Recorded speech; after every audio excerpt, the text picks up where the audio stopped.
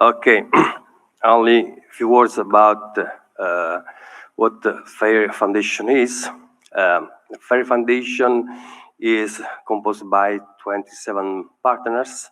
12 are public institutions controlled by Italian Ministry of University and Research. There are 6 public private institutions and 7 companies. There are also 2 hub members which belong to the hub but do not any activity within the project. Okay, the FAIR Foundation has 2 main goals. The first is to coordinate, manage, and monitor all the project activities. In fact, as I'll show you later, the foundation acts as a hub of the project. And the other main objective of the foundation is to promote the creation of a national artificial intelligence ecosystem, linking together researchers, companies, and citizens. Well, what about the FAIR project? Okay, according to the National Strategic Program for AI, FAIR aims to give a very important contribution to advance the frontier research in AI, to make Italy a global research and innovation hub for artificial intelligence. Moreover, another important goal is to reduce research fragmentation, okay? Also to create a human-centered, trustworthy, and sustainable AI. Also to foster AI-based innovation and development of AI technology. And last but not least, to create, retain, and attract AI talent in Italy. Well, in order to achieve all these, the above mentioned goals, we have designed altogether a very ambitious research program, which is organized, as you can see on the right of the slide, in 10 spokes, with a coordination hub, as I said before, which is the FAIR Foundation. You can see, I repeat, that we have the FAIR Foundation, which is responsible for all the coordination activity of the project, and we have 10 spokes, and each spokes has a specific thematic characterization, okay? And each spokes is also led by research entities like university or research center, and is led by a research institution.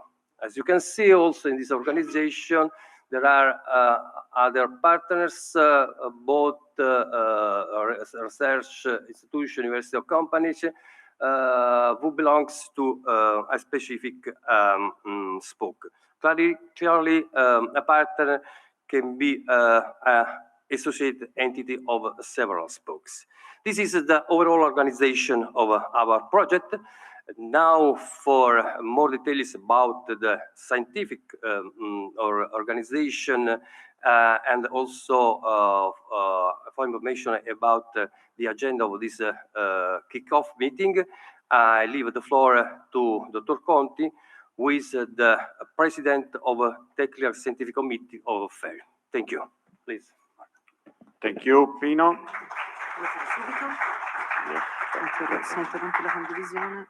Ok.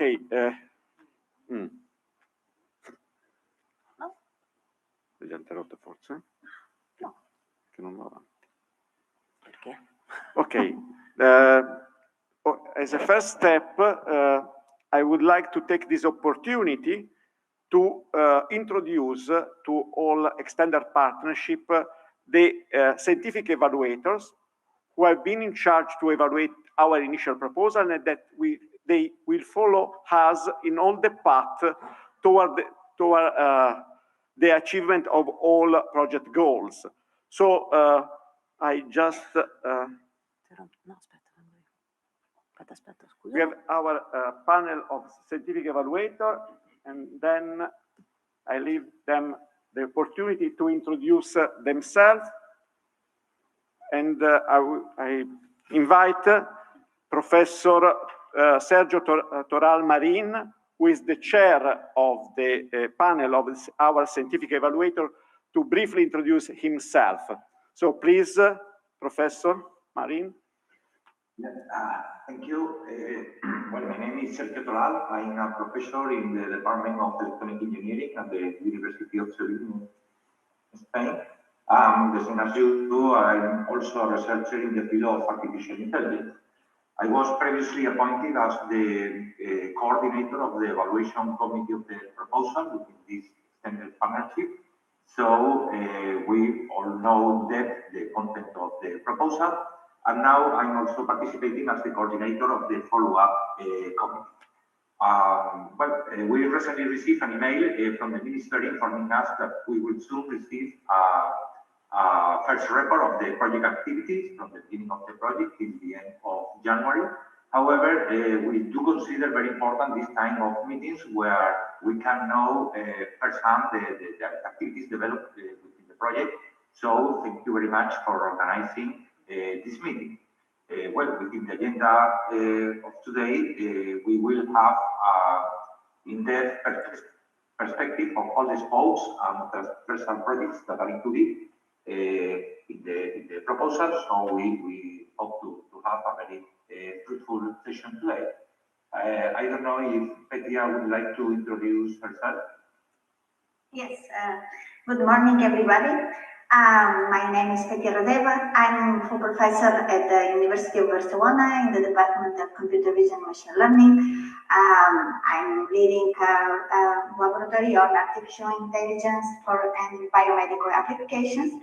I'm very, very happy to be here.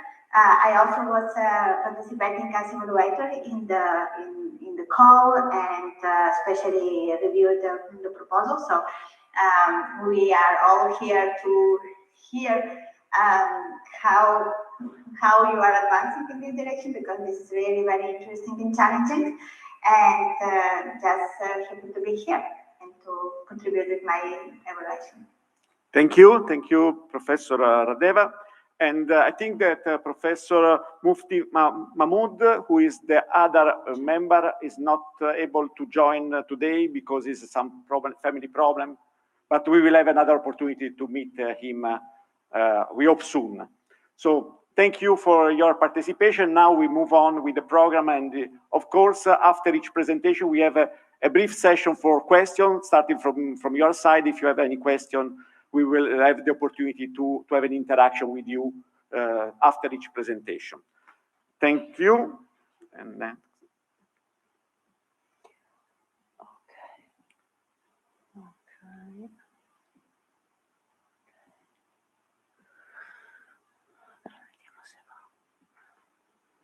Okay.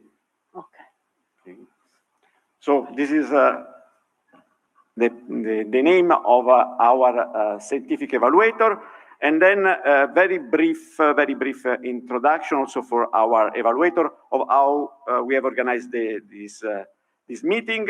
The morning is devoted to the presentation of the spoke, to present the key activities that the spoke are planning to do, the main challenges that will be addressed by each spoke. But instead of using a pure numerical order of the spoke to make the presentation probably more interesting and more homogeneous, we have clustered the spoke presentation depending on their thematic areas. And then we will start with the first set of spoke, which are we have clustered under the topic of human and society. Then we will move to just for organizational reason, to better organize the day, we have a second session which is devoted to the cluster of spokes that we have tagged as sustainability, with the word sustainability. And then after the coffee break, we have the last set of spoke presentation that I've identified under the umbrella of robustness. So, and this is the organization of the morning. For the afternoon, we have also the presentation of the transversal project, which is a specific idea of this partnership, because this was not requested by the call, but to make more easier the interaction among the spoke, avoiding that each spoke works in isolation. We have introduced this concept of transversal project, that is topic that are relevant for more spoke, and then this transversal project try to bring together the researchers that address a given scientific area in the different spokes. And legal and ethical design of AI system is one example. It's the first one in this list, but there are several, and then that we have identified as very important interspoke activities. So after the lunch break, we will have also the presentation of this transversal project. So let's start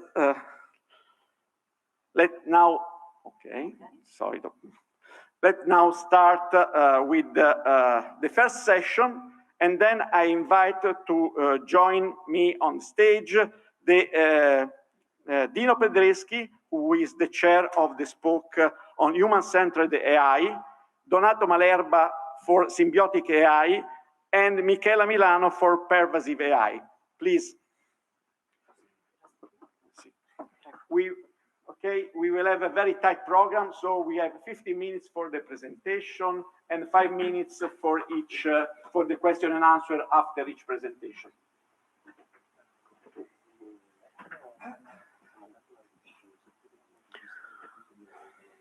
Ok, sì, lo sapevo. No, l'aveva detto. Ok.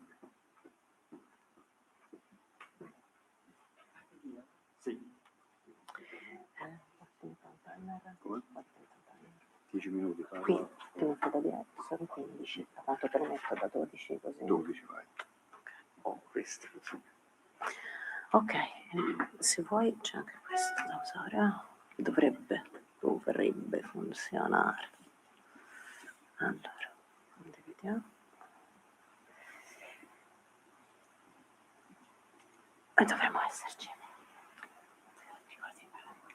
Okay, thank you very much for the presentation and for the organization. I'm going to very quickly revise what are the research challenges and the prospects that we have in a spoke entitled Human-Centered AI.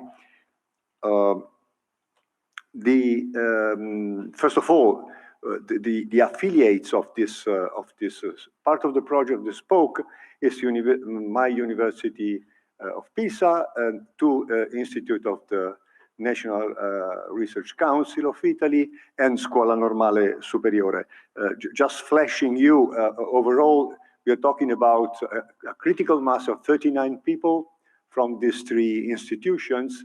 I would like to stress that these people come from 9 different departments at my university, from 2 CNR institutes, and from 2 SNS, Scuola Normale classes, in the one in science, the class of sciences, and the class of social sciences. Just to stress that it's a really interdisciplinary bunch of persons with competences spanning well beyond artificial intelligence and other aspects of computer science, like human-computer interaction or software engineering and actually more, to actually a lot of different other scientific domains, including the social and economic sciences, the cognitive sciences, psychology, mathematics, physics, and more.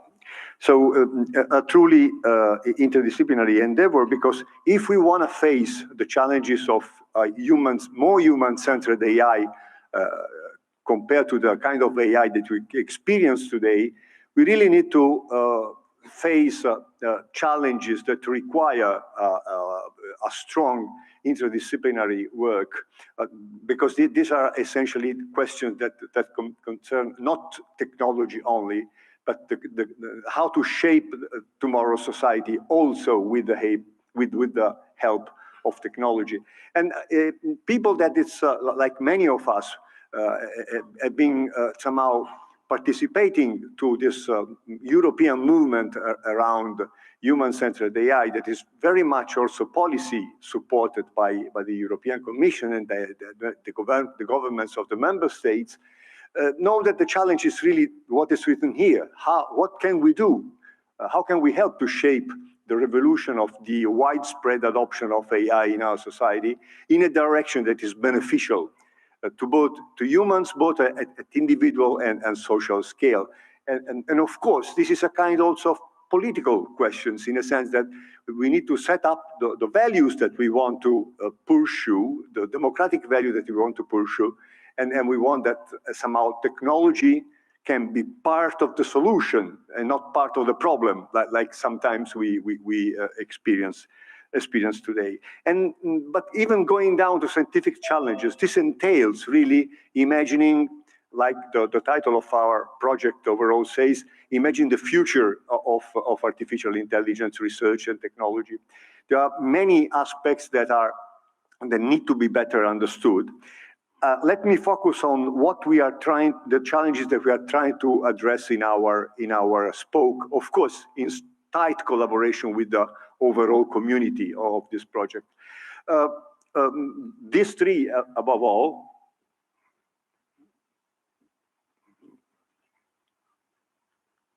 I don't see why it's very strange. No, ma stavo andando avanti però su Zoom. Yeah?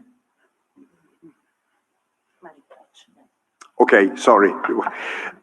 Three main aspects that are the point of our work package.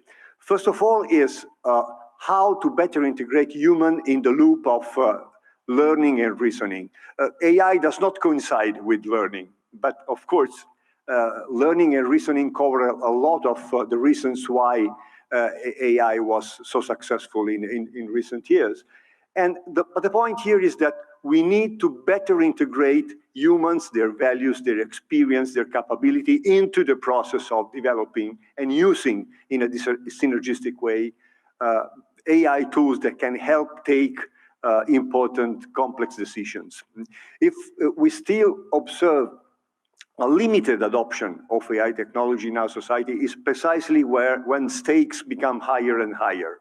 The higher the stakes, the more difficult it is to see actual use in society or AI tools. We need to make a step ahead on this. The other story is bring this kind of interaction from, let's say, one person and one machine, or a few person and a machine, to a society-wide scale. What does it mean?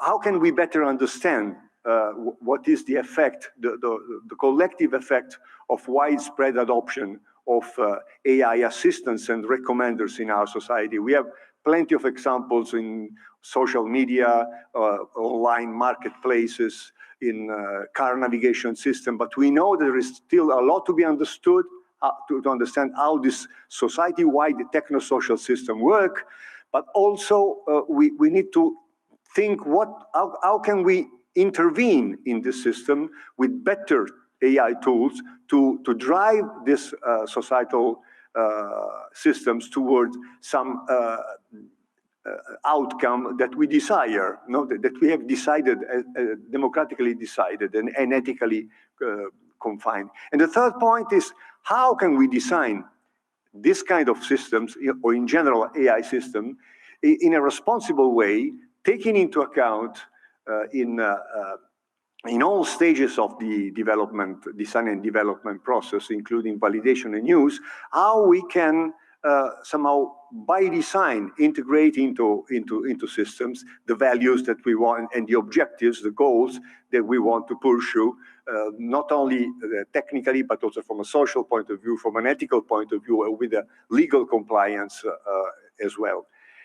Our approach is, as always, to keep together methodological, theoretical, and fundamental research with use cases, large-scale experiments, large data-driven experiment, interventional experiment that show in a pilot way also how these ideas of human-centered AI may actually work in practice. Very quick overview in the last minutes of the work packages. For some reason, here the scrolls, but they are not. Okay. It's just me. Okay. So one technical aspect is how to devise a new generation of explainable AI system that are able to pursue synergistic human-AI collaboration, how we can actually move towards trustworthy, more than ChatGPT, let's say, conversational tools for explainable AI and for engaging user with meaningful explanation, how to pursue novel model that are self-aware of what they know and what they don't know, that are capable to recognize when it's better to defer decision to humans, when we are facing some difficult case, and are able to deal with us, taking into account that we have system 1 and system 2 reasoning. We have intuitive, irrational brain, but also a rational one that we only activate when it's necessary.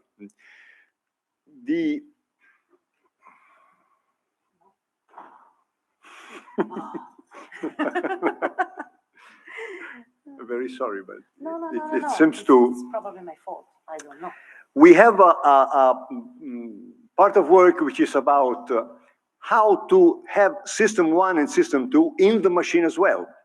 So they also resemble more our kind of reasoning because they're able to bridge between neural understanding of the problems and the symbolic one so that it can interact properly with humans. And also we want to team with our mathematicians and physicists to go deeper into the theory of learning and understand better the dynamics of learning. There is a line which is about advancing the possibility of having that not only people need to learn during their life, we also need models to be able to evolve and learn during their life cycle in a way that, again, it's able to not only continuously learn autonomously, but also taking the human in the loop, interacting fruitfully between models and human. To do this, also, we need to push forward the ability of model to deal with complex multimodal data, because we have multiple senses, and we need also our AI companions to have the ability of dealing with cross-model, cross-language, cross-modality lifelong learning. We also want to face the move from individuals and small teams to societies, to communities at a different, larger scale. And therefore, we want to have tools for understanding. We also want to leverage with AI, with network science and complex systems tools on one side, but also social sciences and economics too, to have a better understanding of the outcomes of large-scale socio-technical system with influence by AI. And we want also to understand how we can better address potential conflicts between individual goals and collective goals in such systems.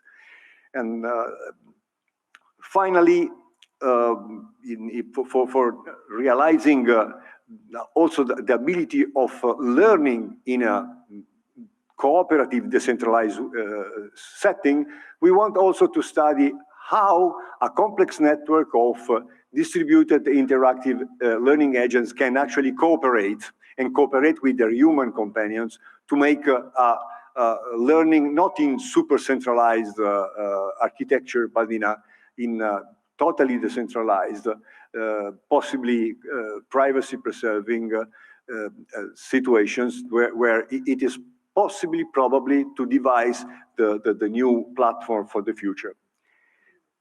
I'm going towards completion of my story.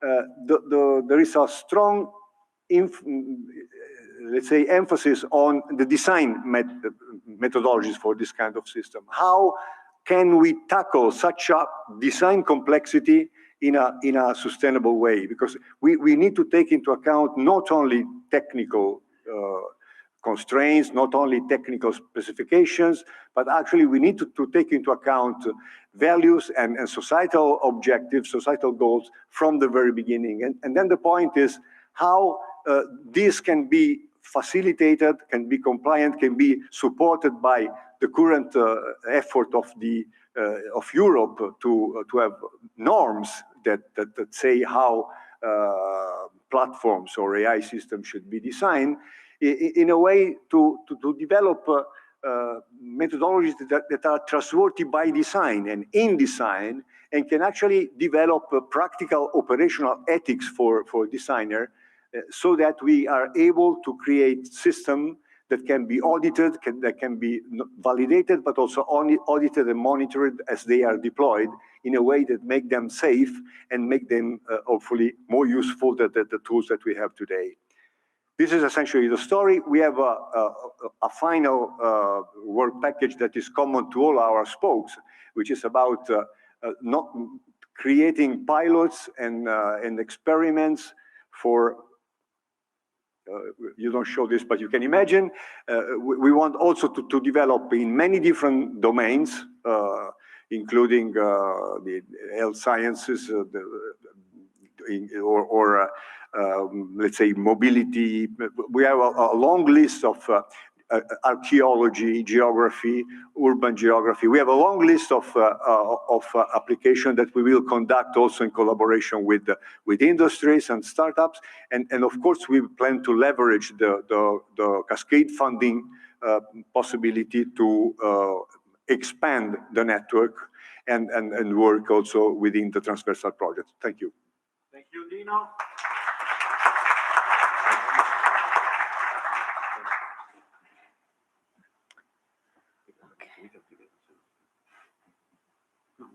Devi chiedere se ci sono domande? Sì. Ok. So we have a question and answer session. If the panelist, the evaluator of the project have any question, please, it's your time. Yeah, thank you very much for the presentation. It has been very, very clear and informative. Actually, this spoke is covering a wide range of topics, all of them quite interesting, and I would say that cutting edge within the field of artificial intelligence. I have just one question, because you brought into light the new system ChatGPT, which is causing a lot of controversy today, because on one hand it is very useful for having some quick information about a topic, and you can interact with this kind of system, but also has some controversy because sometimes the outcomes of this ChatGPT have some inaccuracy issues. So my question is, are you covering within the scope this kind of inaccuracy of information given by an artificial intelligence conversational system? My second question also related to this is because you talk about the factual and counterfactual arguments. So my question is, are you covering also this kind of fake news that appear through the internet, part of the spoke? Thank you for the very interesting question. For the first one, ChatGPT, I think, is a very good example of, let's say, promises that, in a sense, are still to be taken with extreme care. It is not, for instance, the kind of human AI conversational agent that we imagine that is that knows what does not know. You can easily get from this current generation of conversational system that, of course, are quite, let's say, surprising and challenging. You see that you can get a correct or a wrong answer without any kind of warning from the system. So the system does not really know on what part is expert and what part is not expert, right? And that's it's not the only story, but this is one important part of the characteristics that would enable a more fruitful human-AI collaboration. Imagine, for instance, in medical diagnosis. In medical diagnosis, it's extremely important that the system can, let's say, well, I can suggest this in this case with extreme accuracy because I'm very confident about it. It's a very clear case. Or this other case is extremely, instead, I would say maybe it's positive, but my confidence is very low. This case is very different from the cases from which I've been trained. I'm the model. And therefore, this kind of information would prompt the system two of the doctor somehow immediately to see, okay, now I have to take this example with extreme care. What I want to say is that we would like to advance this kind of interaction, having the possibility of interacting with models that are more aware how they can interact with humans on a trustful basis. And of course, we will try to do this in many different domains, including conversational agent. But I think that this would be an overarching goal for the entire project, not only for our spokes. I don't know if I answered the first question. For the second, yes, we really think that the forms of explanations that models can give should be of many different forms and should be somehow used with let's say, with attention case by case. You know? For instance, applying factual and counterfactual explanation in the domain of fake news identification is certainly an interesting topic. We aim to do this. We have actually some research already on this line published, although preliminary stage.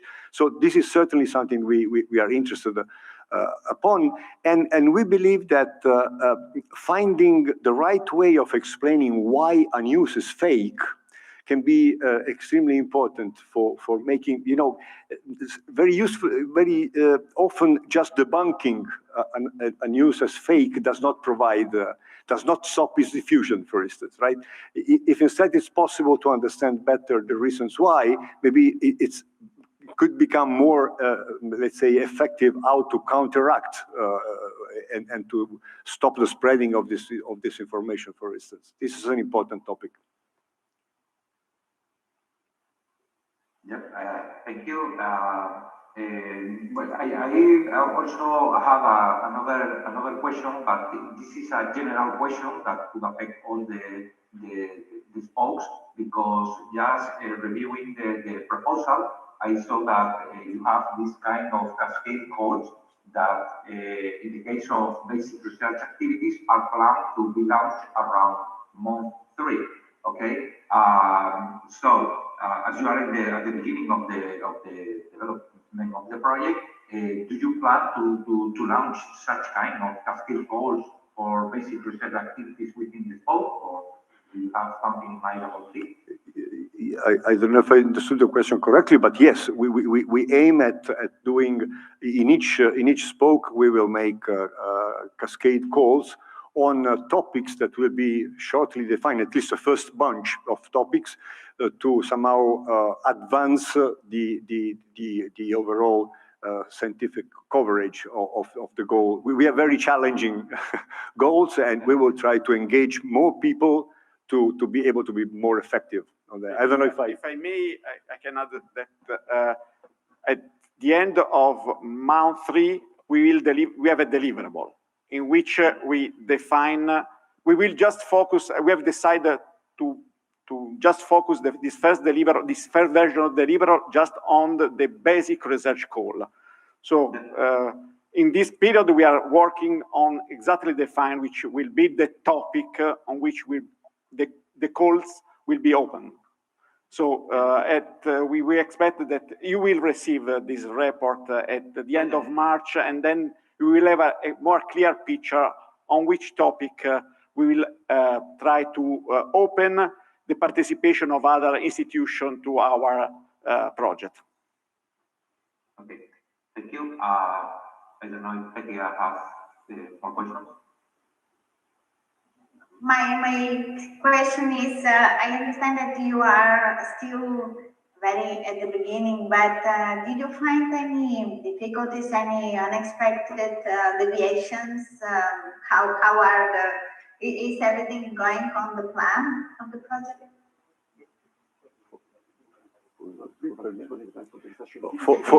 For the plan, you mean up to now? Yeah. Well, I think that up to now we have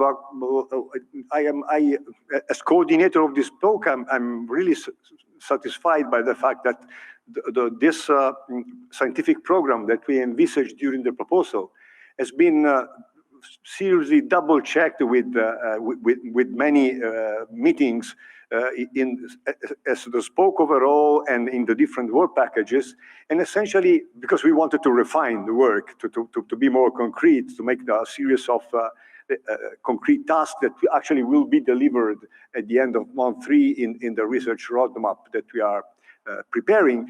And I was very happy to see that this goal were not contradicted at all. A lot of people also coming from many different areas found their spot and their role within it. So actually, I think it's a compelling program. We know it's very ambitious, but in a sense, it's a home that it's good for many different people. Yeah, okay, good. I appreciate this because we are living in a special moment where everything is going so fast. So sometimes planning and prediction is getting difficult. But I appreciate that everything is going on the plan. That's my question. If I may add, okay, everything is going well from the scientific point, but some difficulties are emerging from the administration of this complex system because it's a new kind of program that Italy have never had before. So it's difficult for us, it's difficult also for the ministry to define the exact rules that we need to implement from the administrative point. So we are in a training phase more from the administrative part than from the scientific part. The scientific part is very well designed, and we are working as expected. From the administrative part, we have some difficulties, if I may answer to your question. But this is typical of the old system, not of this specific partnership. So we are on the same ship as all the big program. I would add that the scientific part is a complex system. The administrative part is a complicated system. Good. Thank you. Thank you for your question. If you have no more question, we can move to the second presentation and invite Professor Malerba, who is the chair of the Symbiotic AI Spoke. Please. È il numero 2, vero? Spoke 2? No. Spoke 6. Spoke 6. Bene. Ora proviamo a capire perché non funzionava prima. Ok? Proviamo a vedere se è così. Scusi un secondo, devo fare la prova. Ok. Come faccio ad andare avanti e indietro? Ok, un secondo. Vedo una cosa sbagliata. Un secondo soltanto. È questo che è sbagliato.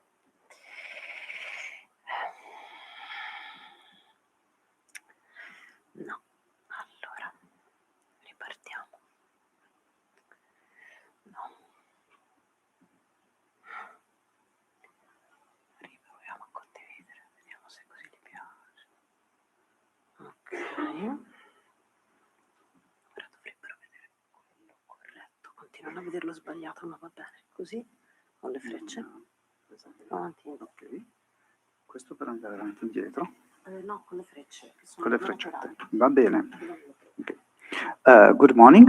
My name is Donato Maderba, and I'm the chair of Spoke 6, which is devoted to symbiotic AI. And I'm a professor at the University of Bari Aldo Moro. In this Spoke, of course, we have the involvement of the University of Bari Aldo Moro, with a critical mass of 28 professors and researchers. And we also have 30 non-tenure track researchers that we have already hired. Just a few days ago, some of them started. And, well, all of them started.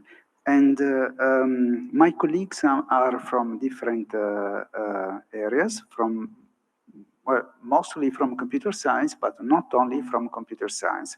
We have mathematicians, researchers from the area of humanities, also from medicine and from law. And we have an affiliated member, INFN. INFN, Istituto Nazionale di Fisica Nucleare, is active in this Spoke with 4 researchers who are basically involved in the area of physics. They are researchers in the area of physics. So in this Spoke also we have a multidisciplinary dimension, which is necessary, as you will see in the next slides. So the topic of this Spoke is symbiotic AI, or as if you like, also human AI symbiosis, or you can also call it human-machine symbiosis. Symbiotic AI focuses on the development of intelligent systems that can work in a collaborative way with humans. And we expect that in the near future, they will have an increasingly role due to the pervasiveness of artificial intelligence systems in our lives. There's a big difference between standalone AI systems and symbiotic AI systems. In standalone AI systems, the AI agent basically works well when it effectively and flawlessly achieves its goal. And so the autonomy is the key challenge. But when we switch to symbiotic AI, then, and of course in standalone AI systems, the interaction with the humans is not relevant. An example is the example of self-driving cars that have to reach the goals of moving a car from a place to another in a safe way, and the interaction actually with the human doesn't play an important role unless the human decides to take control over the vehicle. While in symbiotic AI, when we have a team of humans and AI assisting each other for a common goal, then we have to take into account not only the goal that the team has to reach, but also the interactions between the two components, human and the AI system. So the AI system should have, this means that the AI system should have the ability also to reason about the human's actions while considering their mental models and their current behavior. an example of a symbiotic AI system, of course, we have a conversational agents like chat GPT, which can be considered an example of a symbiotic AI, but we also have in mind many other applications. For instance, in the medical domain, when we have an AI system that is able to process, for instance, medical images, and we have medical professionals that can make a decision on the basis of for instance, on the base of the segment of the image where the AI system has detected something relevant. And the point is that the decision made by humans should go back to the AI system, because we want a collaboration between AI and the humans. So we have to take also care of the fact that the information should come back to the system, and the system should be able to reason about the feedback provided by humans working in a team. So basically, symbiotic AI promises to boost human-machine collaboration, so that there's a mutual benefit from both the viewpoint of humans and the viewpoint of AI systems. And the idea is that we do not want, of course, to replace humans, but we want, from the human side, we want to augment and value the human cognitive abilities. Of course, we have to, well, this is a challenging, very challenging goal, and we have several challenges actually to face with. First of all, we have the challenge of integrating symbiotic AI system design with principles and methodologies of human-computer interaction. The idea is that we want to move from a perspective which is algorithm focused on the algorithm, to a perspective which is centered on human. And we want to use apply in this case methodologies that are investigated typically in another area of computer science, human-computer interaction.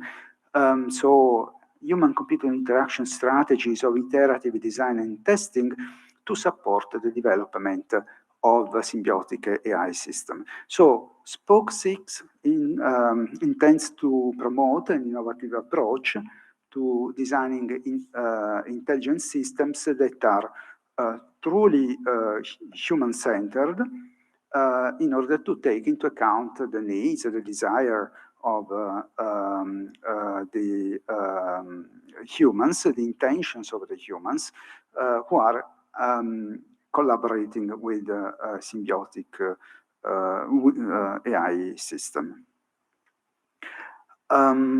Okay, so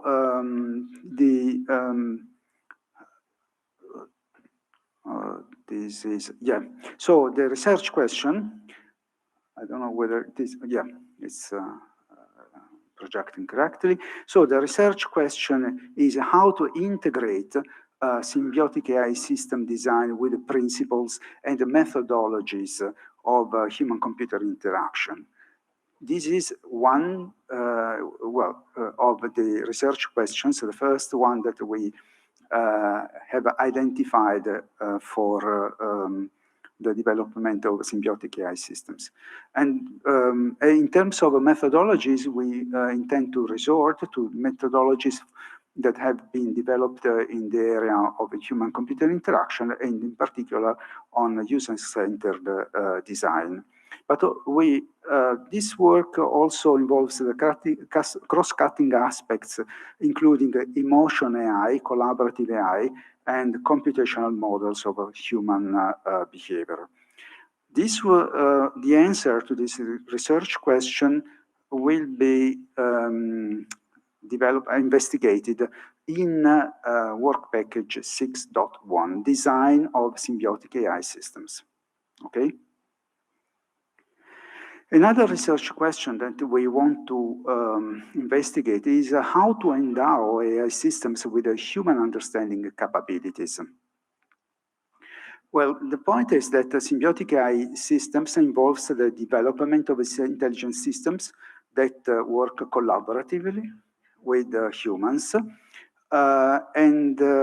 As such, we need to understand the AI system need to understand the human behavior, the human actions, and the decision-making process.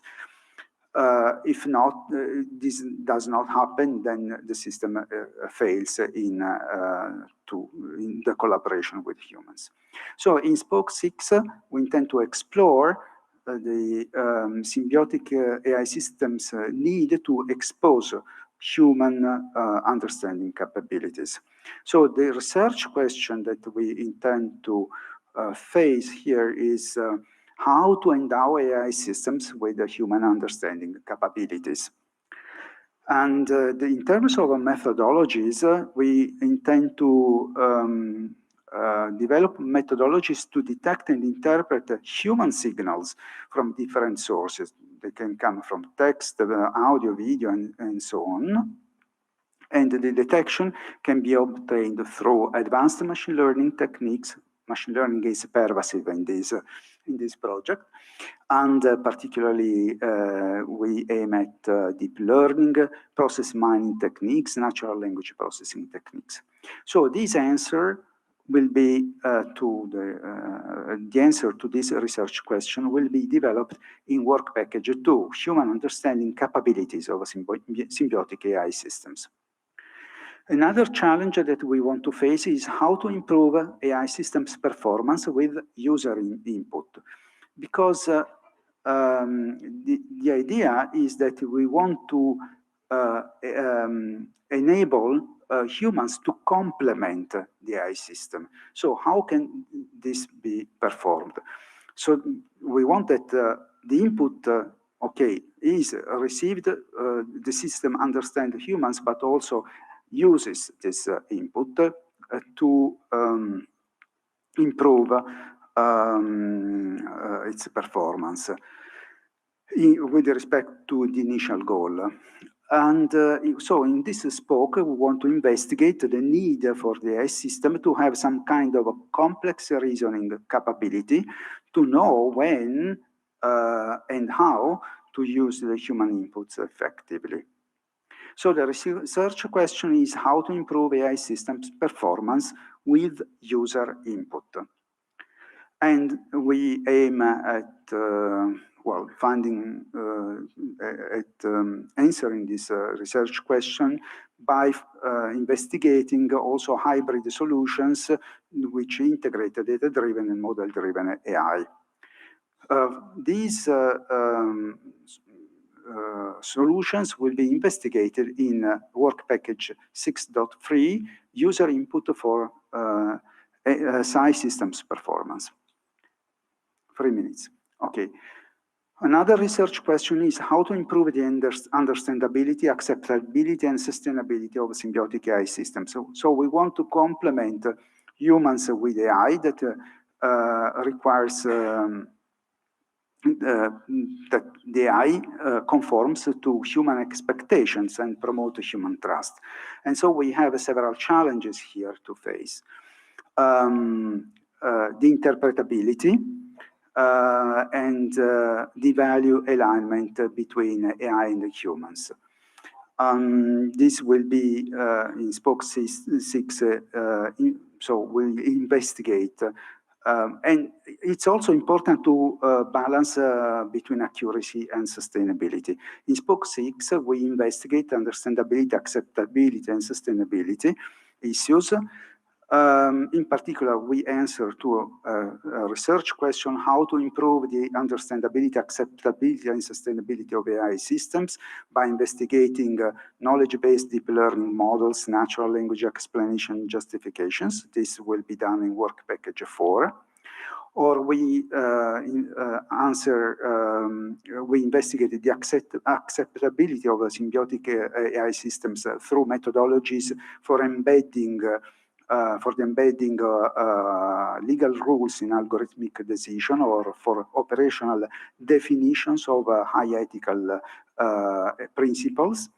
And this will be done in the work package on acceptability of symbiotic AI systems.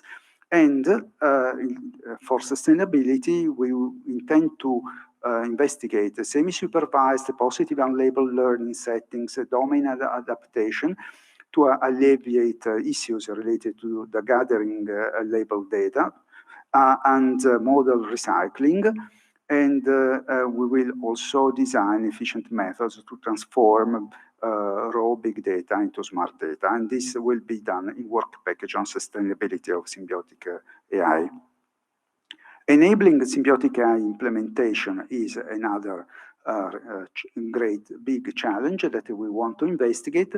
And in this case, the research question is what software and hardware infrastructures are necessary for the implementation and validation of symbiotic AI solutions. And we want to design AI methods optimized for large and heterogeneous data sources, but also we want to design AI methods in an edge computing scenario, and this will be done in work package 7, infrastructure and larger scale solutions. Finally, we will have the pilot actions and the use cases as in all spokes. So the research question here is how much is symbiotic AI able to support the solution of real-world problems, and this will be investigated in work package 8, experiment case studies, use cases, pilots, and in particular we have identified 4 sectors: health and well-being, smart cities, banking, finance, and insurance, and also information technology. That's it. Sorry if I take some extra minutes.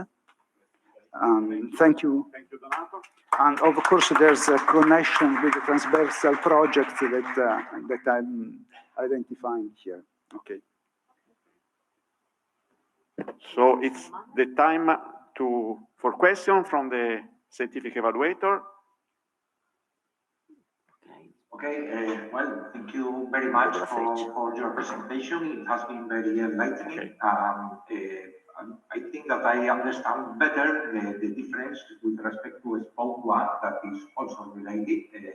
Actually, the first 3 presentations are part of this first segment of presentation related to human participation. Again, this spoke is very wide. You are tackling with very, very different thematics.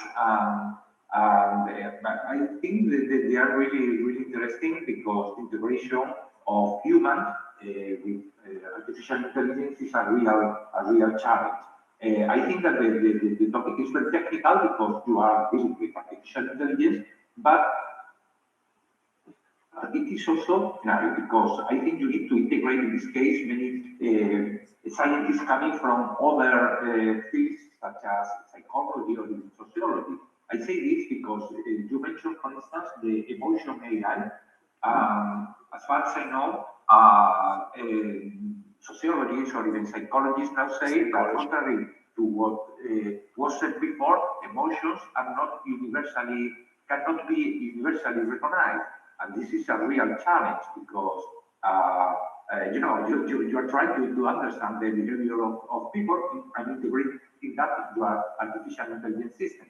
So I really think that here you need the advice of people coming from other research areas, also because predicting the behavior of humans is also quite difficult. So I think that this the scope is clearly defined. So, well, my question basically is if you have, you mentioned the people participating in the spoke, but I don't remember if you mentioned people coming from this research group.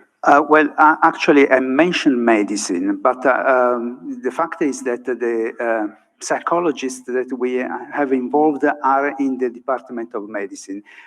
And they work together with the psychiatrists. So we have a sort of unit that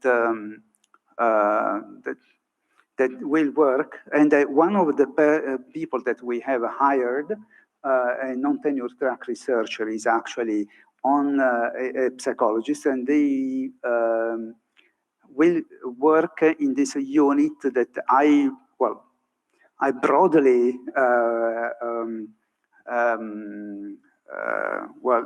identified as medical area, but to be honest, one of the person that is working in the medical area, in this medical department, was originally working in the Department of Psychology. So it's a woman who moved to work with the group of psychiatry, and the collaboration, of course, will be, we hope, will produce interesting results. Also, you mentioned the topic of acceptability. This is a social science issue. Now it's also a challenge to make people to accept this kind of artificial intelligence system. It's also related to trustworthiness. And we have we have the collaboration with our researchers in the area of law, and also in the area of humanities for the legal ethical aspects. Yeah. So. Thank you. Yeah. Do you have any other question?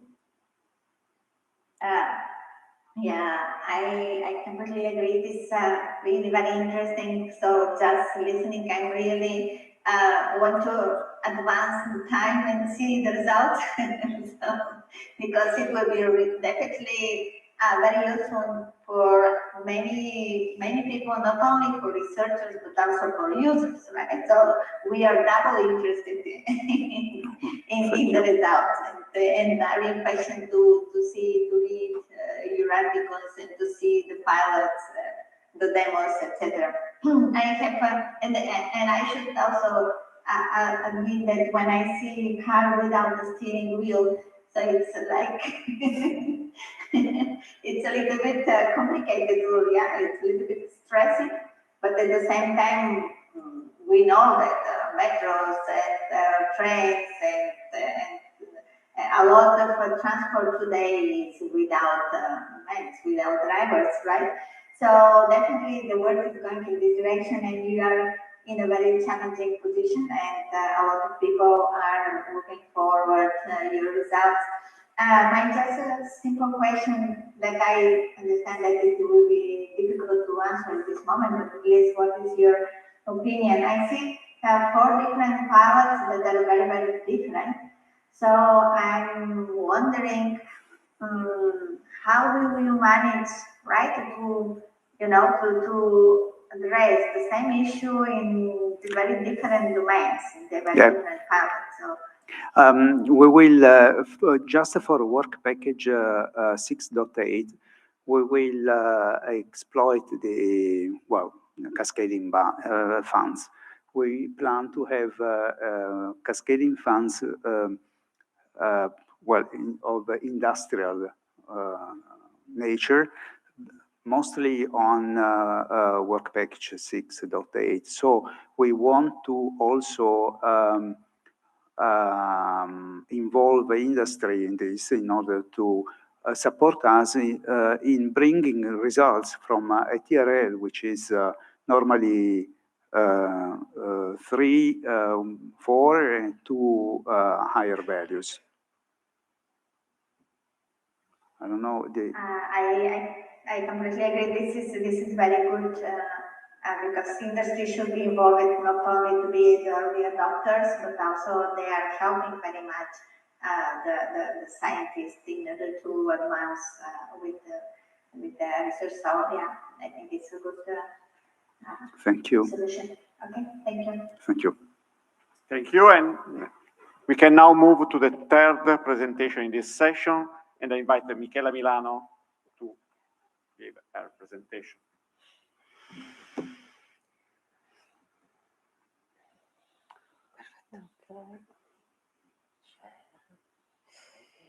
Voglio provare a fare questa cosa, però. Aspetta, la freccia. Maledizione. Eccoti. Non è in presentazione. Ora è in presentazione. Oh. Frecce la freccia, sì. Okay, good morning, everybody. Good morning to the reviewers. I'm Michela Milano, coming from the University of Bologna, and I'm co-leading with Rita Cucchiara the Spoke 8 on Pervasive AI. The Spoke 8 is basically led by University of Bologna, where we have the one interdepartmental center on human-centric AI, and also we have two affiliates, INFN and CNR.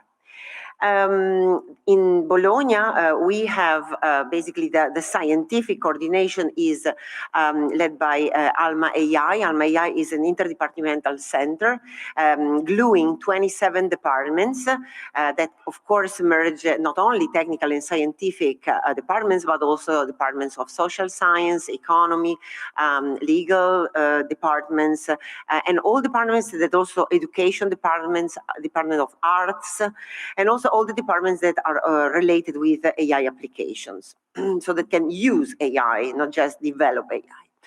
We in this center, we have more than 400 professors and researchers. We are very much involved in European projects. We have more than 180 projects in the last 6 years on AI, 10 ERC, and I mean quite a lot of funding from European projects. In this specific project, we have many people involved, and they have very diverse backgrounds. So I'm very proud to, have a super interesting collection of skills and expertise. We have 25 people, 26 people from Unibo, 2 people from INFN, and 9 people from CNR. So we have a critical mass of 37 permanent staff, to which we added also other people that are recruited under the this FAIR project, and they are both researchers that are postdoc researchers and PhD students in Bologna, but also in CNR and INFN. Okay, so pervasive AI, what does it mean, pervasive AI? Basically, it means that artificial intelligence solution systems are basically now pervading and are ubiquitous in many, many aspects of our life. They are reside in intelligent objects and in the critical infrastructures. They pervade socio-technical systems, cyber-physical systems, and really we need to have techniques that are able to solve problems when they are so pervading, our reality and our life. This, of course, requires to cover not just technical and scientific aspects, but also all the aspects that pervade, society and these socio-technical systems in general. There are some features of this pervasive AI system, and each of these features, of course, presents research challenges. So I will basically go through this feature first, then propose the research challenge, and then see where, in which work package we will deal with that. So basically, when we have pervasive AI systems, we have to integrate different temporal scale and different spatial scale. So we really need to go from a very fast real-time decisions, like kind of control decision, like in control theory, up to strategic decision making, and we have to have a seamless integration of these levels. Also, we can have very much detail on a tiny scale, but then we have to aggregate these scales into large larger spatial scales in a way, in a kind of hierarchical way. Then we need to have also seamless integration of different data sources. Like if we interact with these systems also through multimodal perception, we have to glue together data that are very different, that are heterogeneous, and of course, they can also have a different scale and different features.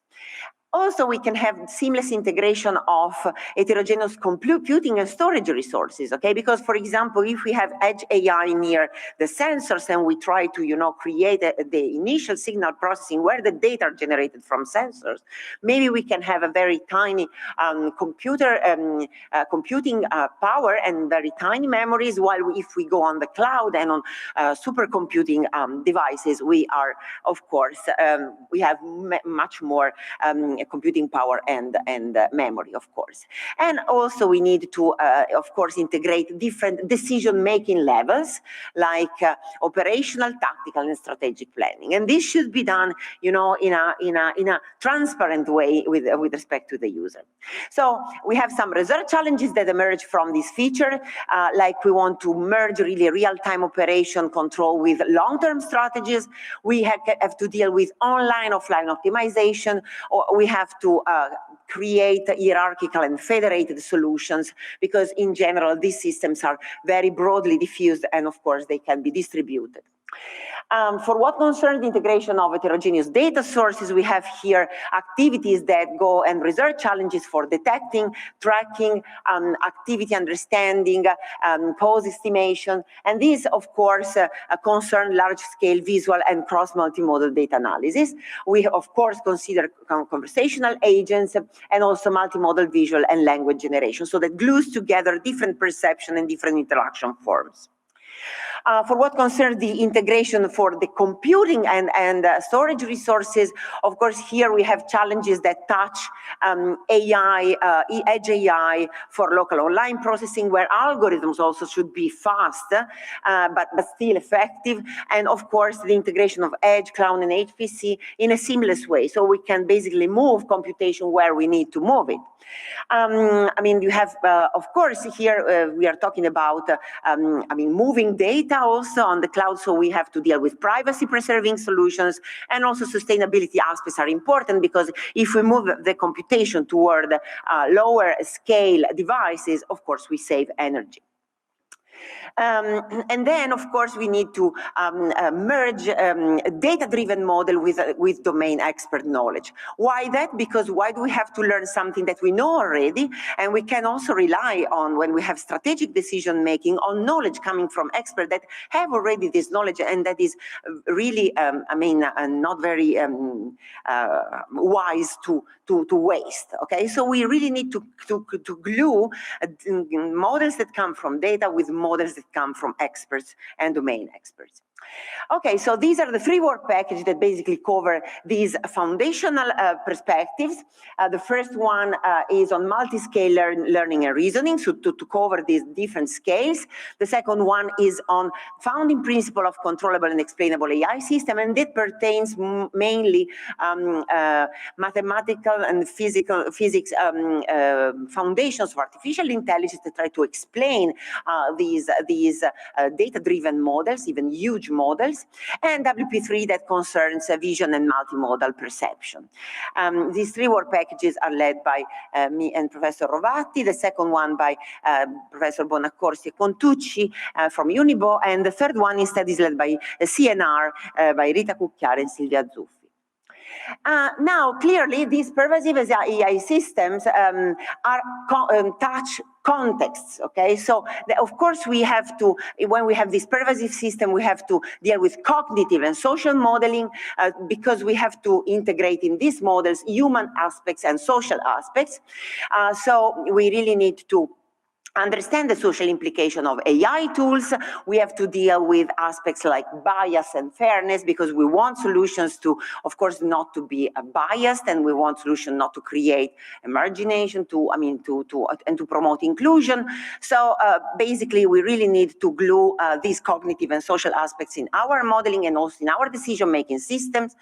Legal and ethical aspects, of course, are also research challenges that concern concern law and ethic by design AI systems that are compliant by design with our laws and ethical values. We have, compliance to regulation, but also formal language to represent these laws, norms, and policies in our model, so to represent and explicitly state them. And of course, we are clearly very much involved in aspects like trustworthy AI dimensions, all trustworthy AI dimensions. And one point that was touched also by Spoke 6 is about awareness and acceptance. And we also touched the educational aspect, because it is clear that we have to make this technology acceptable, but not only from people that have a background in science, technology, engineering, and math, but we really need to explain these techniques, explain which problems can be solved by other profiles.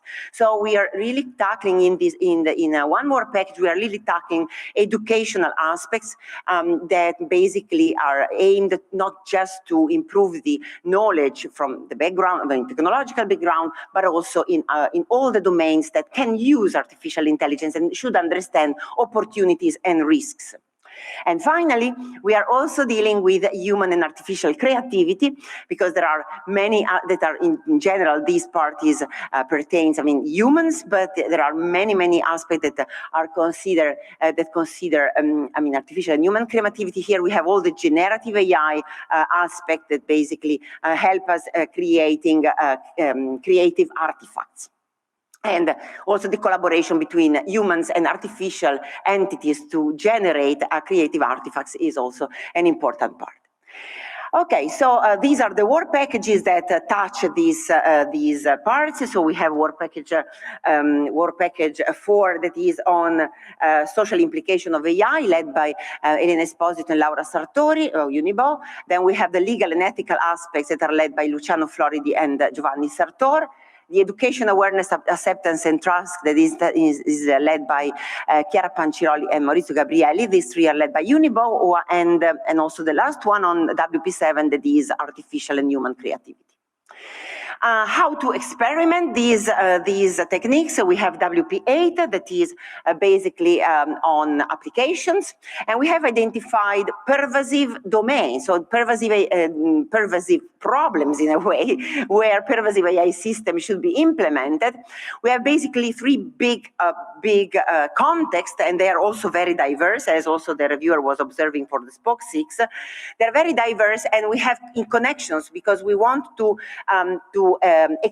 experiment work package results on these three different and big scenarios. One is society. We will work on smart cities, healthcare, and communication. The second pillar is economy. We will work on industry 5.0, where it's a human-centric vision of industry, finance, and labor market, where there are many important aspects related to trustworthiness that should be taken into account, and then culture, that is, a pervasive, of course, a pervasive domain, where we have music and visual media, cultural and storage, heritage, and education. So we will also make some course basically on top of this. So basically, to sum up, I finished. Basically, to sum up, we are trying to answer to these fundamental questions that are how really to make AI system pervasive in a good way, okay, for the good in a way, and we are answering like really questions like to adapt how to adapt to diverse scale environments and computational and storage resources, how to deal with heterogeneous data, and how to integrate seamlessly data-driven and knowledge-based approaches. And of course, from the data-driven perspective, we really have to deal with multimodal data, images, videos, 3D data, text, numeric, and IoT signals. And basically, we really need to glue them in accurate and also manageable models. Thank you very much. Thank you, Michela. Time for questions. Well, thank you for your presentation. I think that the same as previous folks, spoke as an entity by itself. Obviously, Pervasive AI is a huge topic of research. Well, you have also very various goals within the spoke because you are integrating many things together. My question is that I wonder if you are tackling also here the aspect of collaboration among devices. You mentioned several environments such as smart cities or even Industry 5.0. Today is a challenge the collaboration among devices. For instance, in robotics, in the industry, you have manipulators, machines, and they do not talk to each other. So, artificial intelligence pervasive, each machine is intelligent, but they do not interact among them. So, I think this is also an important topic, and also the integration of information coming from IoT devices, which is or are expected to be very spread in the near future. Yes, definitely. I mean, this is a point that is very, very, very central, of course. And in general, I mean, not just the communication between devices, but also their aggregation is important. And this is a fact because, as you were mentioning, these devices sometimes do not communicate each other. So this hierarchical modeling perspective is really going in toward this direction. So we basically not just integrate models, but for example, we use techniques like called empirical model learning, where you start from many different and disaggregated model, and you try to glue them, of course, with approximations in high-level models, with approximation, of course, to be manageable, and through machine learning and optimization. Yeah, that's something that we plan to do definitely. I mean, that's a very good point. Okay, thank you. Petia, do you have any other question? Yeah, you mentioned, thank you also for the very nice, clear presentation. You mentioned that you are considering different applications for the society, economy, culture, etc. Which of them do you see it more challenging and less evident and that is for which you really need to be very careful, or you still have some question? Which of them is easier and which of them is needs much more attention? Well, of course, I mean, many of them are challenging.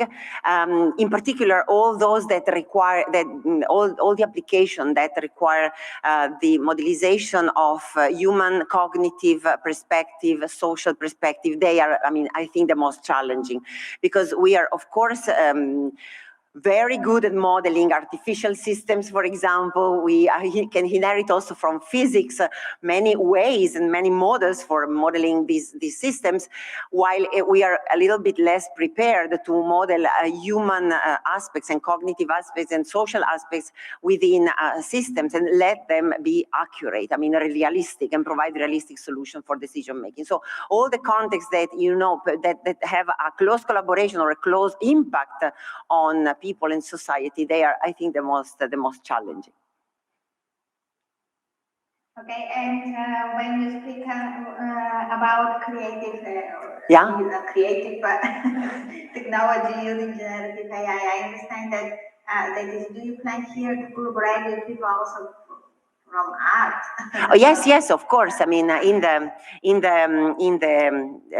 set of people that are you know, in the Bologna spoke. I mean, there are people from many different disciplines, from social science, from arts, from education, from economy and law. So basically, we really have an interdisciplinary batch of bunch of people that are really, I mean, with very diverse background. And yes, of course, I mean, the artistic knowledge is crucial, I mean, and very important. Yes. Thank you very much for your attention. Thank you. Thank you. And with this presentation, we have closed the first session. We are now moving immediately to the second session, the one on sustainability. And I invite Barbara Caputo, Francesco Scarcello, and Massimiliano Pontil, who are the speaker of this session. And we will start with Barbara.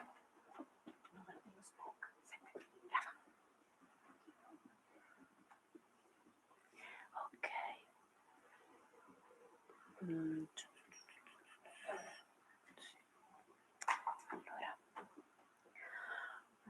dopo risolverò questa cosa, ma dopo, adesso. Ok, freccetta, facile. 12 minuti, ti faccio vedere. Good morning, I'm Barbara Caputo from Politecnico of Turin, and I'm presenting Spoke 7, Edge and Exascale Artificial Intelligence. So, the main burning issue, the main challenge for this Spoke is that mainstream AI is inefficient.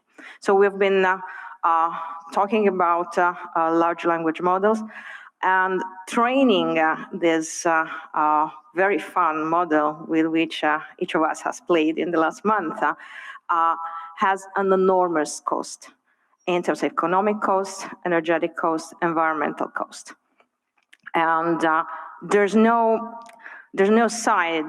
inside that tells us that this trend is going to change.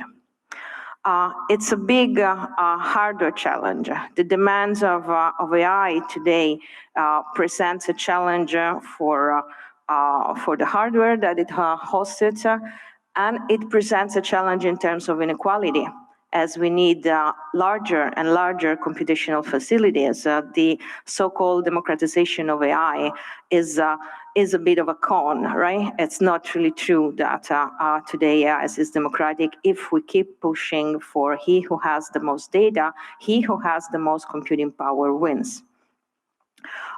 It is a big challenge in terms of data, and is a big challenge in terms of grounding AI in the economic tissue of society.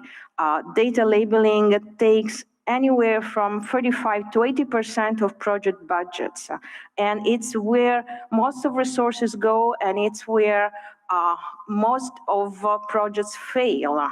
Annotating data, generating good quality data is a big issue, and again, if we stand and if we remain with very large models that requires big amount of data, we are not getting out of this loop.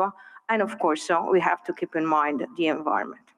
Now, if we think of why we are in this situation, to me, it's like if you are in a paradox. We are seeing these fantastic results as much as we know we are aware of the challenges of ChatGPT and diffusion models, yet is a fantastic achievement. These models really do something. We are really seeing AI going out in the world. And yet, we are using models that were conceived for types of hardwares, which are not eventually the hardwares where we are going to put them, because we are designing them for computational devices that are more or less in between something that is very, very small, where we want to deploy on the edge these algorithms, or something that is several order of magnitudes larger when we put on HPC, on very large computers. And that's what we want to deal with in this Spoke. Oh. It's okay. It was on time. So the main challenge, the main goal that we want to achieve is how we can make today's AI really fit for the hardware that we are using today. And we go from one extreme to edge devices, and the other extreme, the exascale, and the very, very large computers. So from one side at the foundational level, we ask ourselves how we can design tiny artificial intelligence algorithms. On the other extreme, parallel AI. And here in the whole Spoke, there are two underlying questions. From one side, as we speak, the way of putting AI on the edge or on parallel computers is with heuristics, by hand. So there's a lot of tailored pruning or parallelization. Can we make this principled? Can this, up to a certain extent, automatize when we do this mapping from the models that we have to a Jetson Nano, or we go on an exascale? And the second burning issue is what if we consider the topology of the hardware as one of the conditions in writing the algorithms? What if we put it since the beginning in design of the our algorithms, of our method. What would it happen? What type of AI would we have? And then for all the work packages, these are the teams. We have foundational work packages, work package 7, 1, and 3, more dedicated to tiny AI. We have work packages related to the parallel aspect, and you see that there's overlap. We have downstream tasks that are very specific of the time that we live, and then we have the implications. So let's start with the work packages, tiny artificial intelligence. And here really the goal is to reduce the complexity and make these things, make these algorithms work on tiny devices. From one side to make it principle of the pruning, the quantization and sparsification, and try to think and conceive new NN architectures, non-conventional with spiking, and address all the aspects that one needs to address in terms of distributed and federated learning. It was just mentioned, when you have the AI on the edge, very typically you have constellations of systems, and the more computing abilities, the more intelligence you put on the edge, the more the need of coordinate and cooperate between these agents become important. So I'm also bringing candies, as in some results. So we hit the ground running. So we already have some papers. And here you see a first result on a new type of architecture, recurrent spiking for a microcontroller. And this works very, very well. And so we are very pleased with this new results. And here you will find at the end of the presentation all the details about these very first publications that we have. On the other side of the spectrum, on parallel artificial intelligence, this is really a very long journey. We are aware that we are at the very beginning. This is a very, very challenging topic. We are tapping into the community of theoretical physics here and statistical physics, fields where the use of HPC has been massive and has a long tradition, and we are going to learn from them about how to structure, how to redesign algorithms. But at the point on which we are already making a dent is that of scalability. So the moment that algorithms become truly scalable, then it becomes really important to use all the computational cores that you have. And the way we are starting to address parallel performing is on how to manage the accessing data, so how to distribute the data among all of the computational cores. And again, here we have a first result, another candy on a computational pipeline for protein design, where the algorithm, thanks to generative models, has become scalable, truly scalable, and can really deal with these problems. We have done a work package dedicated to theory, algorithms, and optimization. So here is what I was referring to. We want to understand up to which point is possible to use the specification of the hardware as boundary conditions for the development of the theory, to put really the specification of the hardware as part of the math when redesigning the algorithm. And then we go on the implications. So whenever we are putting out, we are taking data and we are putting out with the Edge AI, we are sensing the world. And a very important sensor, a driving sensor for AI today is computer vision. So a whole work package is dedicated to this specific application, from tiny to parallel, with the awareness that everything has to be done in a lifelong and adaptive learning scenario when data are scarcely annotated, if at all, and where there are different modalities, where the sensors are very challenging, and there's a need for integration. And this means having to address problems of 3D reconstruction on the fly and multimodal 3D completion, as well as novelty detection. And, oh, one slide is missing. Sorry. That's okay. And I'm sorry, one slide is missing because we had one result actually of a semantic segmentation algorithm running on a Jetson, but I hope you will trust my word. We have managed to put semantic segmentation on edge devices to run with results comparable, if not better, than those that you would obtain on much on much larger computing devices. And another important issue when dealing with this extreme computational framework is that of intelligent autonomous robots. So, or systems, what does it happen when intelligent becomes embodied?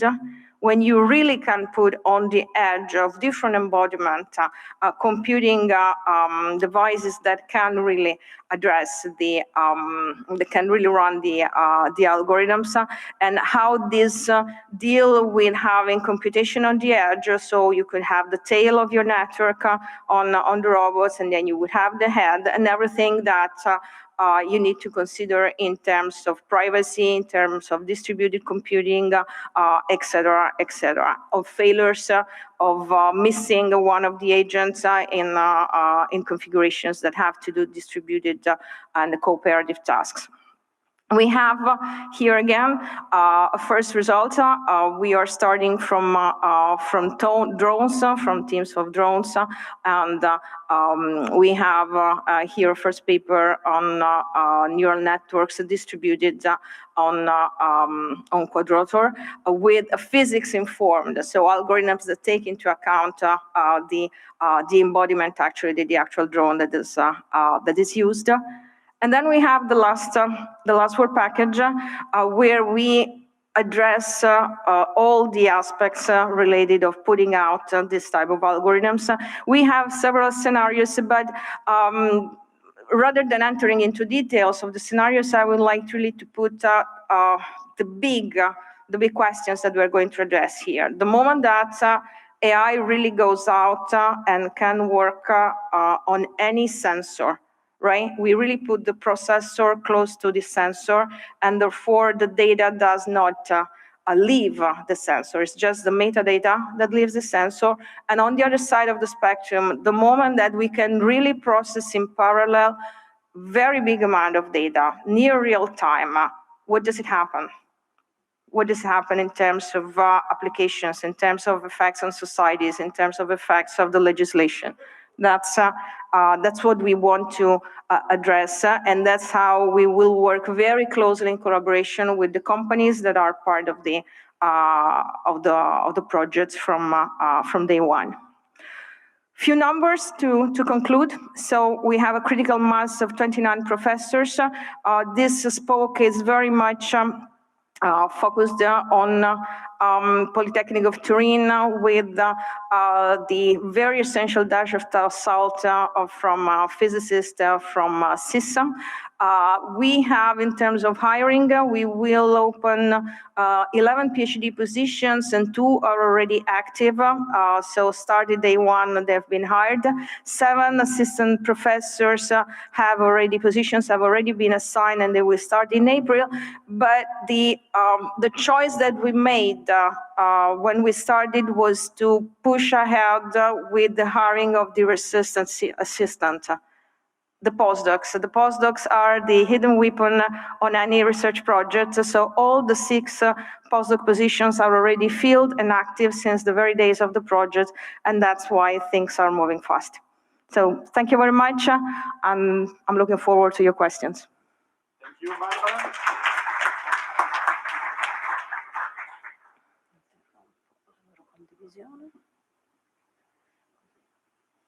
Okay, thank you again for your presentation.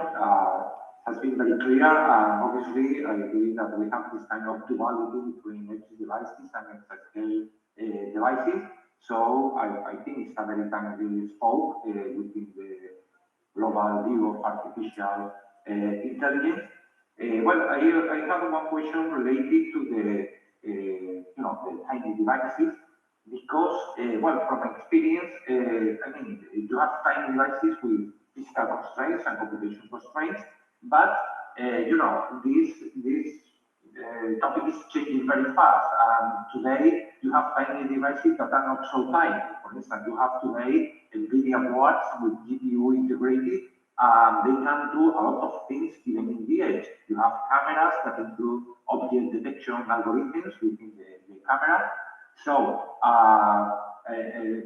the problem, perhaps, this is, or you have with this hope is that perhaps in a couple of years or 3 years, the devices will be much different from which we have today. The same from exascale devices. Probably next generation of data centers will be will have huge computational capability as compared to today the data centers. And this is a difficult exercise because basically you have to guess how things will be in the future. But my question is, how do you consider that point in your spoke? Because you talk about the state-of-the-art devices, but the devices are changing very, very fast. How do you plan to deal with this issue? So this is a fantastic question. Thank you. The short answer is to identify the truly burning challenges that we have today and to work in tight and close cooperation with industries, or if you want, hardware producers.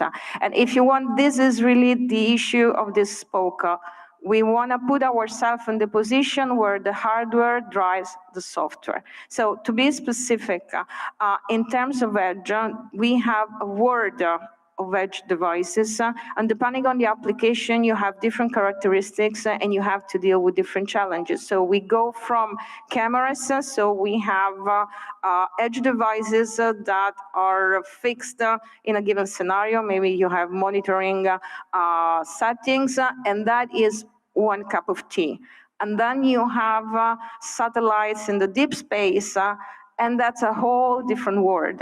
And you have completely different aspects. And that is why, from one side, that we want to be able to attack these issues right away. So today, as we speak, we have algorithms that on the camera put, on a building works fantastically. What does it take to put this on a satellite?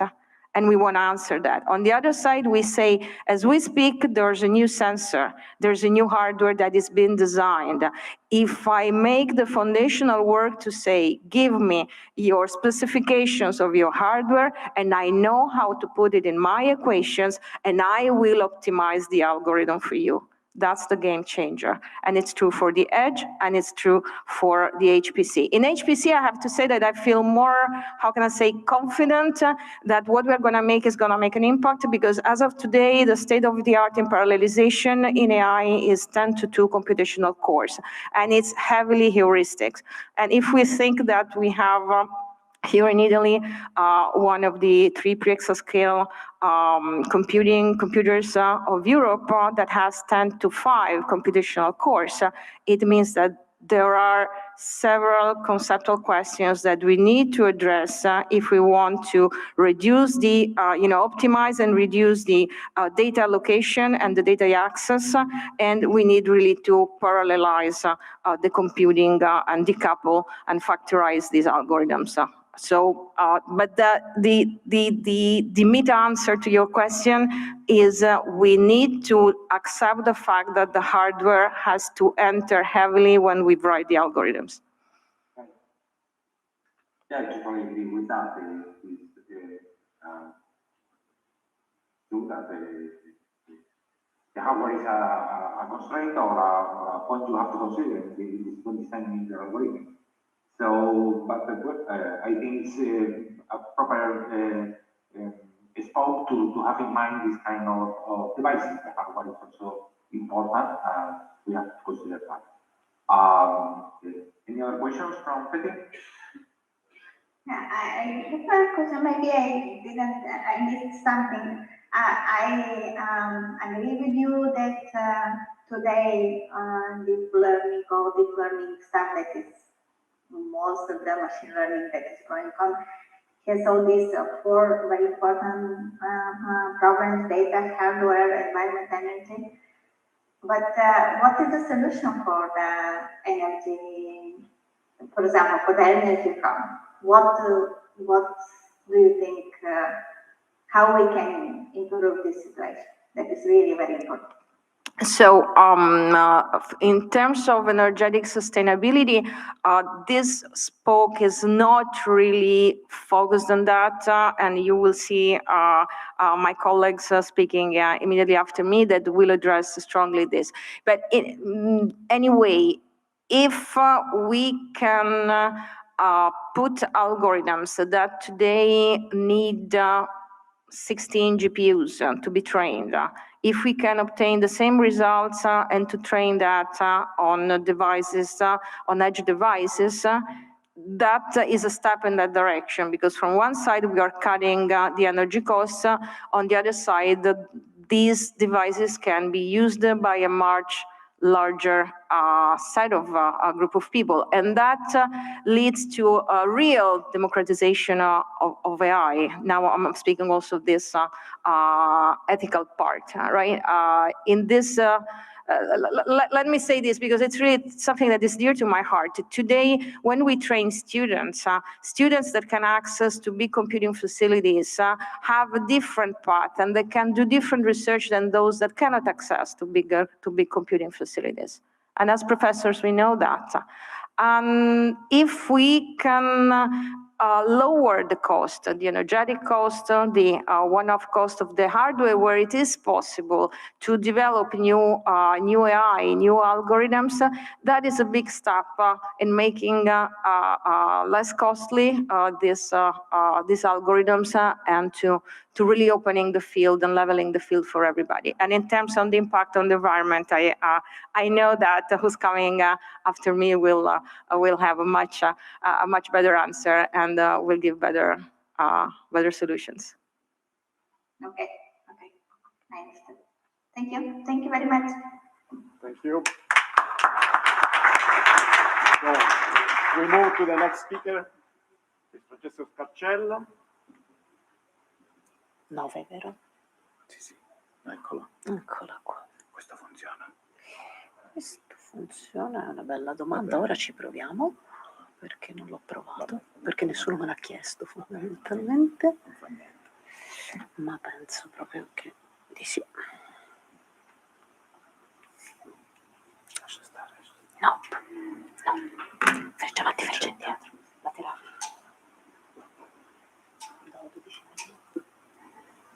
Good morning, I'm Francesco Scarcello.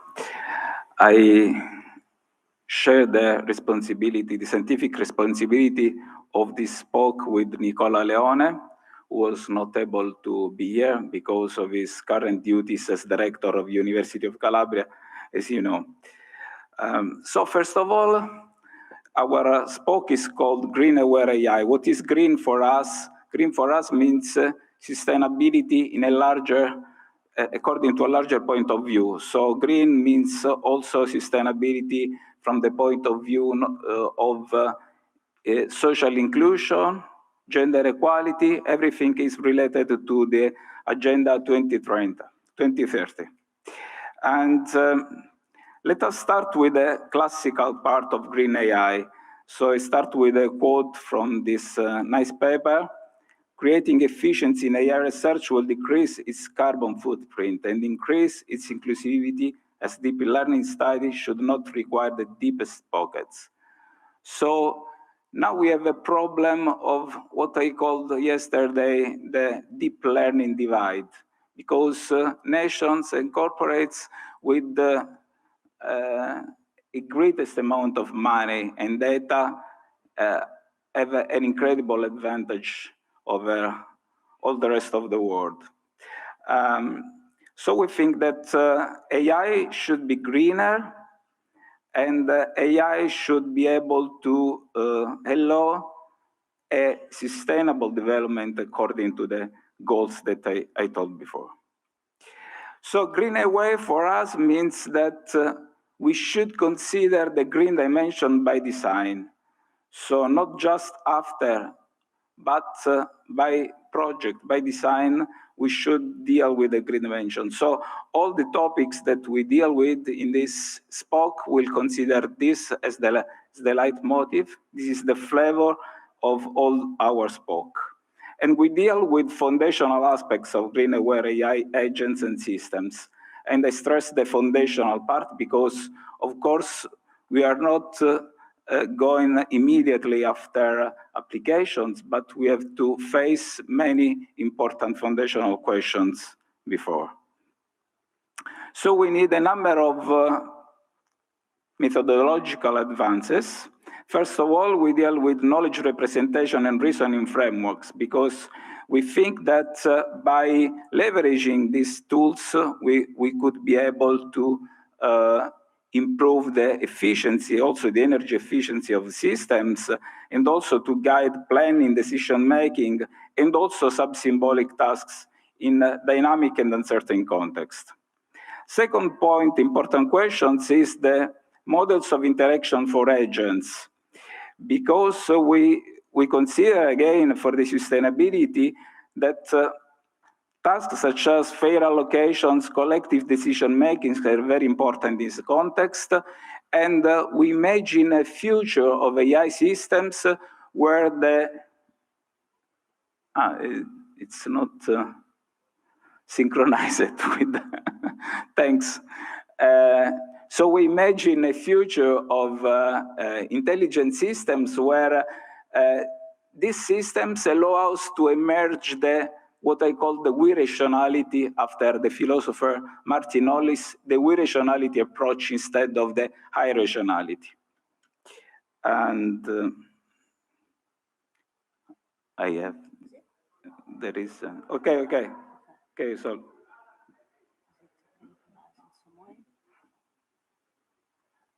Okay, so there was another task here, important. So we should, of course, deal with techniques for green-aware learning that are able to work with limited resources to meet green-aware requirements, and here the classical green AI approach.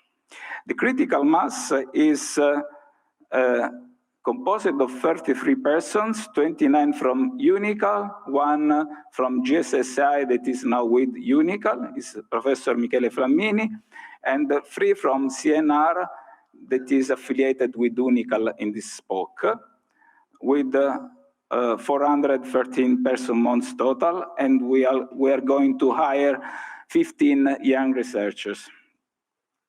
We are involved in a number of transversal projects, learning and reasoning from individual to community and society, adjustable autonomy and physical embodied intelligence, and data-centric AI in infrastructures. I stress that we have a multidisciplinary staff. We have, besides people working on knowledge representation and reasoning, people experts in optimization, in robotics, and also in game theory, because all the different aspects need very different competencies. So let's give a very fast overview of the rest of the project. The first work package works on knowledge representation and reasoning frameworks from green-aware AI. Here we have a long experience in this, also because we worked since a long time on DLV, which is a famous answer set programming system that is later extended in a different forms. And we have gap closing tasks that makes things that are currently not possible. We hope to do that, and then advancement tasks. The first one is green awareness via preference and probabilistic reasoning, where we join knowledge representation with machine learning, and then regain declarativity in resource-demanding domains, and computational issues for cheap and efficient reasoning with ASP, and here efficiency come into play. Also, we deal with semantically explainable context-aware recommendations, stream reasoning for green-aware domains. This is also connected to planning tasks and also with the different work package of these projects and also of other projects, also via transversal projects. And also we deal with holistic cities, and we have here a task that is also connected with a cascade call fund. So of course, all this stuff are devoted to reducing also the carbon impact of systems and algorithms. And of course, we deal with challenging real-time domains. So these knowledge representation tasks should be able to deal in a reactive way and in a fast way to complex environments. In the second work package, we deal with agents, and so interactions among green-aware agents. And this is more related to questions such as mechanism design for designing coordination mechanism for encouraging this green-aware dimension, and also the definition and analysis of the setting of green-oriented games. Also, we consider the problem of graph mining the networks of interactions of these agents. So this is another point of view for facing this interaction of agents, starting also from data. We also consider from cooperative games the approach of non-transferable utilities, where we have different constraints that make resources not freely distributable among agents. And then we deal with the new temporal logic frameworks that allow us to reason with the green-aware multi-agent systems evolving over time. So we consider directly timing using this logical approach that should be somehow extended to deal with such stuff. Green AI deals directly with the problem of reducing the amount of data and also the computational resources for training machine learning systems. And so here we have to deal with the techniques that are energy aware to reduce such demands.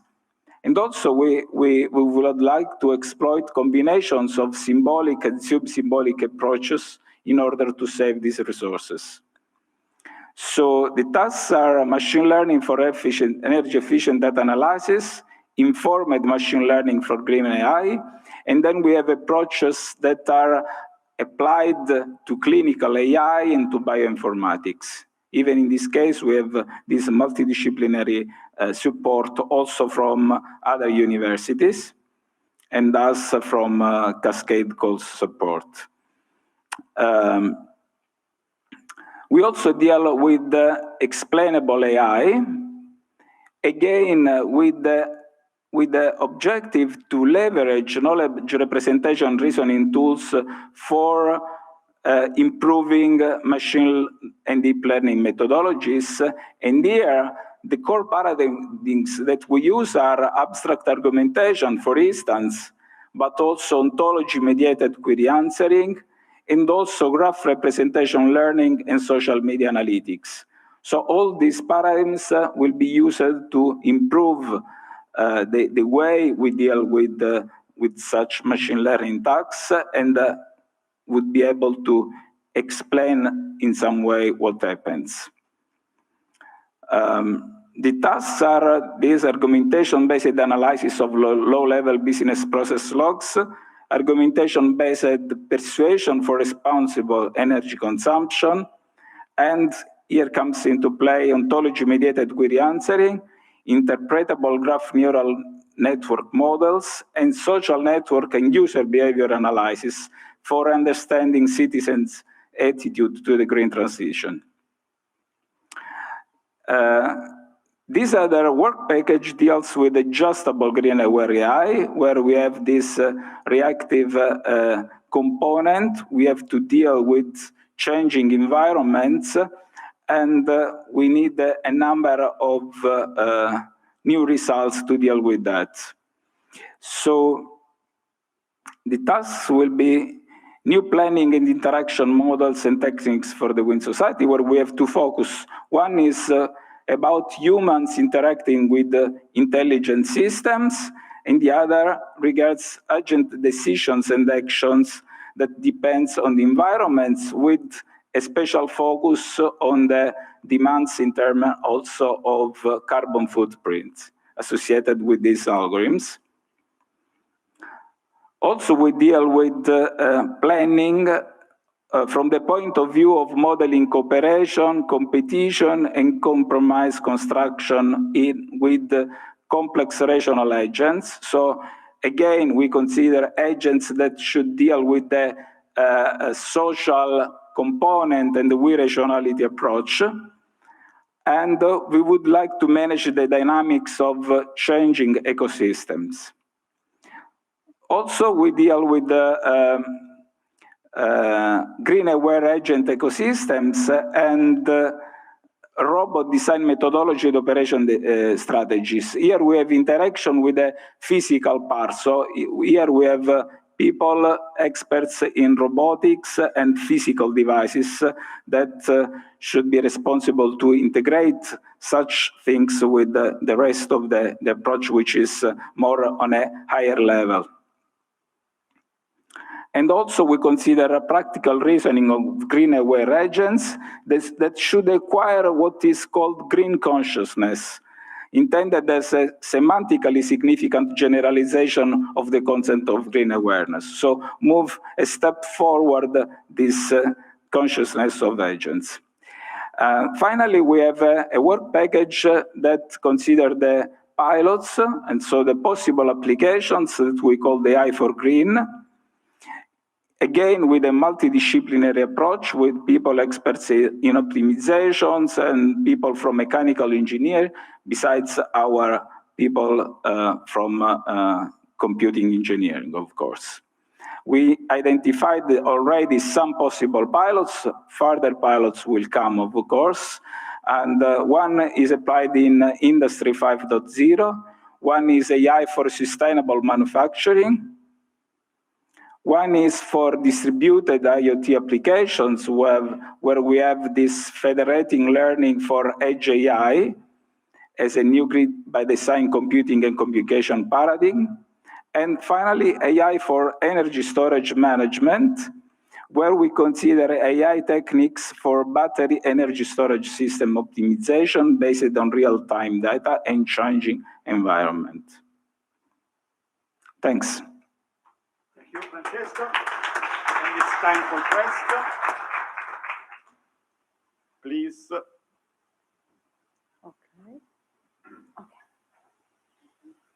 Okay, thank you. Thank you for your presentation. Actually, well, green AI is one of the emerging most interesting topics today regarding artificial intelligence, and it is clear the connection with the 2030 agenda. Well, you have also mentioned that you consider green in a broader aspect, and also the green dimension by design that I consider very, very interesting approach.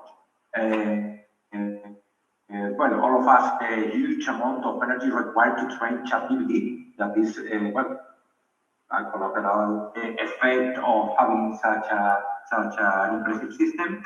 But here I have one question regarding this example. For instance, I mean, it is obvious that the problem of how to supply power to huge data centers is out of the scope of this extended partnership, but perhaps we can work about the training of these algorithms in a more less consuming way.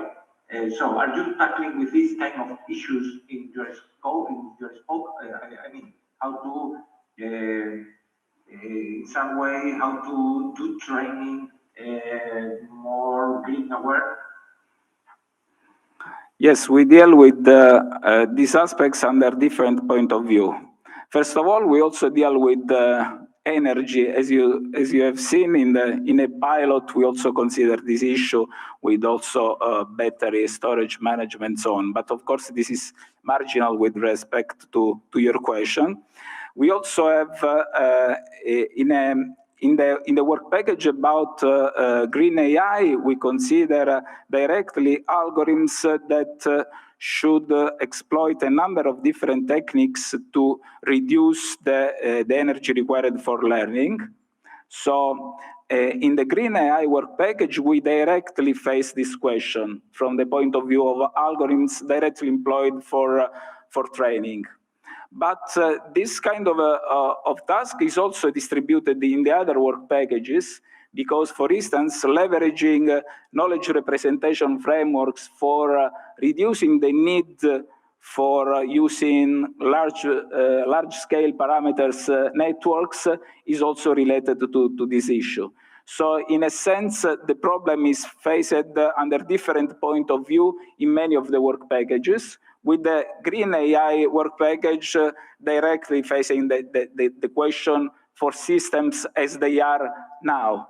Okay, but the other work packages try to change the way to face the learning. Okay, I have another question because you mentioned the interactions among data-aware agents. Could you provide an application example of such collaboration between green agents? Well, we believe that we can have a very wide number of applications here.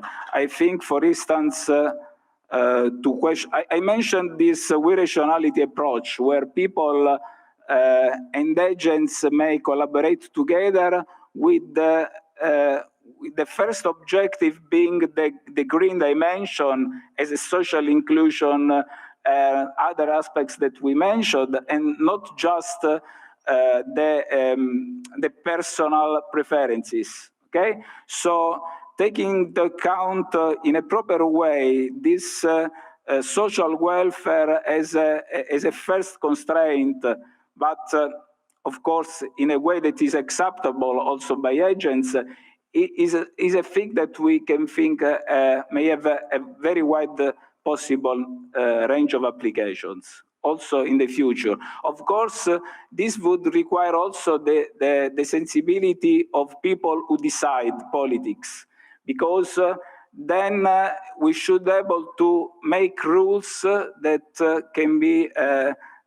can leverage these possibilities with suitable rules that are based on strong requirements considered by artificial intelligence, but then accepted by human people and people living in the current society.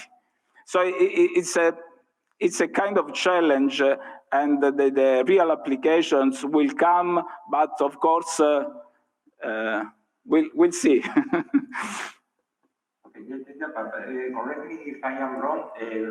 Could be, for example, an application example, for instance, in industry, that several AI driving systems collaborate together to decide the schedule of activities just to lower the energy consumption.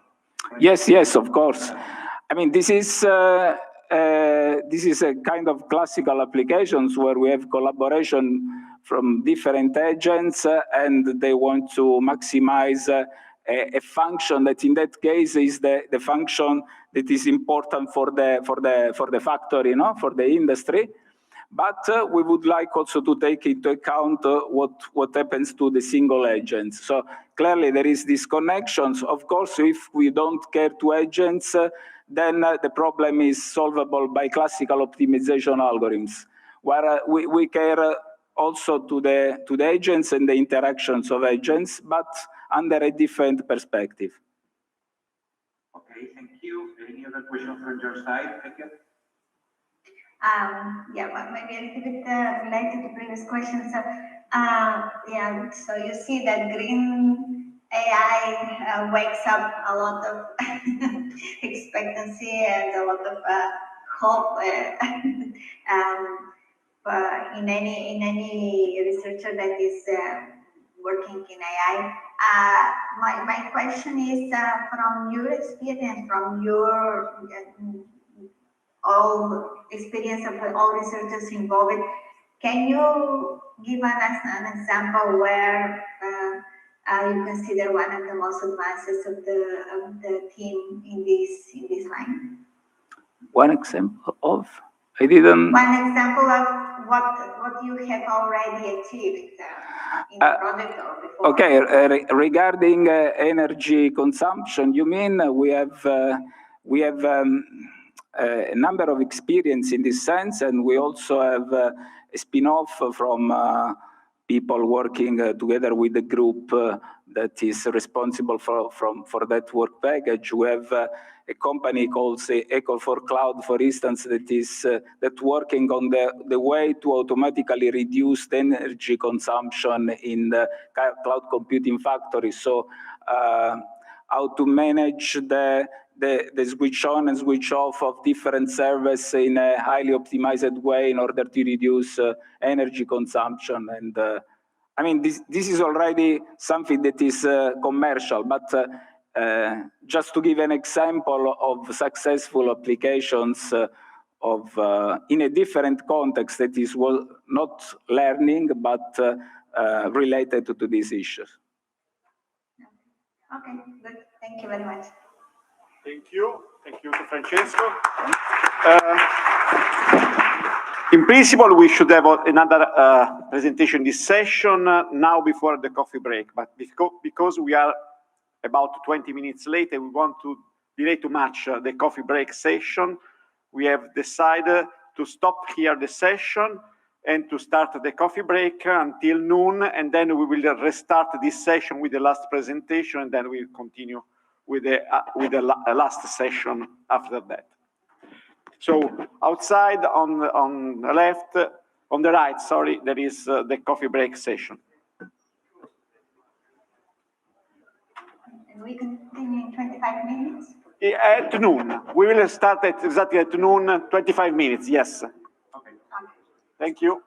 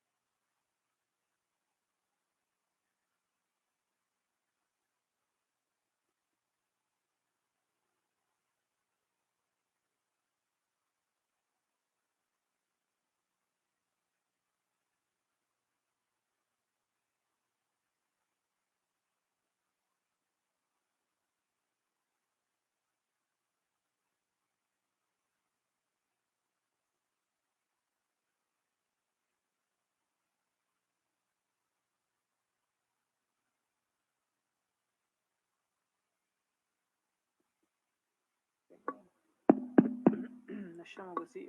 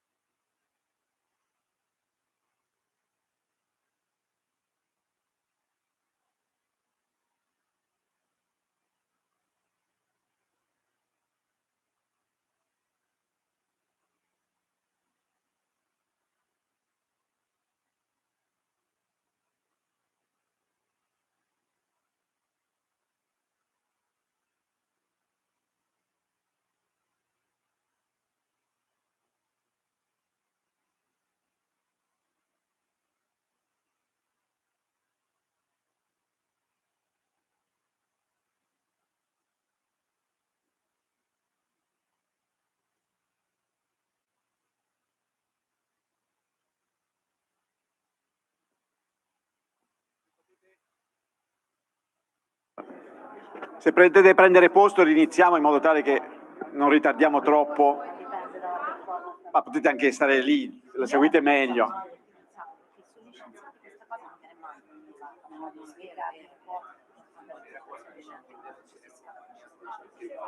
C'era Aldo Gangemi, direttore di STC, era con Francesco Scarcello. C'ho i pizzini. Grazie. Allora, Bene, ci siamo. bello, Ottimo. old style. Old style. Allora, loro non ci sono ancora. Aspetta Marco, scusami, c'ho la tua testa, non vedo. Ok. Sai, se vedono noi che li attiviamo, poi c'è solo la telecamera spenta. Could be. Eccoli. Evita anche di avere la telecamera accesa quando... Allora. 10. Desktop 2. Scusate se prendete posto così riniziamo, grazie. Andrea Le Luci.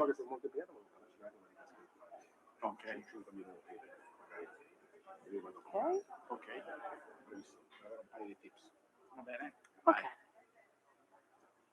Ora dovrebbe essere tutto ok. C'è poca gente però, secondo me. Sì, aspettiamoli un secondo. Aspetta che vado a fare anche il butta Per fare dentro. butta dentro io. Vai tu, direttore? Ma Vado io a fare butta certo. dentro. Come siamo multitasking.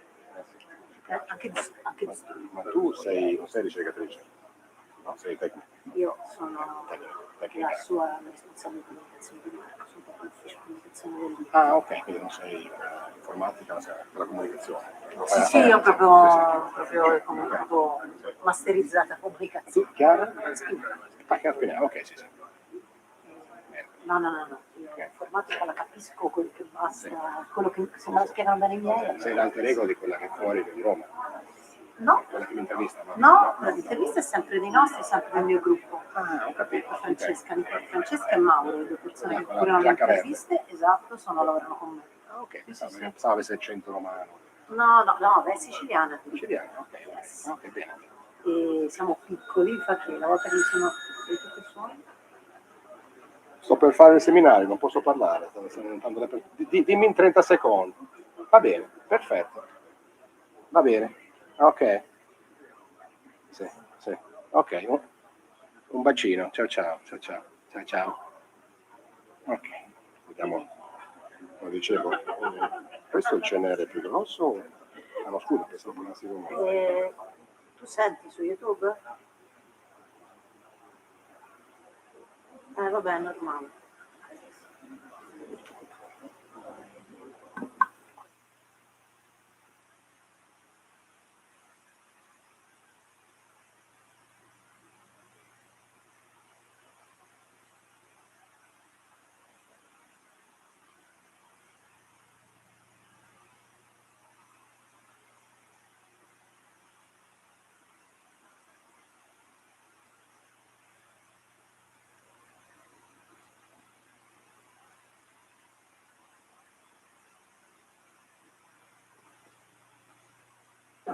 Bene, allora riprendiamo la seconda sessione con la terza presentazione di Massimiliano Pontil relativa allo SPOC 10, Sustainable Bio-socio-cognitive AI.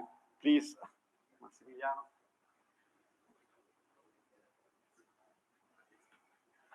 Okay, so thanks very much. I think some people are still outside, but let me start in the interest of time. Okay, so I'm going to give a short overview of what we will do in our spoke. I am the coordinator together with Aldo Gancemi from CNR and Concetto Spampinato from University of Catania. See, doesn't seem to work. Why? I will use the keyboard. Okay, so I think you heard this already. Is a recurrent theme. Chat GPT is consuming a lot of energy, and this is a major concern.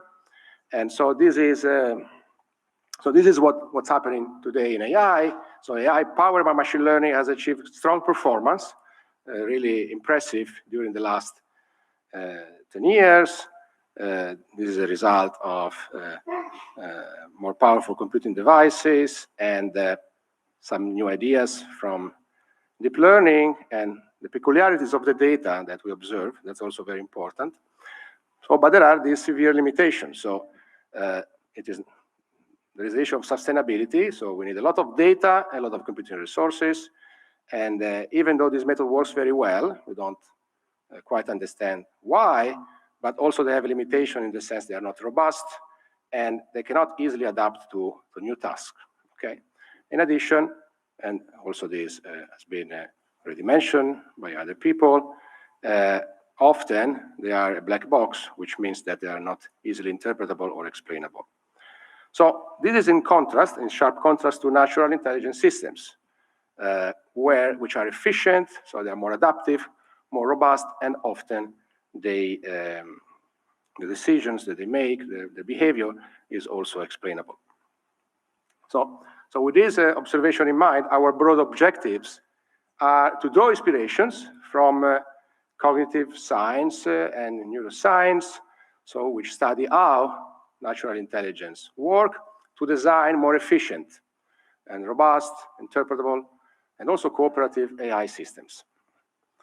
We also want to understand, since interaction with the environment is complex and it involves multiple sensors and multiple modalities across time and space, we want to understand how to combine all this information to understand better how the world works and so, for instance, make possibly long-term decision and predict long-term outcomes. Then we want to go back to machine learning, which, as I said, is very important for the current success of AI. And we want to combine it with man-made knowledge, so knowledge bases, knowledge graphs, or symbolic reasoning. And also we want to combine it with a lot of information that we have from physics about constraints that the data that we observe satisfy. So, for instance, mathematical equations, in order to make this algorithm more efficient, more data efficient, and okay. And we also want to understand core machine learning. As I said, these systems work very well, but we don't fully understand. Actually, we're not halfway through to understand why they work so well. And here we want to understand them and also apply them to computational chemistry and robotics. So I'm going to shortly highlight some of the key questions that the different work packages will cover. So we have a first work package which deals with continual learning. And so continual learning is very interesting because we break the IID assumption that is often used to train deep models. And so when we train these models with data which we observe incrementally, these models don't work so well. Okay, so this is an open problem in the field. And here we want to use, we want to draw inspirations from cognitive science and neuroscience theory to design better architectures, okay, which are informed by this knowledge from these different but related disciplines to design more efficient systems. So a system which don't present the issue of catastrophic forgetting, and also system that can reuse data, okay, to improve to prepare the architectures to future data that will be observed. Okay, so this is a work package which is led by Concetto Spampinato and also involves CNR and the National Institute of Nuclear Physics. Another work package which is very important has to do with multisensory and cross-modal data integration. Okay, so we want to understand how to integrate information across different data sources, also information which varies in time and in space, so there will be different level of abstractions. And crucially, we want to combine here learning-based approaches with reasoning approaches, so to design better representation of the data which which we receive. A third work package and questions has to do with computer vision, and in particular with 3D vision, in which we either have data, so-called ego vision, in which the data is recorded from wearable devices on people, or robots, or it is exosensor data modalities, which is collected around the space. And here we want to build from these data some physical description of the scene, and also we want to combine these. So we want to do build some semantic scene graphs in order to understand the property of the scene, and also again anticipate future outcomes. Okay. A third crucial work package has to do with machine learning theory. So here I want to mention, also in connection to sustainability, an important open question in machine learning, which is the question of transfer learning. So how do we use previous knowledge, right? So either previous models or previous data sets from related tasks to learn a new task faster. So this is a very important question, because we will be able to be more efficient. Okay, so going back to our recurrent example of ChatGPT, it uses a lot of data, but it also needs a lot of data when you want to adapt it to a new task, and this is expensive and also costly. So if there is a company in Italy or in Europe which wants to adapt this tool to their own data, this is very expensive. But if we can make this adaptation with less data, we save more, both energy and money. Okay. So, and crucially, also we want to deal with robust algorithms, understand robust algorithms, and want to deal both with passive and interactive learning settings. Okay. Another question is how to combine AI, and in particular machine learning, which with data, for instance, from computational chemistry, but it could be other data which arise from the numerical simulation of a complex system. Okay, so here, so this will have to do with a dynamical system which arises from a discretization of a partial differential, stochastic partial differential equation. So, for instance, in the case of computational chemistry, is the equation of motion of many particles, many atoms which form a molecule, and we want to use machine learning to accelerate the exploration of all the possible states of the system in order to understand what are properties of the system. So, for instance, whether so the system is made of two molecules, we want to understand if they bind together to create a catalysis. Okay, so another question and work package has to do with embodied AI. Okay, so robotics. So here again we want to use AI algorithms in embodied systems. So this can be either anthropomorphic robots, so humanoid robots, or also animal or insect-like robots, to efficiently sense the environment and learn from the environment, also through physical and social interactions. And crucially, also, we want to incorporate aspects from cognitive science and also prior knowledge that we know about our the data that we measure, so which constraints, so physical constraints of some physics-informed constraints that the data satisfies. The second last work package has to do with ground world models and hybrid reasoning. So here we want to learn models of the worlds which are grounded from, again, from multimodal, multisensory, and multimodal data.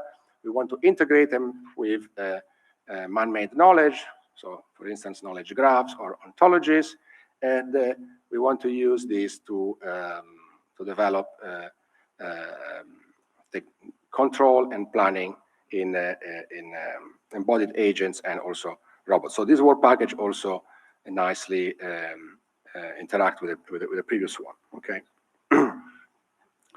The final work package is a little bit different in the sense that it has a strong social aspect, and it has to do with cooperative intelligence. So here we want to identify cognitive and social mechanisms which can support cooperative intelligence. So understand how people make decisions together, and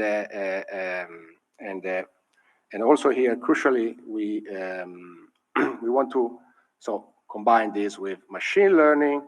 And so, for instance, here one important problem will be to modify machine learning algorithms so that they ethical principles or are incorporated in the objective functions. Okay. So it is the spoke is formed by different institutions, and it is also quite heterogeneous, both in terms of expertise. So there are people from machine learning, computer visions, then I mentioned computational chemistry, neuromorphic engineering, neuroscience, symbolic reasoning, social cognition, and human-robot interactions, and other disciplines. And we are also quite distributed on the country. So we go all the way from Genoa to Catania, so through mainly Rome, which is where most people from the CNR are. Okay, so and we also have the National Institute of Nuclear Physics also in Rome. Okay, so I already mentioned how much time do I have? 2 minutes. Already mentioned what the work packages are, and so here you can read the work package leaders. So this is a structure between the work packages. So we have 3 work packages which are more linked to aspects of cognitive and neuroscience and social and collaborative intelligence.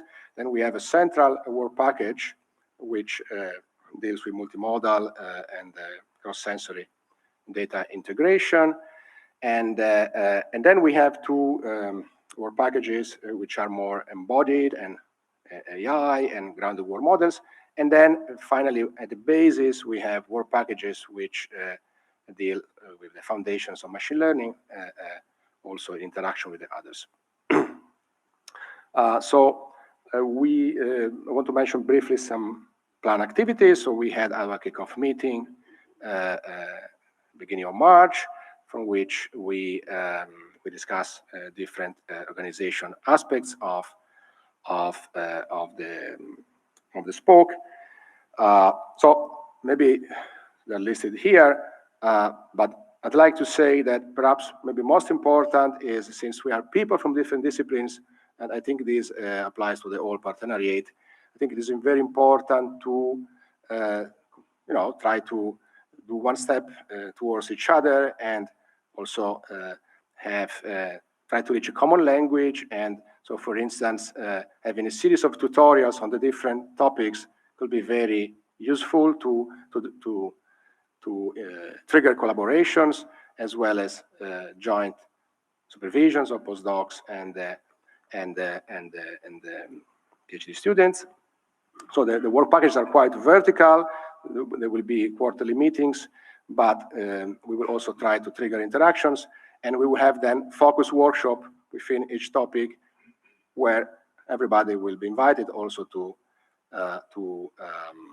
draw links to the other spokes. And so with this, I thank you for your attention. Thank you, Massimiliano. And we open the question session. Okay, thank you for your presentation.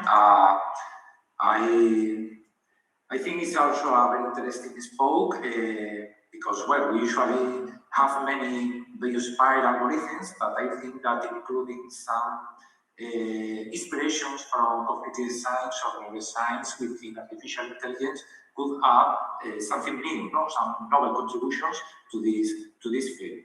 Well, I think it's you have defined a clear entity with regard to your spoke. Well, I have just a couple of questions. One of them is that you mentioned before in your presentation, like inverse problems. I'm not very sure about what you mean by inverse problem.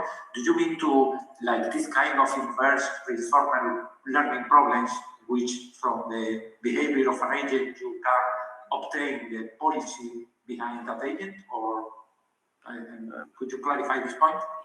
Yes, I mentioned inverse problems in the context of machine learning, and so there is a link between machine learning inverse problems in the sense that, so in machine learning, you receive the data and you want to go back to the model which generates the data, and this can be a link and frame as an inverse problem, which is an area of applied mathematics which has a long history. Yeah.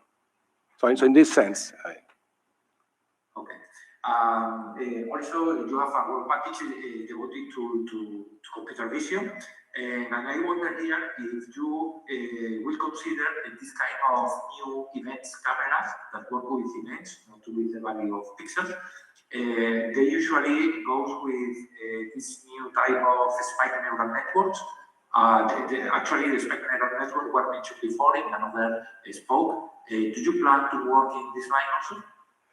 So this is less of my area. I can give you more high-level answer. Yes, we plan to use spike neural networks, and but this is more in the context of the first topic of continual learning. Yeah. So. Okay. Okay. Thank you. Any other question from your side, maybe? Yeah. Also, I think you have very interesting questions and research going on.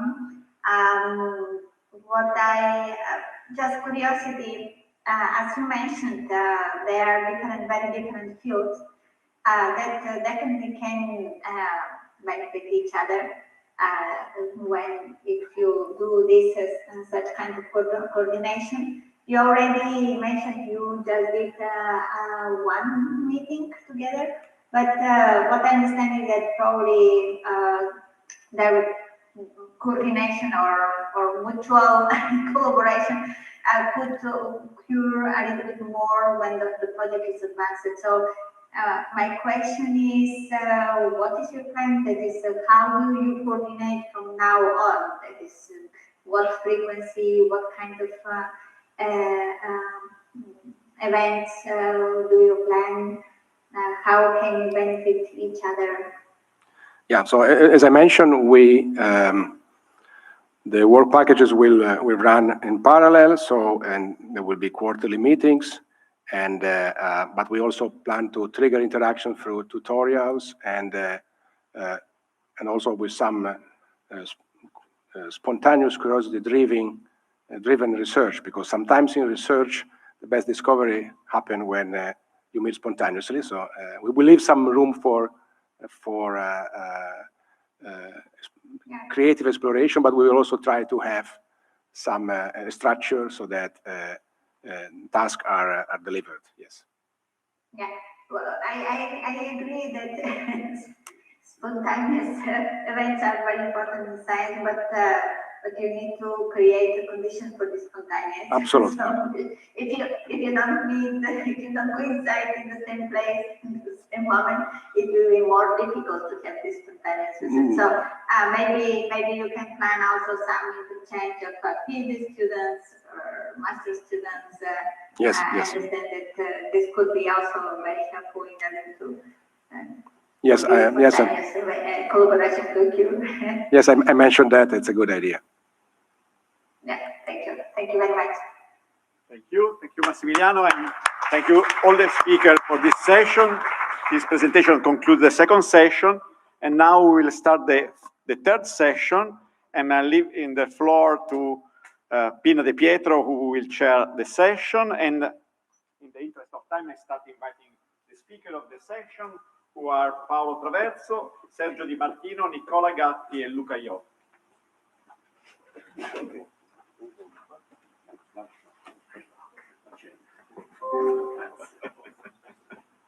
Non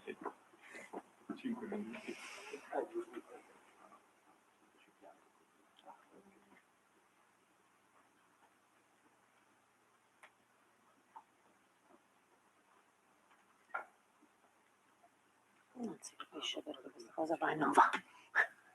So thank you very much for this opportunity to introduce the activities, the research in the Spoke Integrative AI. The partners of the Spoke are Fondazione Bruno Kessler, FBK, and the University of Trento that affiliates also professor from the University of Padova and the University of Udine. Our critical mass is composed of 33 among professors and senior researchers, and we are hiring 14 new young researchers. FBK involves 3 different research centers that do research in fundamental research in AI, but they have also kind of, I would say, good experience in application of artificial intelligence to important areas like digital industry, digital health, and digital society. The University of Trento presents a rather multidisciplinary, I would say, team from the Department of Computer Science, the Faculty of Law, and the Department of Psychology and Cognitive Science. And then we have the Department of Math from the University of Padua and the Department of Math, Computer Science, and Physics from the University of Udine. So our starting hypothesis. We believe that in spite of the fact that AI has really reached a very good, incredible result, especially very recently, in important, but in some ways still limited, still specific tasks. In order to address some real-world problems, you need the integration of a set of different heterogeneous representation techniques, for instance, symbolic and sub-symbolic, and different inference mechanisms, for instance, data-driven and model-based reasoning, in order to build theories and techniques, new theories and techniques, integrative theories and techniques. We believe it's not just a matter of not only of software engineering, but you have really to build and to define new technologies, new theories, scientific methods, and to gather together different competences. A bit more in detail, we will gather competence in 3 different lines. One, about different AI models and techniques like symbolic and sub-symbolic, model-based and data-driven inference. The other also about different areas in artificial intelligence. Indeed, you find many works that are really addressing one area without any synergies with other areas. For instance, works addressing natural language, other automated planning, other computer vision, other automated reason. We believe in putting together different areas of AI like so perception, action and planning, interaction, reasoning, learning, and so on. I believe that it will bring to AI a big advantage. And then we have a lot to learn from different fields, from fields different from AI. Think about, for instance, to formal methods, for computer-aided verification, model checking that allows to prove properties. For instance, to guarantee that the system satisfies some property, going this way towards, we could say, certified or trustworthy AI, or cognitive science that allow to have a mental model of the person I have to interact with in a way that is possible to deal with the cognitive capabilities of the person for interaction, or social science that takes into account also global social objectives and well-being rather than only individual. So the 3 main scientific questions that we are going to address are how this integrative AI can really advance the state of the art in modeling, learning, and inference, in the interaction with humans and in working with agents that are situated in the real world environment, and then cooperation among many different artificial and intelligence users. And we would like to show that this integrative AI has really a benefits in the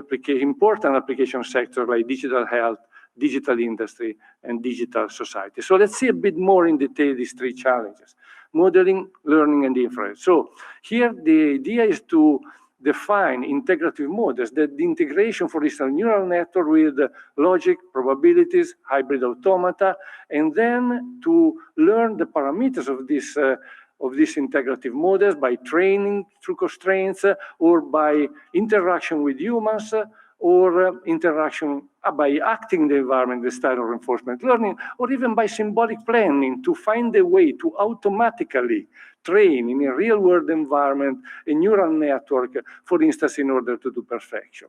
And then the other point is about doing inference with these integrative models, like constraint-based neural network inference, symbolic planning that have to deal with continuous observation that can be learned through neural network, for instance. And this shouldn't be seen as something that you do once forever, but there should be a continuous loop of evolution of aligning sub-symbolic and symbolic models. And the issue here, the challenge is to find good mechanisms to align data with models. Understanding when I have to trust to new data or I have to trust, for instance, to the model that I've learned, for instance, so far. The second challenge is about interaction. So once you have these integrative models, you have to make them work in situated edges that have to act and perceive the environment. And environments are usually inhabited by humans, and we would like to devise language models for natural language interaction that are inclusive, unbiased, as much as possible, trustworthy and sustainable. And interaction is not only about natural language, but also dealing with affect-aware mixed initiative interaction by using the way to understand the mental model of the person I have to interact with, and to take into account also the specific cognitive situation, the specific cognitive capabilities of the person I'm interacting with. And this has really a lot to do with synergies with other spokes through the transversal projects on vision, languages, and multimodal challenges. The one also about adjustable autonomy and physical embodied intelligence, and also, of course, interacting with people you have also to deal with legal and ethical aspects of artificial intelligence. The third challenge is about cooperation. So how we do take into account how social rules, social conventions of a given community influence the behavior and the interaction of multi-agent system, and also the other way around, how these social rules emerge from the behavior, from the interactions of the agents. We have to take into account social learning, social influence, counterfactual learning, and also to develop networks of both artificial and human agents that take into account not only an individual well-being, but also a social well-being, take into account the fairness towards the other agents. And this is really connected, all this challenge, to the transversal project on learning and reason from individual to communities and society. And here, dealing with the social rules, we have really to deal a lot with the legal and ethical design of AI. Then, I mentioned the fact that we really would like to all of this to have a strong impact in important sectors. So of course we'll develop this, we will develop these novel theories, but then this should be the starting point to build a computer system, to build software. Here I call them scientific and technology assets that provide an added value to important areas. Like, for instance, think in digital health, if you have to build an assistant, so a personal assistant, a virtual coach, and that helps people, that help a person to manage her own disease, or even better, to prevent her from getting a disease. Of course, you have to learn a lot from data. You have to learn a lot from the behavior of the doctor, behavior of the patient, but you have also a lot to learn if you put inside, if you represent the knowledge of the doctor. And here the issue is to understand when you should trust the data or you should trust the model of the knowledge of the doctor. So you need the integrative in AI, in our opinion. If you think about digital industry, the well-known problem of predictive maintenance, of course you have to learn to data and to understand when a specific component, before that it breaks, is going to break. But you have also a model. You have also a model of the production process. You have also a model of the machine. And it's important to relate what you learn from data with the specific status of the machine of the production process. So integrative AI can be very useful also here. And finally, digital society.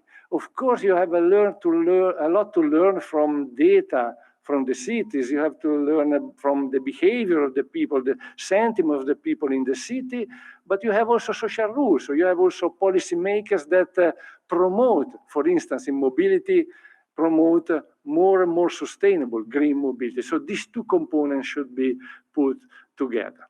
Now, of course, this is a project about fundamental research, but this should be the fuel to get to this impact in market and society. Now, how we have organized our work according to the three main charges. So each work package has a main focus on one of the three main charges, but of course it's also related to the other ones. And for the first challenge, we have three work packages. In the first work package about verification synthesis, we exploit our knowledge, our know-how in formal methods. So formal verification, model checking, BDD-based model checking, symbolic model checking, bounded model checking, satisfiability modulo theory, in order to build techniques that integrate symbolic techniques like satisfiability and computer algebra with sub-symbolic, with non-symbolic techniques like linear programming or numerical optimization. And we want to build, for instance, systems that do probabilistic reasoning or hybrid systems that have to deal both with continuous variables and with discrete variables and the relation between them. The second work package is the objective to build tightly integrated models. Models, for instance, models that include neural, probabilistic, logic, dynamic, decision models, and to do inference and to do learning with them.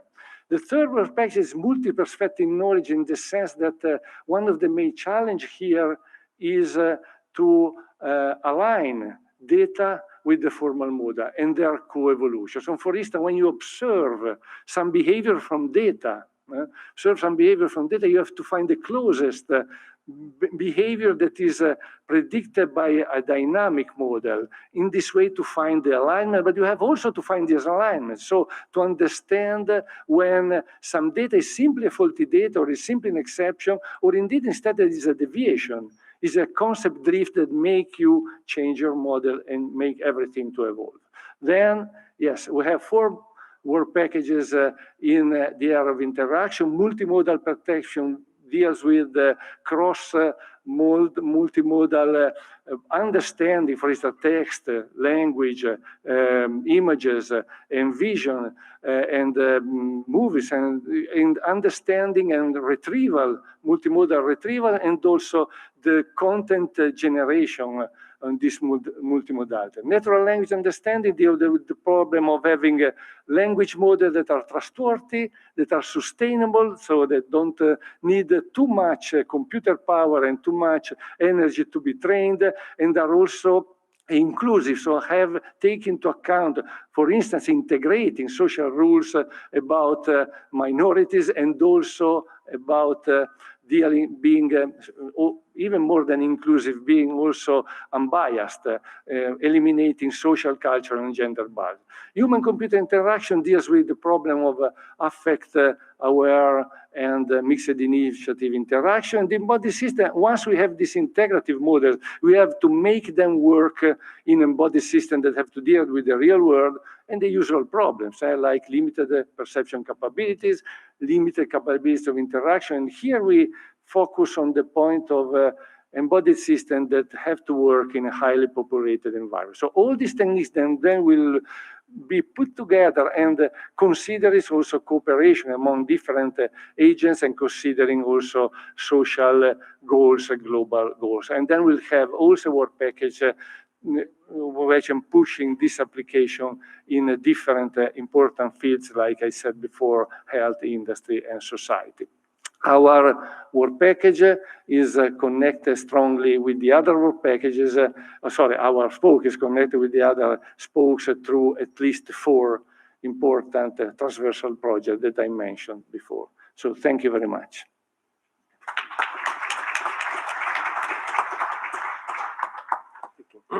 Now we open the questions on the. Okay. Thank you for your presentation. I totally agree with you with your last remark that as this is an integrative AI, you have more connections with other spokes. So there are some topics that have been already mentioned in other spokes. So my recommendation here is to have or to keep a close contact with those other spokes that are related with yours. I like very much the approach you follow in the proposal of considering an horizontal and a vertical integration. I think this is key because probably you have to consider a vertical integration in specific sectors. I know, for instance, that in the manufacturing sector there is a real need for this kind of integration, and also horizontal integration to work to collaborate with humans, machines, etc. Actually, there are some questions that I asked before in other spokes that perhaps fall better in this scope, such as the cooperation among agents, which is something very specific to the integrative AI. Could you add more details about the cooperation among agents? How do you plan to effectively promote this cooperation? I mean, which kind of approach, for instance, like optimization, predictive optimization, or just considering several agents with game theory, or even with reinforcement learning? Yeah.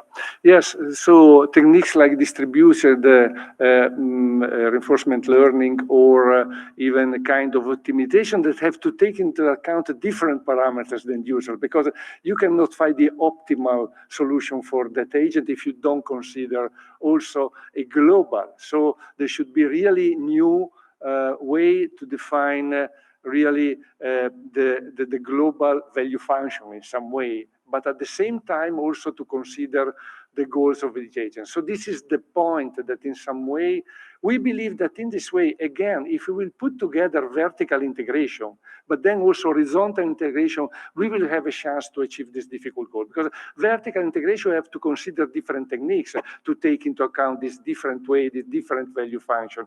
And horizontal integration, really at that point, you have to take into account that you don't have only, to find even not the optimal solution in one sector, like having an efficient interaction, but you have to find the optimal solution really in interaction, really in being efficient to acting. So really, I believe that if I have to say one challenge, that is, all are really very, all work packages are really challenging, but this is the one that puts one level of challenge more. And indeed, this is the reason, because we have one that should also take into account the integrative AI that is developed into other sections, but then develop also something new. So I fully agree with you that this is an important challenge and very challenging. Yeah, fortunately, as you are, all of you do within this extended partnership, so it is easier to keep this communication alive. When you, this is actually an opportunity that offers this kind of program. Sure. Thank you very much. Okay, so any other question? Yeah. My question is, this is true that you have a lot of opportunities to collaborate with other spokes. My question is, from all that you were mentioning, which is really your trademark? That is, what is you already achieved, or what you are working that where you consider that internationally it is the most recognized technology, and that you really think that you can contribute to the project to the other spokes, and also have this collaboration with the other spokes as a good opportunity for you to go forward. So what is this that you are really proud of? So yes, in the field of integrative AI, we have some really results already from which we start and which we are very proud of. So for instance, in the area of integrative model, we have a logic tensor network that has been developed in which you have a way to take into account logic to train a network according to some constraints. In the field of having techniques for reasoning, for formal verification, we have really the integration according to the models of weighted model integrations that are much more different than the weighted model counting, in which we have developed a theory that is specifically efficient and that we can use.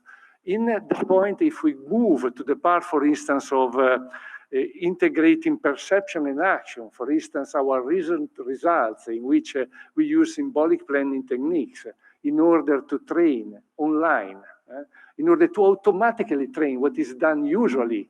So usually what you do, you train really a system a priori, offline, for object recognition. But really when you have a robot that has to move in a given environment, the robot has to continually train itself and to learn depending on the object environment. So this is another result that we have very strong.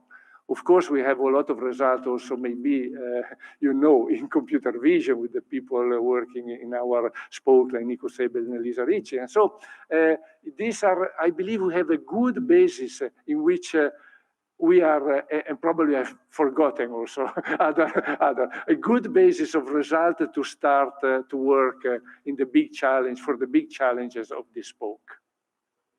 Okay, thank you. Thank you very much. Thank you again, Paolo. I give the floor to Professor Di Martino. Next speaker, please, Sergio. Yes, questi voi siete facili perché siete in ordine.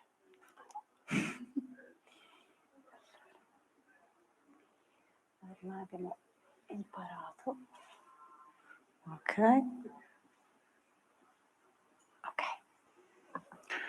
Good afternoon, everyone. No, voglio vedere loro. Ops. Aspetta un attimo, perché voglio togliere loro da qui. Non vedo la freccia. Eccola qua. Li portate di qua allora. Ho sbagliato io. Yeah. Oh. Okay. Good afternoon, everyone. Good afternoon to our viewers.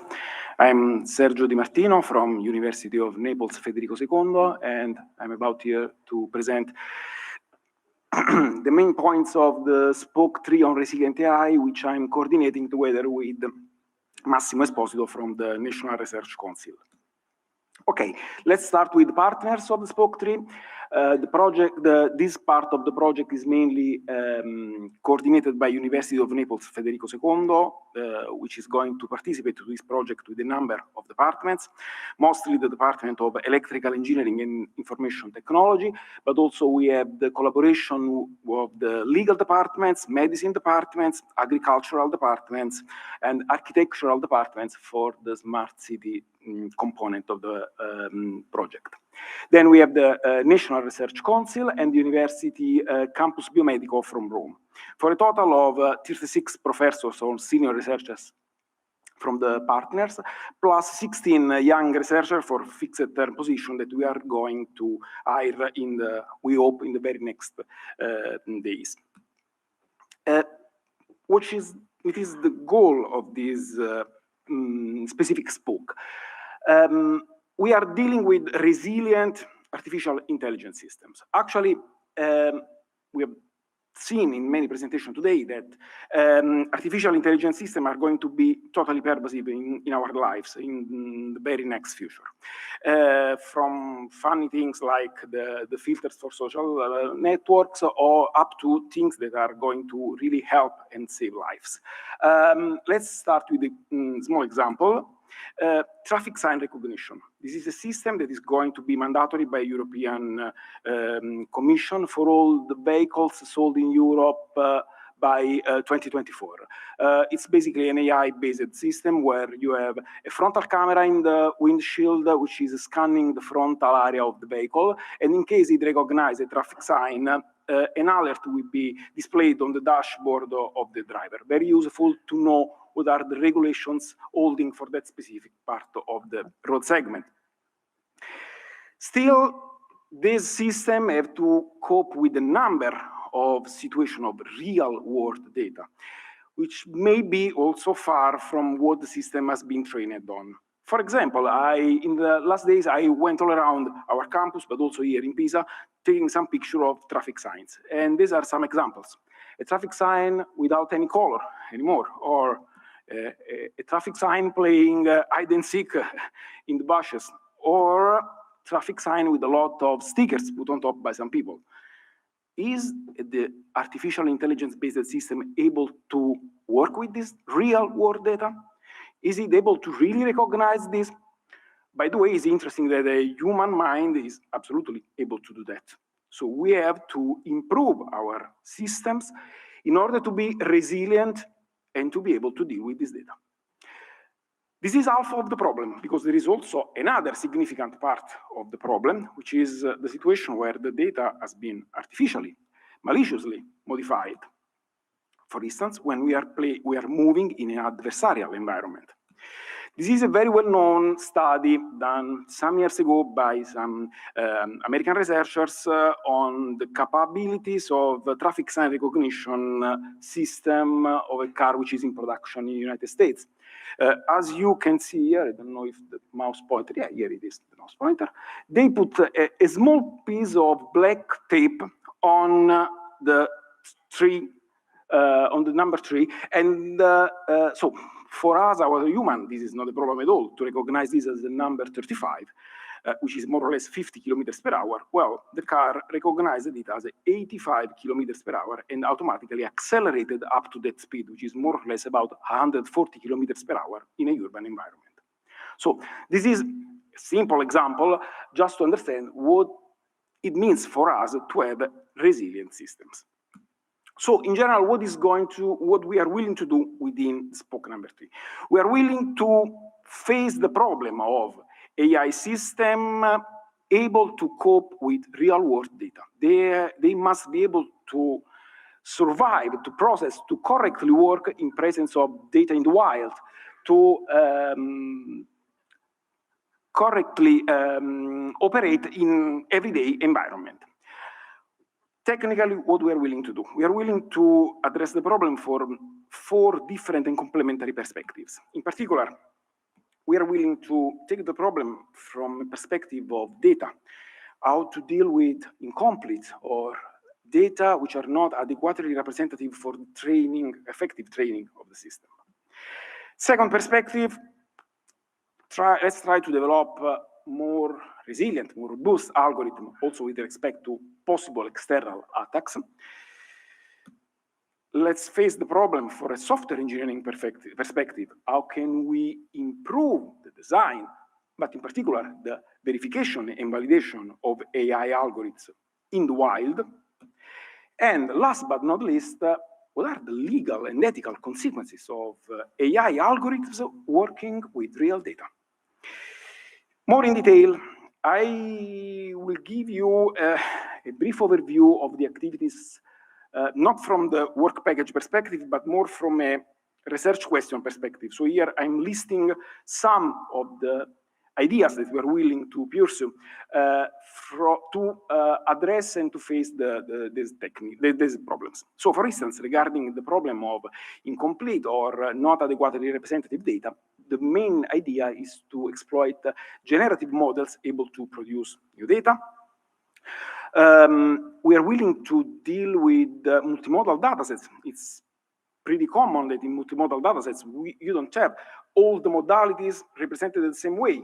So for instance, we can use generative or other system, also missing modality imputation, to have more comprehensive and representative multimodal datasets.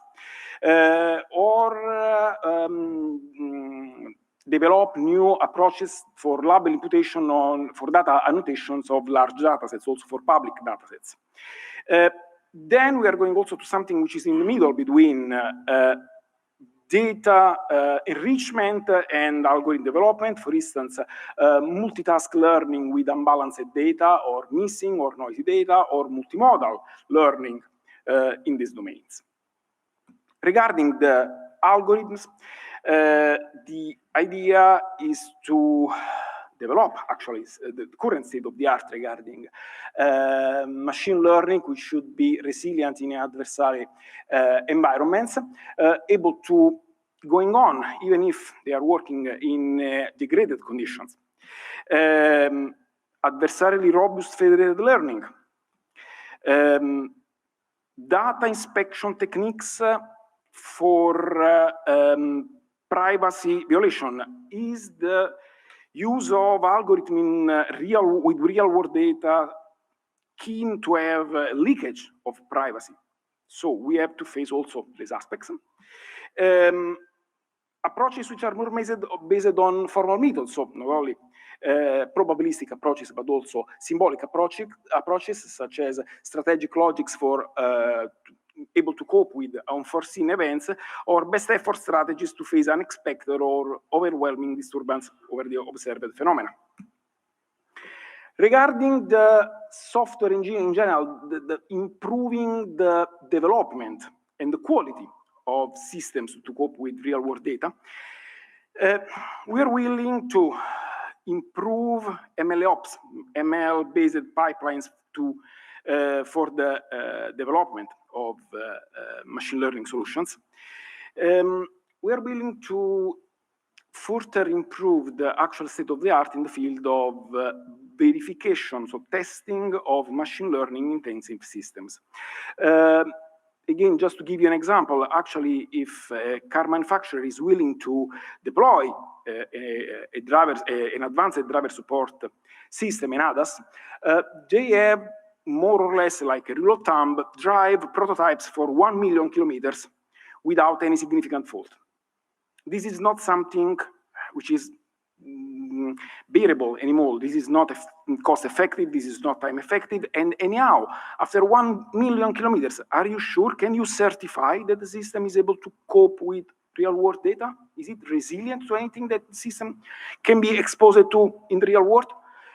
And actually, the idea, for instance, is to use simulators like computer games environments to feed the machine learning-based solutions, implementing the algorithms for the advanced driver assistance systems, and see what is the outcome in a simulated environment, which of course is much more safe, economical, viable, and can be also reproduced in parallel for a lot of situations. Not only, but whenever you see that the system is going in troubles for a specific situation, then you can start developing new virtual scenarios to further stress the system in that specific situation, which is giving the impression to be problematic for the AI-based solution. Just to give you a flavor of what we are willing to do here. Another very interesting point, if the system gives us an outcome on real-world data, why is it doing that? So again, things that have been already presented also in other topics, in other spokes, explainable and interpretable AI. This is also very important, and this is a connection for the last aspect, ethical and legal issues. So, actually, in Europe, we have a situation which is definitely not clear. What is the actual European regulatory system? This is something that is led by University of Naples, by the Department of Legal, the Department of University of Naples, Professor Giovanna Domenico, and she's working together with the European authorities in order to define the next steps for the regulatory system of the European authorities. In particular, also, it is absolutely not clear what are the relationship among all the European independent authorities from an horizontal perspective among different authorities working on the AI-related topics, but also from a vertical perspective in the single countries. And in general, this is something that I found as a computer science really interesting. The idea to develop some constitutionally compliant AI systems. So we have an AI system which is by design compliant with our regulatory system. As a computer science, this is something which is giving a nice added value. So it's a totally different perspective for me. Picture of the work packages. So regarding complete data, we have mostly work package 1, creation and annotation of massive datasets, and work package 3, resilient multitasking learning on the edge for incomplete and or noisy data. Work package 3.3 and 3.5, the 3.5 is resilient multimodal systems, are something across the research question 1 and 2. Then for research question 2, we have the work package resilient AI in adversarial environment, the work package 3.4 enhanced resilient AI through data preprocessing and HCI techniques, so also the involvement of the human in the loop whenever the system is not able to, is not resilient enough, and we have this detection of the system is in troubles. Work package 3.7, the symbolic-based approach regarding resilient strategic reasoning in AI. Then the work package 3.6 is mostly dedicated to the software engineering perspective, so automated support for resilient, dependable, and interpretable AI. The work package 3.8, ethical, legal, and societal issues in resilient AI systems. Finally, the work package 3.9 regarding the case study. We are willing to try to prove the development systems in a number of different contexts. And in particular, we have the involvement of the medicine department from the University of Naples Federico II to deal with the health sector, the agri-food domain, smart cities domain. So we are willing to try potential outcome of the project in a number of different real-world domains. Finally, we also have, like the other projects, of course, a strong connection with the transversal projects. In particular, we are involved in transversal activities regarding legal and ethical design of trustworthy AI systems, on the multimodal challenges, on the data-centric AI, and so on. Okay, and that's my presentation regarding the spoke tree.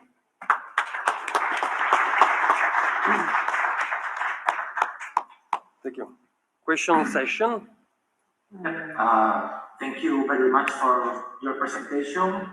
Well, I can say that I find really exciting all the topics you are mentioning today. Well, this is not an exception. Your presentation is very clear, and you have shown us several illustrative examples.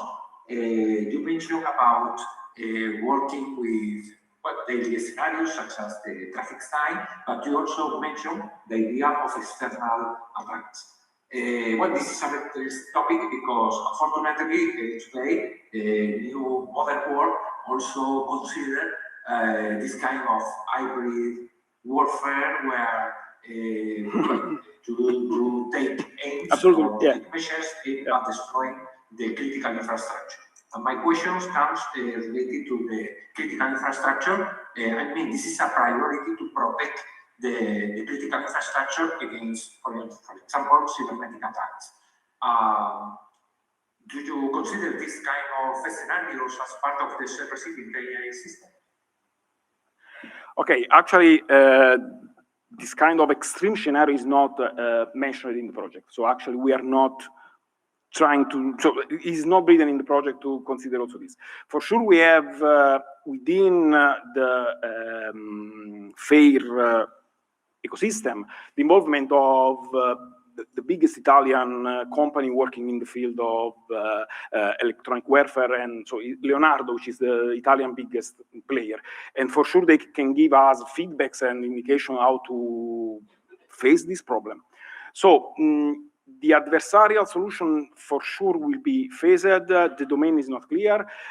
We also have, I didn't have the time to mention it, we also have a task on the generation of adversarial data to see if a system is able to cope with automatically generated adversarial training data or adversarial test data. So for sure that will be part of the project. The real case study is still not fixed, but we have to interact with through the cascading calls with the companies to understand what will be done.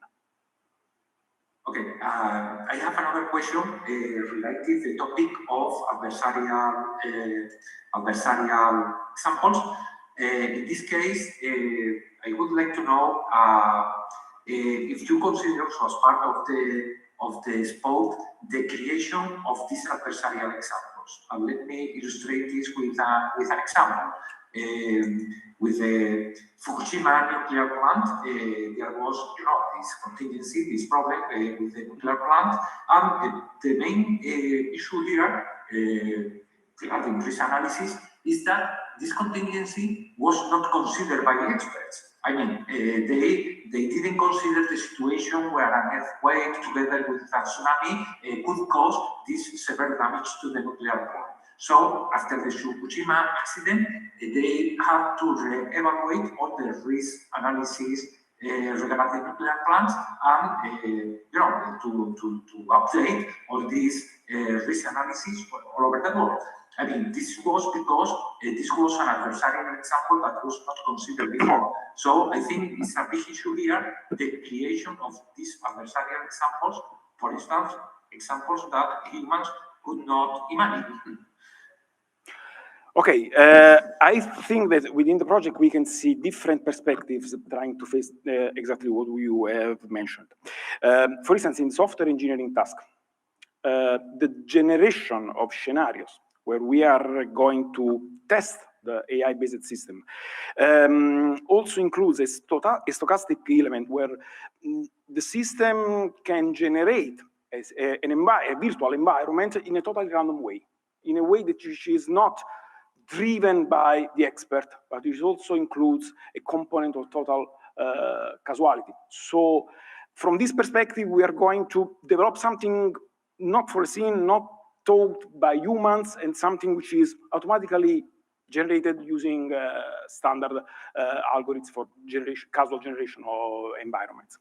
From the adversarial environment perspective, within the work package 3.2, we also have the generation of examples. Actually, my perspective was something a little more tactical. So my point of view for the project was coming back to the simple traffic sign example, a multiple number of traffic signs with different patterns on top. But for sure, thinking a little in the bigger picture, so I think from a strategical perspective, what is the entire system and what they can do is something, for me, is an very useful hint how to better improve and implement this work package. Sorry, thank you. Thank you. Do you have any more questions? My question is, for example, going back to the clear example about the traffic signs you were showing, regarding the computer vision part, what kind of technology will you apply? What kind of technology you are planning to apply? And do you think that the technology that usually today is applied in order to make more robust and resilient the technology maybe are not exactly what's happening in real practice, right? That is, today when you apply some adversarial examples, so you just change some of the pixels, right? But when you think about what are the artifacts that occur in the real world, it's not changing the pixel, it's like modifying structures in the real world. I don't know if I explain myself. So can you a little bit elaborate about what technology do you plan to apply? Actually, I foresee 3 different ways to tackle this problem. The first one is to generate much more representative datasets. So if I take a picture of a traffic sign and then start to automatically generate a number of different traffic signs with different patterns on top, with different kind of rust or shadows on top, we can improve, in general, the performance, the final performance and the resilience of the system.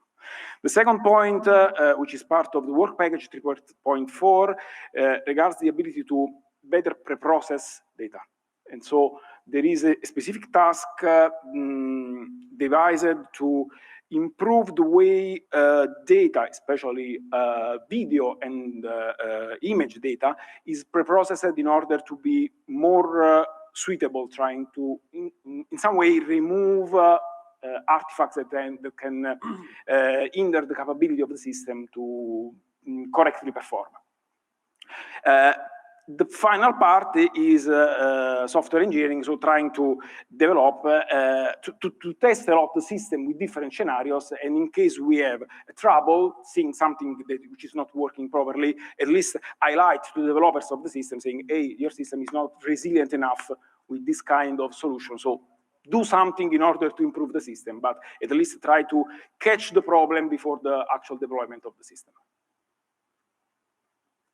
Do you plan to apply adversarial examples or generative AI? What do you plan to? Yes, this is one of the tasks we are going to do. So generative AI is one of the ideas that we already have defined as a task of the work package 3.2. Okay. Yes. Thank you. Thank you. Okay. Thank you again. Thank you. Okay. Next speaker is Professor Nicola Gatti from Politecnico di Milano. Please.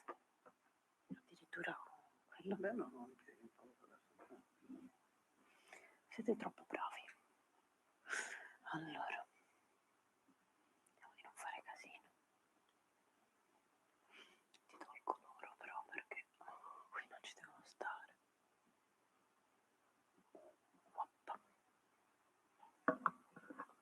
Good afternoon, thank you to be here. I am the spoke leader of the spoke with the title Adaptive AI. Nicola is here with me, and it is the co-PI. Let me say that basically the member of the partnership that is the coordinator of the spoke is Politecnico di Milano, one of the most, the largest engineering university in Italy, and the affiliated member is the University of Bocconi, that is probably one of the most famous economic university in Italy.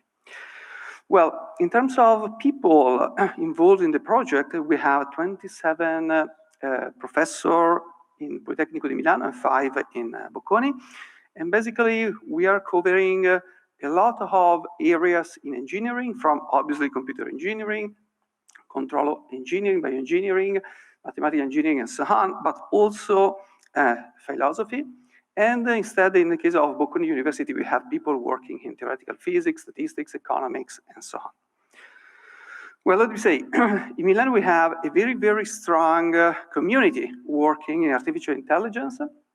Let me start from foundational research. We have an LSE unit, probably the largest in terms of members, LSE unit in Italy, involving Politecnico, Bocconi, Università Statale, and also Bicocca. But in addition, we have a Center for Industrial Research that is a center that is collaborating with companies with the goal of developing new practical artificial intelligence that can be used in practice. And this is motivated by the fact that in many cases, artificial intelligence does not provide solutions off the shelf that companies can use. Instead, the companies need to make new solutions, and in order to do that, they need to collaborate with universities to make exploratory POC technologies. Well, let me skip PolyHub in our university, but we also have the Italian Observatory in Artificial Intelligence that will be involved in the project. Indeed, the reviewers asked to monitor some KPIs, and specifically the Italian observatory in our university will monitor patents, startups in artificial intelligence, public administration, and in principle, any possible KPIs that can be useful for the project. Well, as I said before, in Milan, we have a lot of people working in artificial intelligence.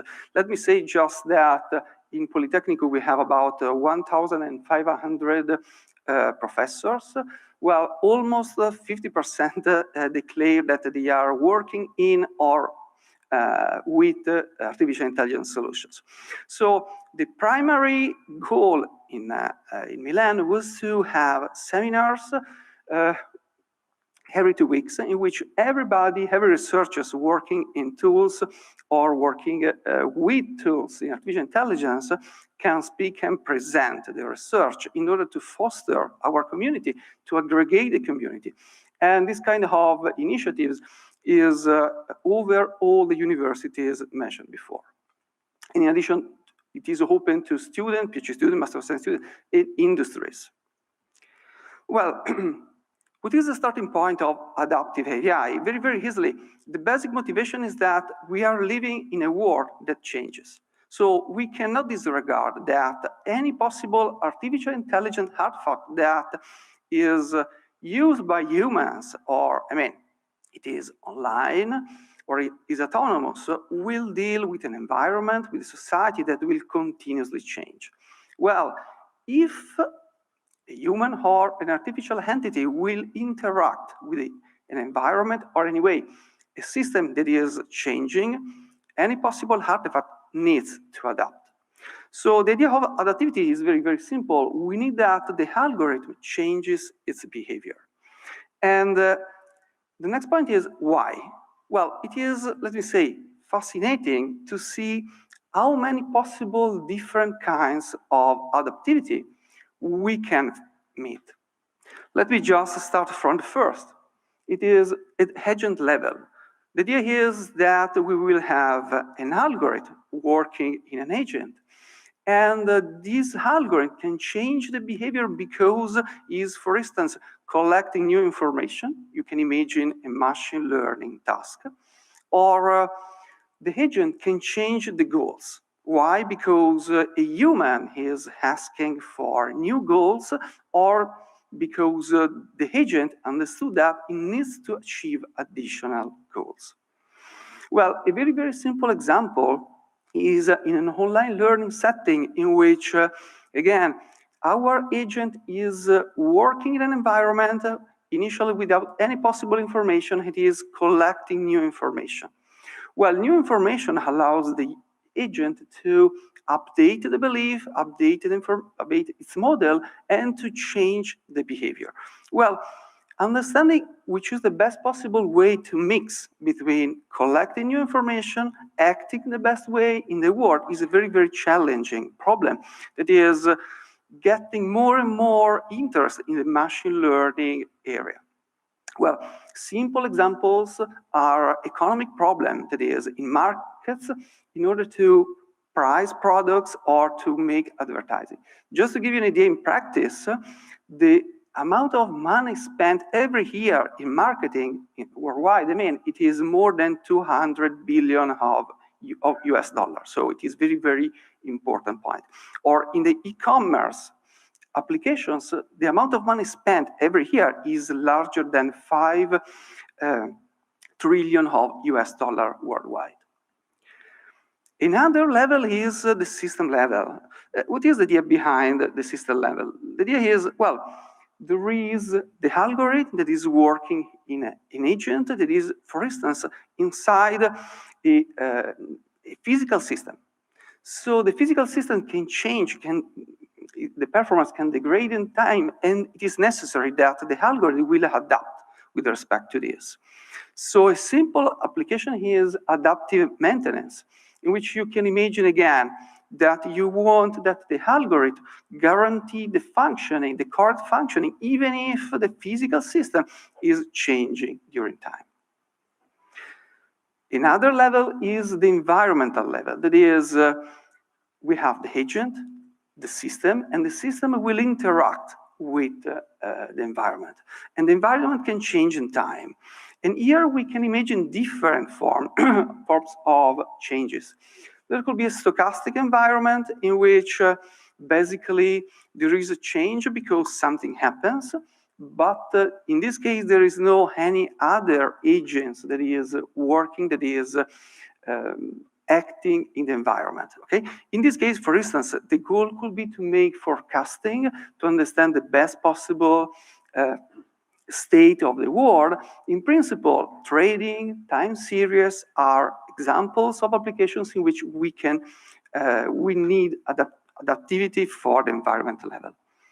And another setting is instead the case in which the environment is populated by other agents that are adaptive, exactly as our agent, and these agents can change their behavior in time. And in this case, we have a multiple agent setting, specifically a multi-agent setting, and the goal is to find the optimal strategies of the agents. These agents, in principle, can be cooperative, can be non-cooperative, can interact with others with different kind of forms of interactions.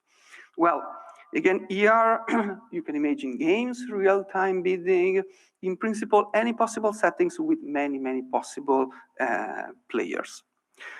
Well, why robust artificial intelligence and specifically robust adaptive AI? Well, adaptivity implies dynamics, that is, changes in time that must be, let me say, guaranteed. That is, we need to have guarantees on how these dynamics will evolve in time. What I'm trying to say in practice, that is, the goal of the spoke is to study foundational tools, theory, in order to understand how these dynamics can be studied, can be, and the properties can be assessed.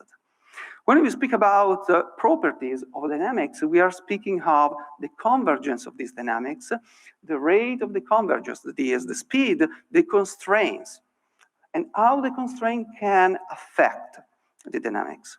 So, for instance, just some keywords that are very, very common in these fields is the convergence can be last iterate, can be on average, can be without probability. The speed can be measured by using regret bounds. The dynamics can be decentralized.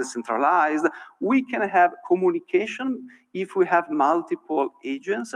And then we have a number of different models that we can adopt in order to study the settings. Here we have several techniques that we will explore and let me say we will advance in our work. They are including reinforcement learning, online learning, bandit algorithm, online convex, multi-agent learning, deep learning, computer vision for specific application, natural language processing for some applications. Well, the study of the properties of the dynamics needs necessarily to consider different assumptions. That is, we will need to understand when we can have a convergence with specific rate, well, what are the conditions under which these kind of properties can be proved.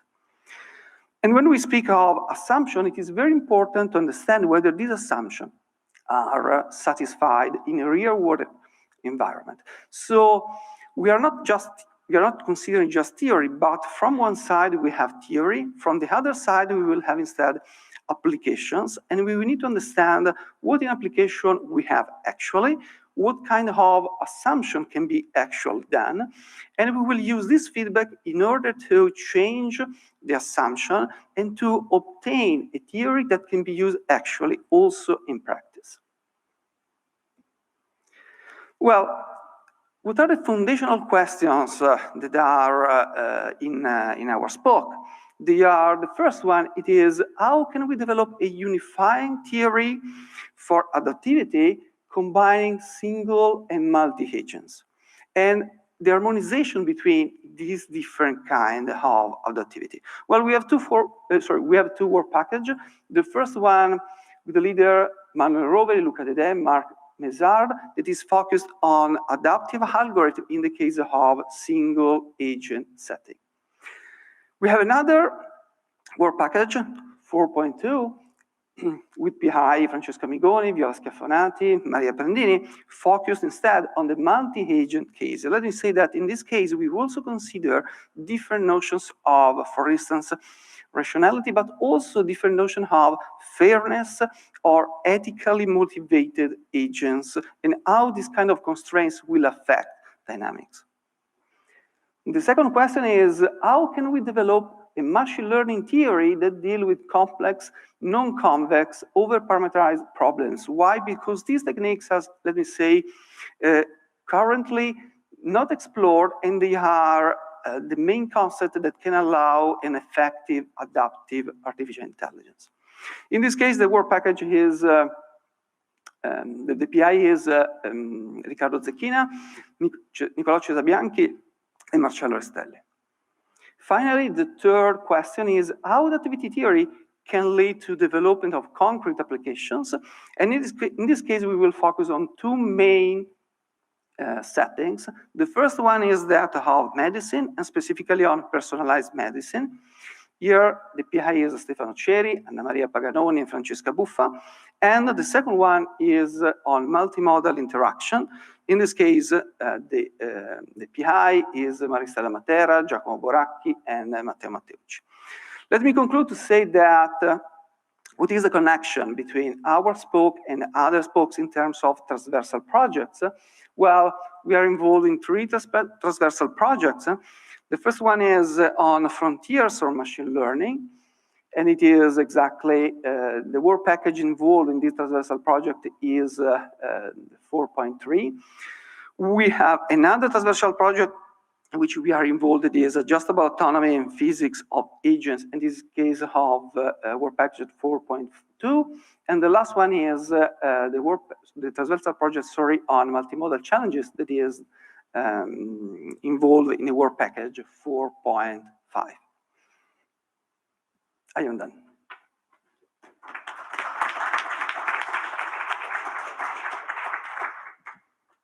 Thank you. Question session.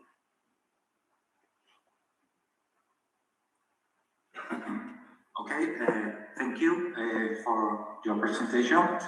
But I'm really interested in this spoke because it's the closer one to my research line. So I follow the presentation with attention. I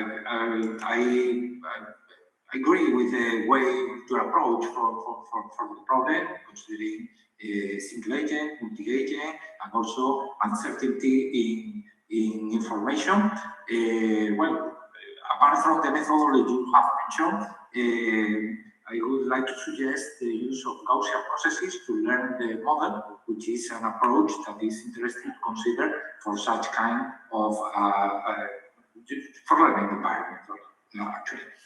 I have just one question regarding the collaboration of algorithms. Usually, we tend to consider that this collaboration of algorithms is good because agents are collaborating, but there are some cases in which the collaboration between agents can have a harmful effect.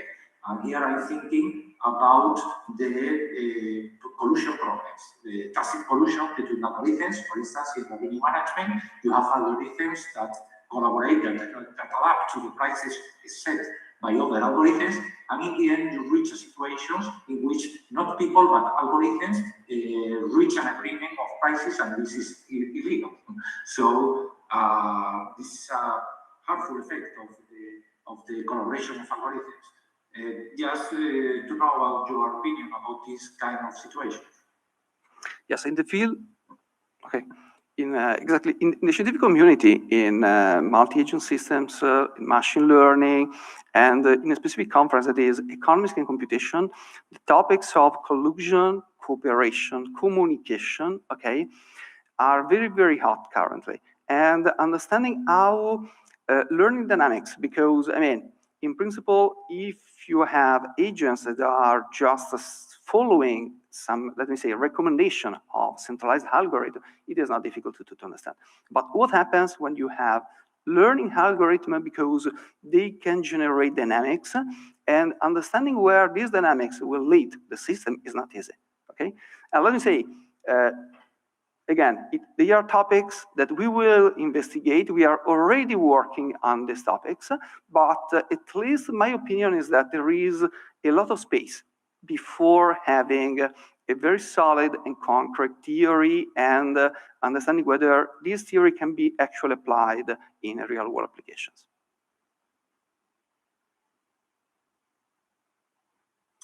Look, I have no questions to my side, Peter.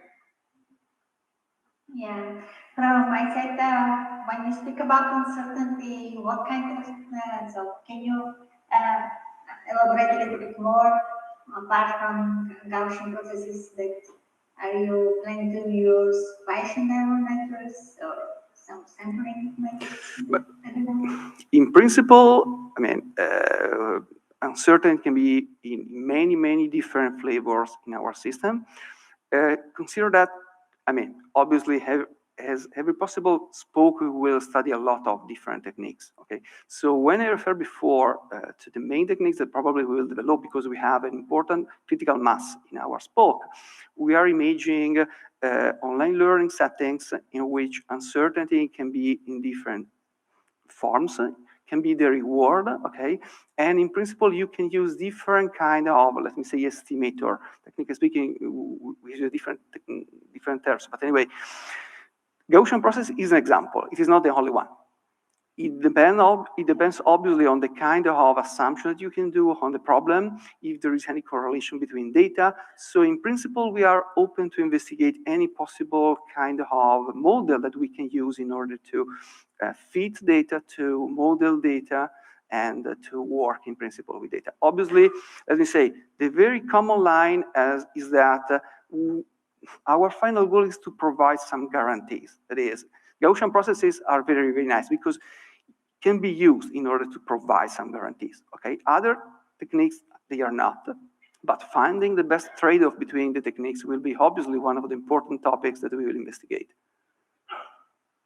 Okay, so I'm looking forward to seeing in the future. Thank you. Thank you again. Okay, now the last speaker of this morning session is Professor Luca Iocchi from Università La Sapienza.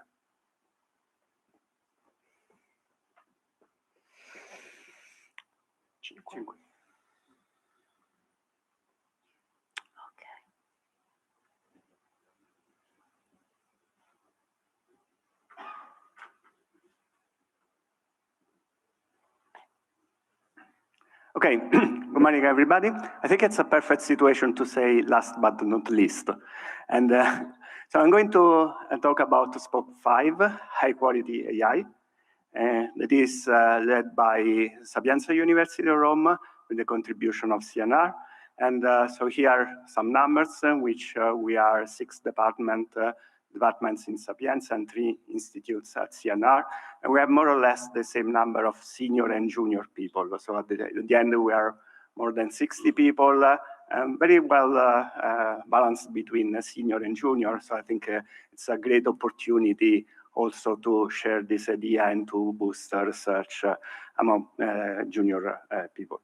So let me start to give a picture of what is an AI-based system. So in this figure, you can see a very, of course, abstract picture in which you see a system that is based on some components. Some of these components are AI components, so are developed with methods that we have seen, that we have done, we've seen in this other presentations, but then also we have other components. And so what is the focus of this book is to open this box and try to understand what is the qualities of this system. And this is very important because we already say that we are using AI in many, many systems. And at this moment, we have a little bit of problem that systems using AI, they don't have a clear technical sheet in which we can read what are the technical performance of this system. So we have very promising systems that can do wonderful things, but we cannot be sure what are the performance. So what we want to do is to change this perspective and start having a possibility of developing measurable qualities and the possibility of also developing techniques that allows us to actually measure these qualities, so that we move from some empirical evaluation in which we say, yes, this system works, to having some more clear and specific assessment procedure, so that we can put a quality check on this system. So of course, I'm not saying that current methods are low quality and that we'll develop high quality AI only in this book. So there are, of course, many high quality systems that are out there. The problem is that very often it's not possible to measure how good they are. And this is what we want to do. So we want to build some formal methods and methodological techniques that we allow to actually measure these qualities. Of course, the qualities are system dependent, application dependent, and also that depends from the user perspective. So the same system can be seen from different eyes of the users with different qualities. And what we want to develop in this book is some formal methods that would provide a possibility of guarantees the measure of some of the qualities. And this is very important. Of course, we can do it as a kind of an external component in which we measure qualities of a system, but we can also use it inside the same system, enlarging the system to include also this component that is able to self-assess its quality. And this is very important to create the feedback loop, so that at least the AI components can benefit from this analysis, and they can adjust, for example, their autonomy. And there are many examples in which you would like the system to be adjustable, so that given some module that is able to analyze the current performance, maybe we are in a situation in which the system understands that it's not performing well, and then it can adjust its own parameters, including the level of autonomy, so that, for example, it can even say, okay, now I release all the autonomy to humans because I'm in a situation in which I'm not confident that I'll take good decisions. Also, what we are aiming is to evaluate the entire system that is composed by many components, as well as the AI component systems. So, of course, we want to give guarantees of performance, both at system level and at component level. And this is very pervasive with respect to the different sub-areas.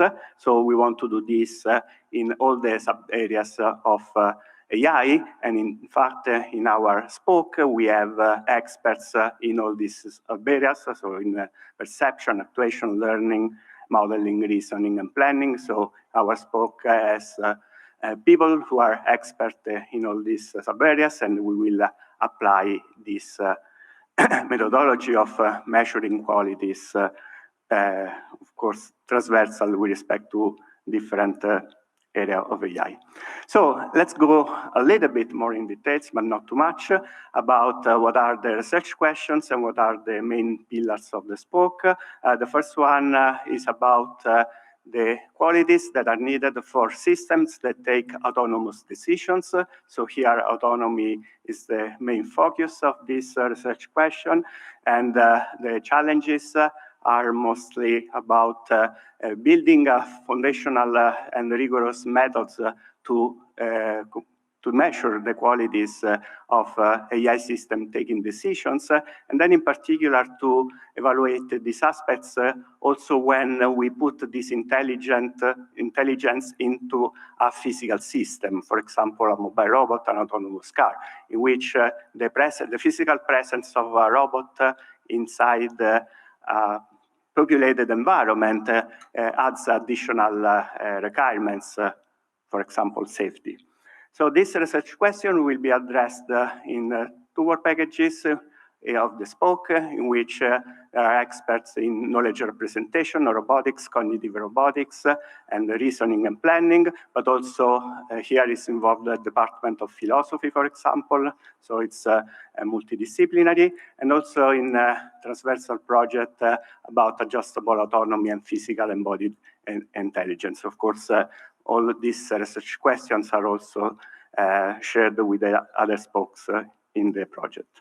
The second question is about the quality of data.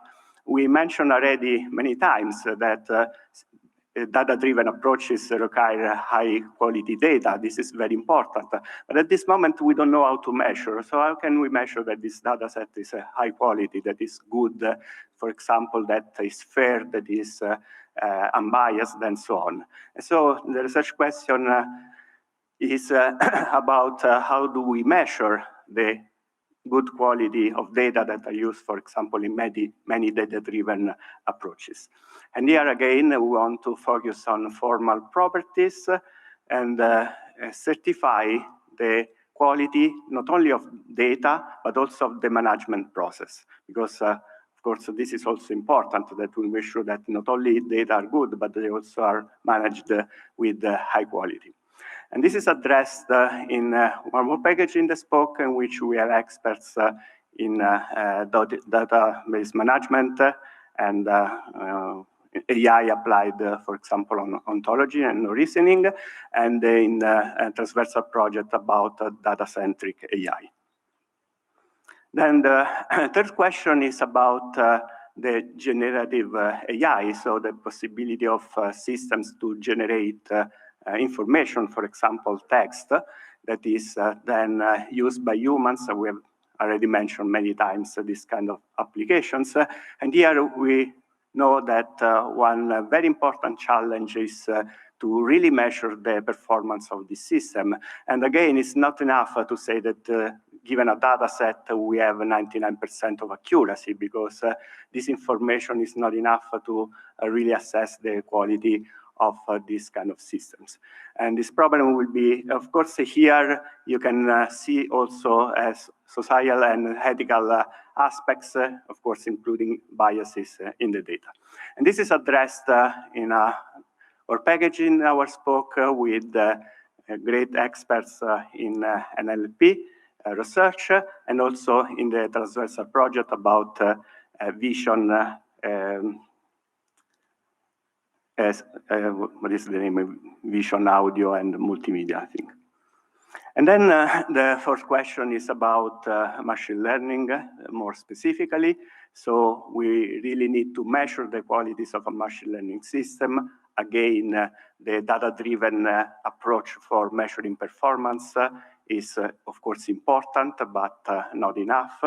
And we need some more formal guarantees about the performance of machine learning. This also address the challenge, includes the challenge of the quality assessment in hard sciences. So this task, this research question is addressed in the work packages in our spoke with experts in many perspectives of machine learning, including people from mathematics and physics, and in the transversal project on hard science in machine learning.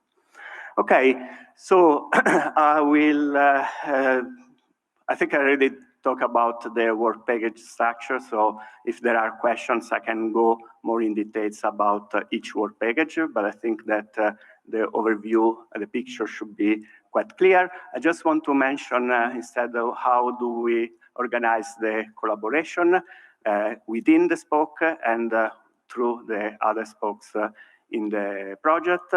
So we are organizing periodic spoke scientific meetings. We already did the one in February, and we do it periodically.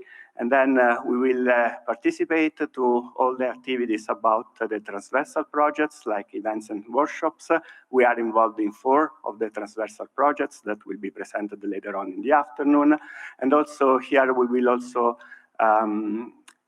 organize some specific meetings that are with other spokes on specific topics within the transversal project.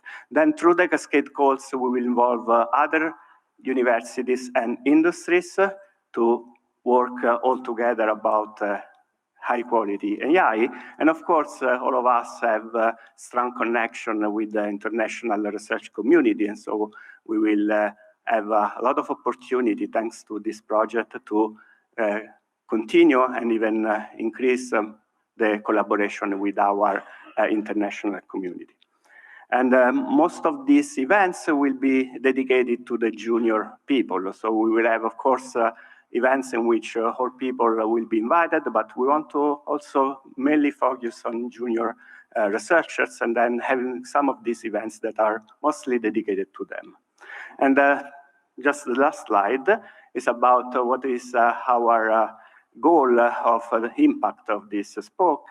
Well, of course, in the AI scientific community, we want really to push that quality in AI should become a major topic in all the conferences. This is our long-term goal for this spoke, but also we want to address, for example, the social sciences scientific community, because when we need to assess human-related qualities, for example, how a system can improve the quality of life of a worker in a factory, we cannot do it ourselves just with engineers, so we have to involve researchers from social sciences. And also this, we hope it will be an impact in that community. Then, of course, thanks to the ability of measuring the qualities of AI system, we aim at improving awareness, understanding, and trust of citizens about AI. That is very important. And also, we can support with these methodologies and this technology some choices of public and regulatory bodies that are looking at how to certify, for example, AI, you know for sure about the AI Act. So we hope that we are aiming to prepare tools that can actually support this choice. And again, last but not least, all this together will give a big boost to industry, in my opinion, since thanks to the capability of measuring the quality of AI, of having high quality certificates, the improved awareness and trust of citizens, and the ability of public bodies to understand what is a AI-based system, I think industry can have better business models and can deploy their product in a better way in the next years.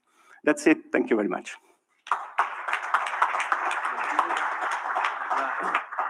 Start the question session.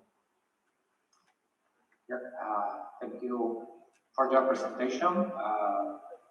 You know, I'm actually learning a lot with these presentations. This topic of high quality artificial intelligence is also a piece within the whole forest of artificial intelligence. Just a couple of questions. First of one is that you mentioned before the standards that should be required by autonomous systems. And I wonder if these requirements are included or are expected to be included in European regulations, for instance, in the Artificial Intelligence Act. Yes, well, we hope so. So the AI Act now, it's a very abstract level, so it doesn't, for example, make explicit what are the qualities of particular AI system. Now it's just giving a rank about for example, the risk of using an AI in a particular application. I think this is because at this moment, the scientific community is not able to provide this kind of tools. So we really aim at building both new formal methods with which we can guarantee formal properties of a system, but also technological tools so that we can actually measure some of the qualities. Of course, the qualities are system dependent, application dependent, even user dependent. But when we, for example, identify a class of systems and a class of users, and what are the qualities that we want to measure, by providing a tool and a technique to actually measure this quality, I think this will help a lot to make more concrete even the AI Act and any regulation. So that's our aim for this project. Yeah, another point is that having this kind of high quality standards helps to improve the comparability of systems. This is something we see even in our research metrics, and sometimes it's difficult to compare the results. And the same happens with professional tools. For instance, we have seen the mentioned before the ChatGPT, and there are other tools that generate text, but it's difficult to compare the outcomes of these tools. So this, I have seen that actually one of your work packages is devoted to the results of natural language processing generation. Yeah, absolutely. So this is exactly the motivation that drove this the description of this book. So now when we buy a commercial product, we can read the technical sheet and we can compare. And if we have two different products of the same kind that are functionally equivalent, we can choose one or another depending on the technical sheet and the characteristics that we like. This does not happen yet with the AI-based systems. So we have maybe one system or another system that they promise to do or to realize some output. They promise to realize some service, but we don't have a quality check, a technical specification. And so at this moment, we are not able to choose. Just we can compare, given a data set that, for example, this is the case of machine learning, we can compare that one system has better performance with respect to accuracy or some other data-driven scale. But this is not enough, in our opinion. We need more formal methods and foundational research in order to have a better understanding and measure of qualities of AI-based systems. Okay, thank you. Thank you.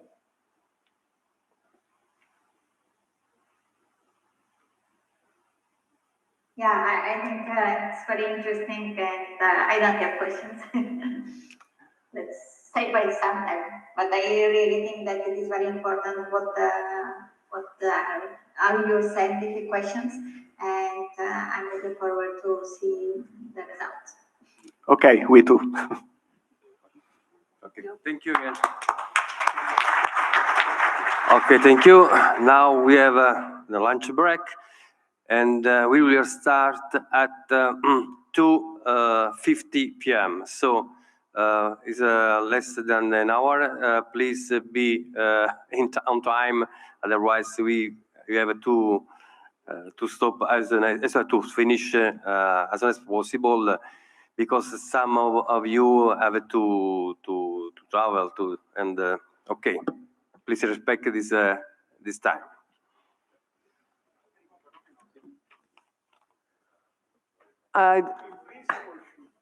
Okay, so I switch to English just in case they will join us. Okay, so the idea of the transversal project is to have a way to keep the scientific community still glued, and managing all the overlapping and doing synergies among the various activities within the project. So common planning, common joint researchers, joint PhD students, everything that can be useful for. Okay. Hello, are you there? Okay. Welcome back to this afternoon session. Now, so we decided, I'm saying this for the reviewers, we have decided to glue the first 4 transversal projects, and then opening for questions, so that we can accelerate a bit, because in the afternoon people have a train, so we have to stay straight with the timing. Okay, so the first transversal project. Okay, so can I call here all the 4 TP speakers so that we will not have any loss of time? So the first is a legal and ethical design of trustworthy AI systems, which is Professor Carlo Casonato will introduce. Then we have also Rita Cucchiara. Can you come for the second for the second TP. Then there is Bruno Lepri. If you come here to and then Fabio Patrizi from the Adjustable Autonomy and Physical Embodied Intelligence. Okay, so all of them are here, but I give the stage to Carlo Casonato for the first TP. Okay, thank you, Fosca. Good afternoon. I will be super short since the time is running out.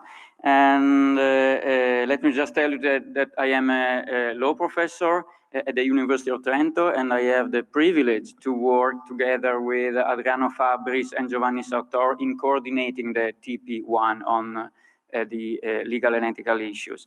First of all, let me tell you that our TP is transversal in many ways, in many meanings. As you see from the slide, is transversal because it intersects with with actually 6 spokes: human-centered AI, pervasive AI, symbiotic AI, resilient AI, integrative AI, and edge-exascale AI. But our TP is transversal in itself because in some way it integrates, it combines 3 souls, if you want, 3 dimensions: the computer science dimension, the legal, and the ethical. You see here, interdisciplinarity is actually key. Coming directly to the roadmap, let me tell you that in the past few months, we contacted other project manager of the other spokes. We are going to plan a meeting in April, and we are going to meet again in May, thanks also to the invitation from the other university and Fosca at the 31 of May, something like that.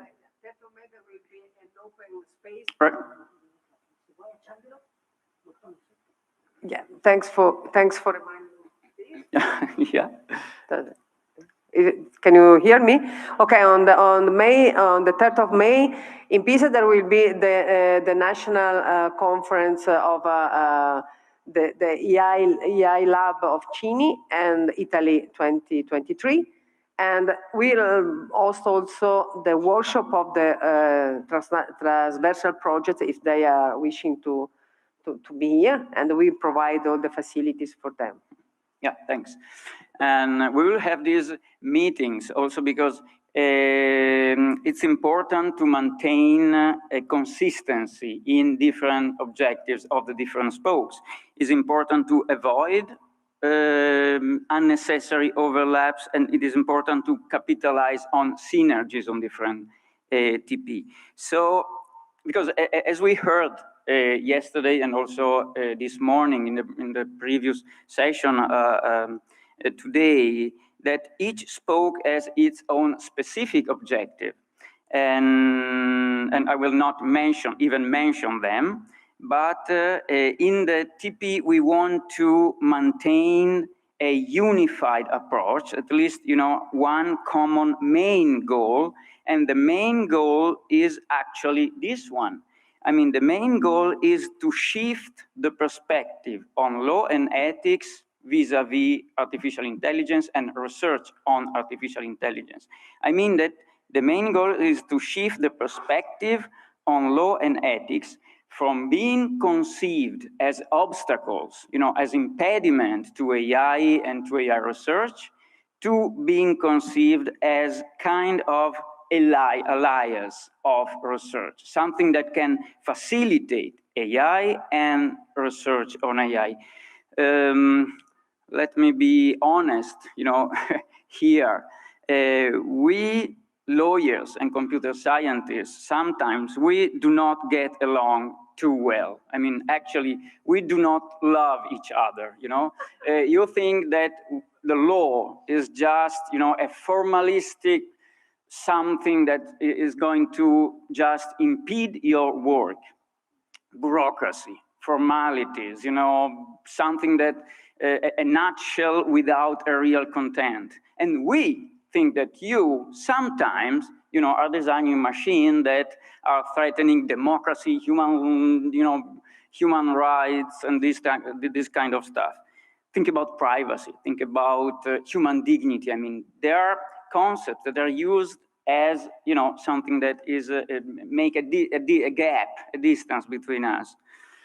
On the contrary, the challenge here is to shift the perspective from an obstacle, from an impediment, law and ethics, from an impediment, an obstacle to AI and research on AI, to law and ethics conceived as a component, a different component, but a converging component, a converging ingredient for a common effort towards a truly trustworthy AI. In doing this, we will try to focus on European common values. There are spokes trying to single out common European common values. And we are going also to focus on the AI Act, you know, the proposed regulation published by the European Commission back in April 2021, which will be, you know, a big deal because, you know, it's very complex and we will have to focus on it. And in this regard, let me just mention this article, you know, Article 16 of the Déclaration des droits de l'homme et du citoyen back in 1789. The original version was, any society in which the guarantee of rights is not assured, nor the separation of powers determined, has no constitution. Okay, we can make, you know, accommodate, change, rephrase it in some way, and to say that if we cannot limit powers, and if we cannot assure rights, there's no possibility to have a trustworthy AI. And accordingly, in this transversal project, we would like to think about new and maybe old but accommodate ethical and legal principles. And we want actually to, you know, mitigate the risk. We want to find ethical and legal rules in order to prevent abuse. But we have also to have a law that can permit us and you to make the most of the potential of AI. You know, law usually is conceived as something against. Okay, I can think about something like a right to the AI. When the AI, for instance, can give us a faster and more accurate diagnosis. Yesterday we heard about that. I think that we have to think about a new right, the right to have a performance, a service augmented by the intervention of AI. From this point of view, we heard a lot about sustainable AI and resilient AI. We need a sustainable law. We need a law which is technologically sustainable. We need ethical and legal principles which are resilient in the way that, we can find the right, the balanced trade-off between limiting abuses, but also assuring and, as I told you, make the most of the potential of AI. So sustainable AI, sustainable law, resilient AI, a resilient law, and so on and so forth. So, there would be many other ethical and legal issues to talk about. I just gave you, a few, just one key of our work. And let me just say that we are just at the starting blocks. We are at the beginning of a scientific journey, as challenging as it is exciting, a journey in which computer scientists, ethicists, and lawyers must work together to identify the best action, the best, the more effective ethical and legal principles in order to create a trustworthy relationship between law, ethics, and artificial intelligence. We have to work on building a relationship between law, ethics, and AI that is not yet there. Thank you.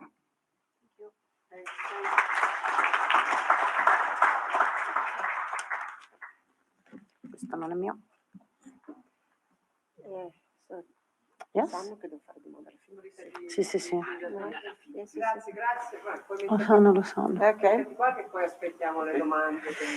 Non ce la posso fare. So the questions will be at the end of the slot of 4. And then we have the second TP, which is a vision, language, and multimodal challenge. And Professor Rita Cucchiara will present. Okay. So, hi for the reviewer, and thanks for your attention and your passion to stay here all the day.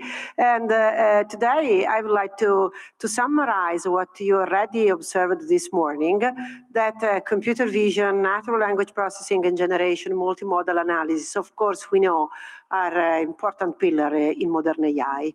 And the first challenge we try to cope with was really to put everything together by design. And this is something we started to do really at the beginning of this project, on the proposal. And this is something that we wrote together, myself and Roberto Navigli of Sapienza, but also together with all the other people that are involved with.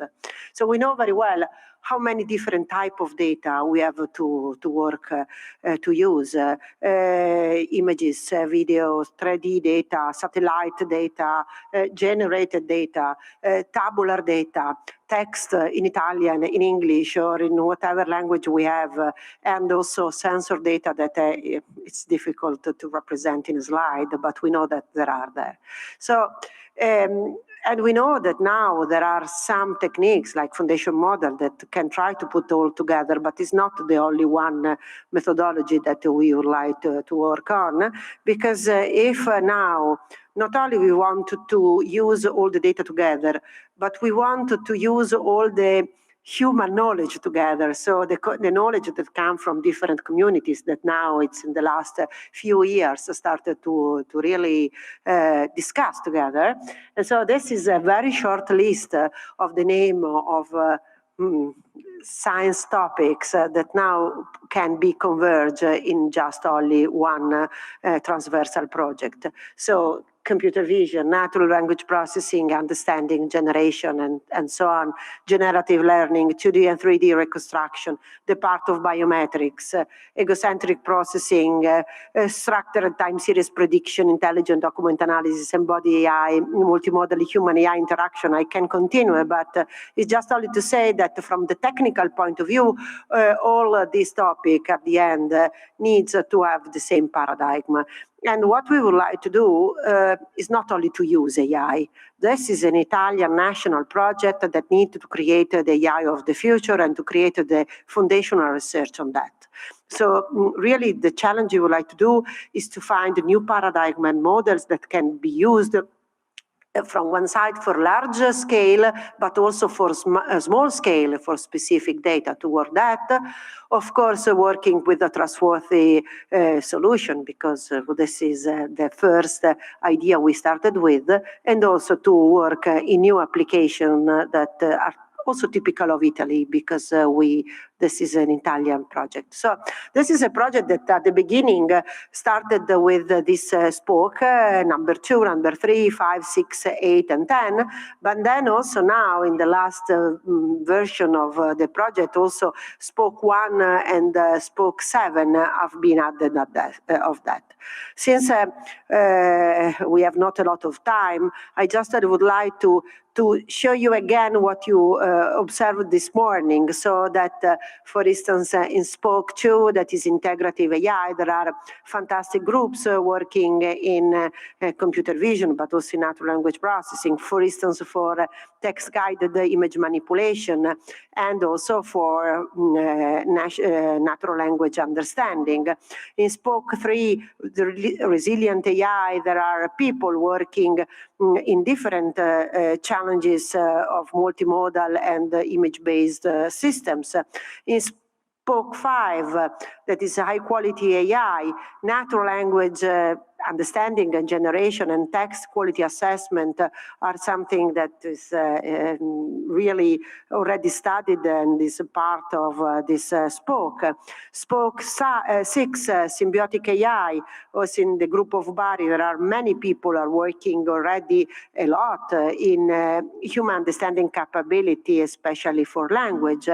In Spoke 8, where I am with Pervasive AI, we have many experience in computer vision for human AI interaction in video, in images, and in language. And finally, in Spoke 10, there is a lot of experience both in IT and in Catania working for egocentric perception and the 3D vision. So what you say that Italy is ready because it has a lot of experience in that, but we have to go a step forward to try to do something more, and not in an isolated spoke, but in a transversal manner in order to put really together this kind of knowledge.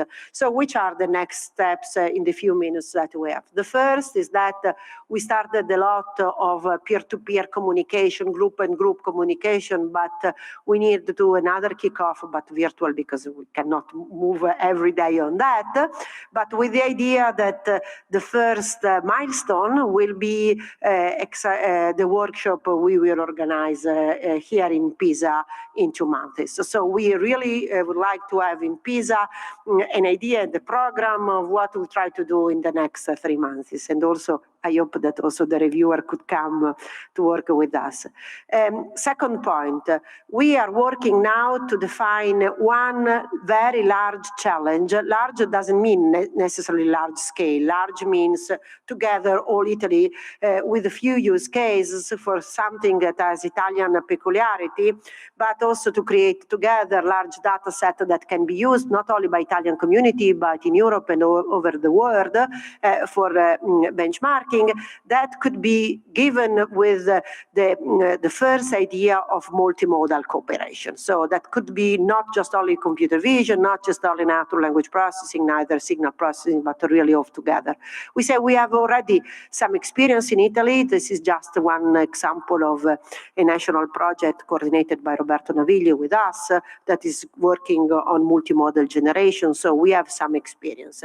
So the next step will be not only to do research possibly at the highest levels, because really would like to have a research product in terms of publication that could be in the most important conference and journal in the world, but also to connect this experience we have in different spoke with the current national, European and international project we are starting, because the idea of FAIR is not to be isolated, but to be one ecosystem that also connect all the European experience and the other experience we have. I finished. To create this kind of scientific events like this workshop, but also we are starting to propose a workshop in the biggest conference to work on that. And finally, but really very important for us, is to work with industries and companies. The industries that, like Leonardo, already are working with us, and the other, not only Leonardo, but the other that are in FAIR, but also the industry and the companies that we would like to join the future with us in the problem. I already said which are the open challenge. The open challenge is that computer vision natural language project is not a solved problem. This is just only the idea. We cannot say that we have to use and stop. We have to create the next generation of computer vision, language, and trustworthy things. So if you want, you can contact us.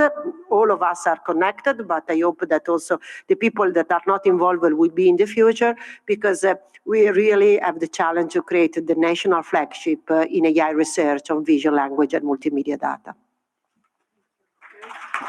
Thanks. Thanks, Rita. This is exactly the spirit of the transversal project. Next project now is learning and reasoning at different scale, from individual to community and society. And the speaker is Bruno Lebri from Fondazione Bruno Kessler. Thank you. Yes, so the project that, this transversal project that I will present, so it's co-led together with Fosca Giannotti from Scuola Normale, and the idea, as you already have seen this morning, is that the interaction between the intelligent system, the AI system, and the humans is one of the things that is transversal to several of the projects of the spoke, and in particular here we want to focus on two main goals. So the idea is integrating learning and reasoning at multiple scales, in this idea of having intelligent machine collaborating with humans at an individual or small scale, as we call in the proposal, where the goal is mainly building AI algorithms that are able to cooperate with a single individual and are able to enforce this human-AI collaboration and having human in the loop co-evolution of the decision-making processes. So the idea is having a decision-making process done usually by humans that is augmented and made more powerful by the usage of algorithm. And so here are part of this type of goals, all the things like hybrid machine learning, trustworthy AI, and I will give some example. And the other aspect is that, so these machines are usually not single machine cooperating with the single humans, but are group of machine or several agents that have a goal and a role in our complex social system. And in particular, so the idea of the large scale, so the other angle, is modeling this complex social system that are made by interaction of people and intelligent machine, with a focus on the collective emergent phenomena that came out from this interaction. So this idea is try to leverage also a little bit of the knowledge that came from other fields like complex system or physics, where you look how society can be represented as something that emerged like norm and everything, but a society that is done not only by humans, but humans and intelligent machine. So the objective, so the challenge that we have at the individual levels, so are things that already this morning are described by several of the spoke. So the first one, it's really how you can enable models and method and algorithm in AI that are able to explain the black boxes, so the deep learning type of approach. So how you can add things like factual and counterfactual explanation of predictive models, how you can have intermediate representation and explanation of this intermediate representation, and then high-level explanation, so how you can use things like logics, causal explanation, knowledge graph, and you put on the top of the black box models. Then the other approach is really having from the beginning and by design, so algorithms that are interpretable, so having new machine learning models that are able to exploit concepts that are more human-like, that are able to exploit logics and causal reasoning, and so that are influenced a lot from cognitive science and the study that came from human decision-making, and are able in this way to interact with human. Then there are other aspects. For example, one aspect is very important and well studied by the SPOC 6 that is part and is having a role in this transversal project, that is the design of novel ACI, so human-computer interaction paradigm that are able to enhance the human performance, and also design systems that are able to quantify, for example, the uncertainty and the mistakes of the human decision-making process, or novel self-aware models that are able to know what they don't know, and so they are able to understand when the decision needed to be left to the human beings and not taken by the machine, and also are able to understand when it's better interact with human using a more intuitive type of approach, the system one, or a more rational type of approach. As you say, so also from the individual level, so the type of transversal project is really multidisciplinary in the sense that you have things that came not only from the AI communities and the computer science community, but from cognitive science, from decision-making studies on human decision-making processes and so on, psychology, for example. And then there is the other angle that is instead looking at what happens when you have this machine in the society and how they influence the mechanism of our society. And so the idea is designing a social AI and cooperative AI mechanism for supporting collective outcomes, for example. And here we have example of real concrete challenge, like, for example, supporting sustainable mobility in cities, supporting the fair allocation of resources, like things like you can imagine support of related to income, or you can imagine taxation, or support the pluralism in public debates. And also how they can be used to understand and mitigate some outcome that we can see are harmful outcome that came from the misuse of technology, like polarization, segregation, inequalities, that are things that are already present in the society, that are sometimes amplified by technology, and we can try to use technology to instead fight against.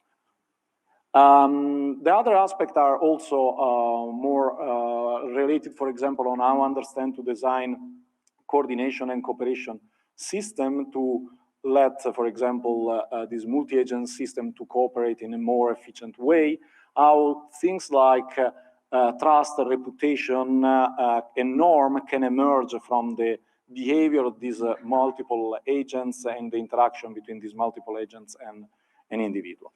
As I said, so it's a transversal project that has the influence of and the contribution of the several six spoke, and different form of the AI that was described this morning during the other presentation. So we have a role for the pervasive AI, for the human-centered AI, for the symbiotic, for the sustainable and bio-cognitive AI.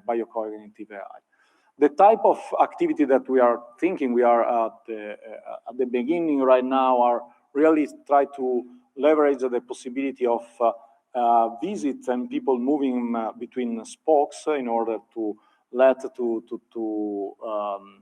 collaborate the different spoke around this transversal project and the challenge of the transversal project.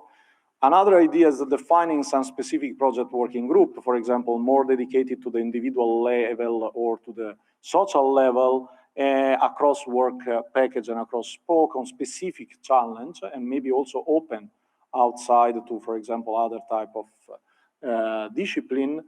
And the other aspect is more on the dissemination type of activities, so open workshop like the one that we have in mind to do at the end of May here in Pisa, or also on the education level, so having summer school or PhD courses dedicated to this challenge. So these are the presentation. Thank you for the attention. Thanks, Bruno. Now we have the fourth TP of this slot, which is adjustable autonomy and physical embodied intelligence, and Professor Fabio Patrizzi from University of Sapienza is the speaker. Okay, thank you. Okay, so this transversal project focuses on adjustable autonomy and physical embodied intelligence. So the main question we want to deal with is this one, which is how to create autonomous AI systems that are able to understand the limits of their autonomy and ask for human supervision when appropriate. So the idea is to provide agents with high autonomy while guaranteeing the possibility to actively resort to human collaboration when needed. So in the picture, you can see the transversality of this project, which covers two focus areas of the project. In particular, that on robustness and that on sustainability. Specifically, the project involves 6 spokes, which are integrative AI, resilient AI, adaptive AI, high quality, edge, exascale AI, and sustainable and bio-cognitive AI. There are 14 groups involved from, sorry, there are various groups, actually 14 groups for from as many institutions, which are rather heterogeneous as competencies and geographical distribution. The project involves over 60 researchers, 60 senior researchers, and as many junior, which will be are being hired or will be shortly. Okay, so let me introduce the two central notions of adjustable autonomy and physical embodied intelligence to give a better description of the topic of the project. So by adjustable autonomy, we mean a form of reactive and deliberative intelligence that provides agents with autonomy and with the ability to recognize when the agent cannot solve a task or cannot deliver solutions that comply with ethical, legal, or safety constraints. And the objectives, so the idea is that when these constraints cannot be complied with, the agent should resort to human intervention. However, this intervention should be minimal because we want to have high autonomy. So the objectives related to this notion are the development of self-adaptive, largely autonomous AI agents that have the ability to acquire awareness of the environment, that have self-awareness of their own capabilities and limitations, and that have the ability to resort to external help if they need it. So this will allow for reducing the need for micromanagement by human supervisors, and of course will increase trustworthiness of AI systems. These latter two are other objectives of the project. As to physical embodied intelligence, this refers to the challenges that an autonomous agent has to address, has to face when running in a physical device, in a physical body, such as a robot. So by physical embodiment, we need the acquisition by the agent of the full control of the physical body. And of course, this also includes sensing and acting capabilities which are needed by the agent in order to carry out its goals. So it needs to be able to use these capabilities. With respect to this, the objective of the project is to devise approaches to inject embodiment-independent intelligence into autonomous machines. With this basically meaning that we want to enable robots, independently of their specific embodiment, to be able to learn continuously and autonomously perceptual and semantic knowledge about the environment through direct interaction with the environment itself, with the humans in the environment, with machines, and with other resources that may not have been designed specifically for the purpose of interacting with humans. Obviously, there are close relationships between these two ideas. The first point of contact is the fact that physical embodiment calls for the ability to autonomously adapt to specific sensing and acting capabilities, and this requires, obviously, high level of autonomy. Then there is the agent's need for assessing the capabilities and the limitations of the embodied device. Plus, the framework calls for uncertainty quantification in order to ensure enforcement of a safe and adaptive control. There is the need by the agent for enforcing ethical, legal, and safe behaviors. This is required every time the agent has to operates in some human environment. And finally, the agent needs to be able to detect those situations where the external collaboration, in particular human collaboration, is needed. What are the main challenges of the project? So the first one is finding the right balancing between autonomy, which we desire to be high, versus action delegation and human feedback or assistance, which should be low in order to guarantee high autonomy. Then there is the problem of devising approaches for deliberating under faulty perception. There is the problem that we need to take different perspectives on the environment in order to address the problems that arise at various levels of abstraction. There is the problem that the agent needs to master, actually, deal with the physical world, and in particular with the uncertainty and unpredictability. There is the problem of working under limited resources. There is the problem that the agent is working under strict efficiency requirements, in particular to guarantee real-time human-robot interaction and fast adaptivity. And finally, there is the problem, since the agent is operating in a human environment, there is the problem that the agent must be able to reason about the ethical implications of its actions and behavior in general. So let me briefly mention the main research topics that will be touched by the project. These are planning, multiple and multifaceted modeling, maximally permissive supervision. Then we have acting and learning how to act, learning, revising, and reasoning about knowledge, machine learning, knowledge verification, safe and robust interactive learning, calibrated uncertainty quantification. Obviously, these are the main topics, and there are many more that will be touched during the development of the project. Let me conclude by mentioning the activities that will be carried out within this project. In particular, we have two groups of activities. The first one are activities meant to facilitate the exchange of ideas, collaboration among groups, and development of new ideas. And these will be implemented as research visits done by researchers, RTDA, and PhD students. And obviously, we mean to organize a number of project workshops to bring together the various groups. Then there is the set of dissemination activities, which include PhD courses to be organized at the various institutions, and plus open workshops to be organized at prominent venues, such as main national and international conferences. Thank you. Thanks, Federico. Thanks the four speakers for being so fast.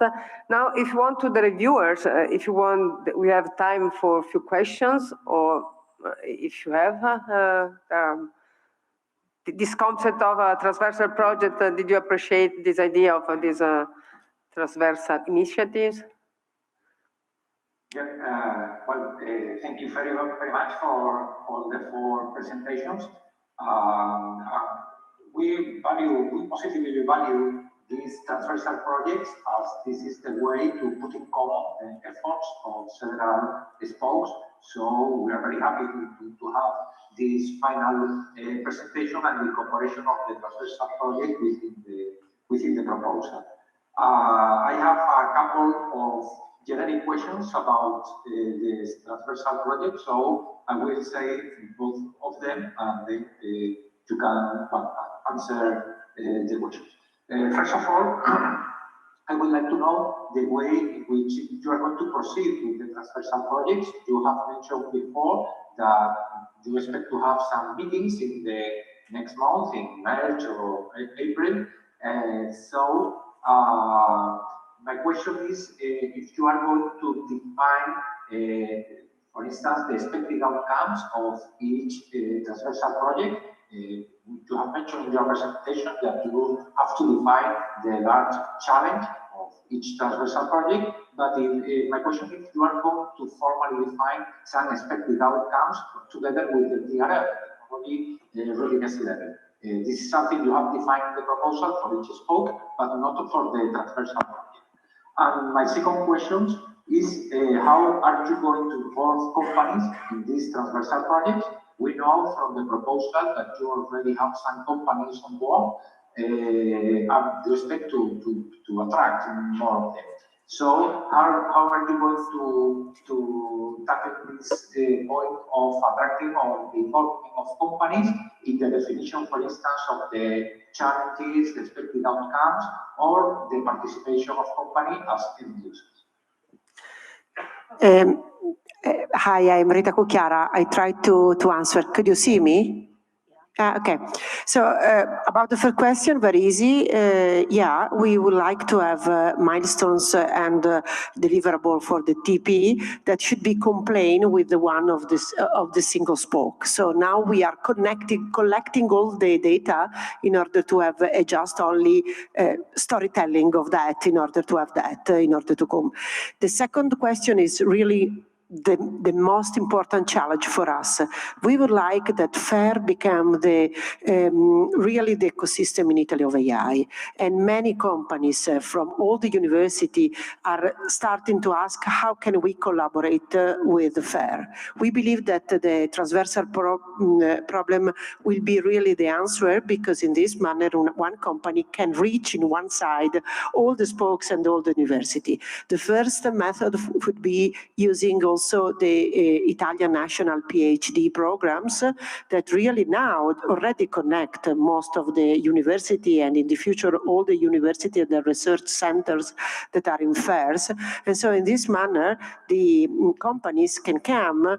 I don't know if you are aware of the fact that we have this new possibility to have a PhD student partially paid by the Italian ministry and partially paid by the companies. So this could be the first manner to have a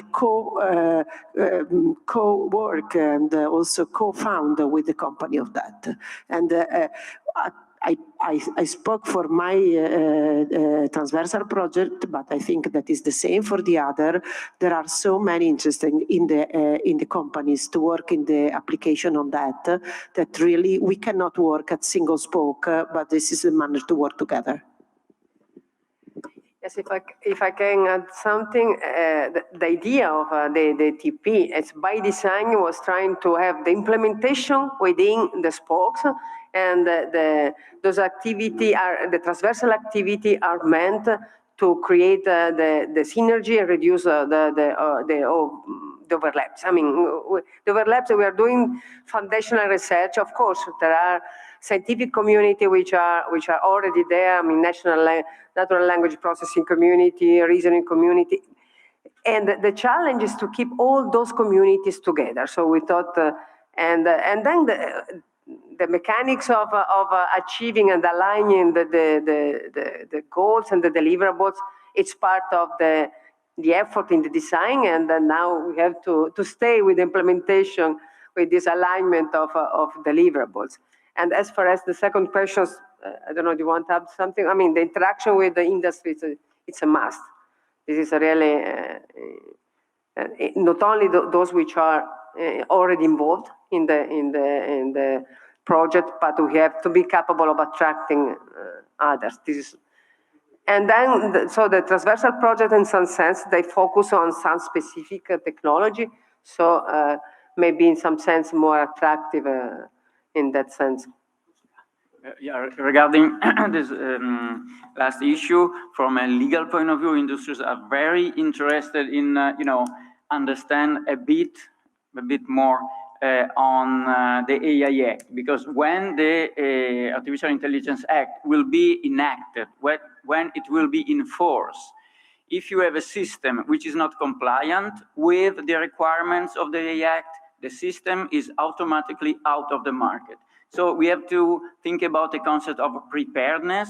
So we have to, and you have, to design systems which are already, ready, which are already in compliance with the requirement. So, you can stay in the market and you are not, out of the market the day after of the AI Act. Yes, this is important. I think that the activity of Transversal Project 1 on Trustworthy AI, in terms of alerting the industrial community of the need to be prepared for that, it is really important. I agree on that. Can we move to? Yeah, thank you. Can you have more questions?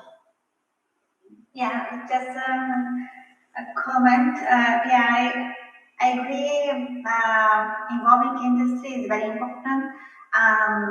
All this cascade funding is very useful for this. Also, industrial doctorate work very nice. In this sense, if we want to go one step further, what is also the involvement of the citizens from Italy? That is the society, the opinion of society. What are the plans in order to really assure that you are listening and the society is aware of all these advances? This is my first question. The second comment is that what I understand is that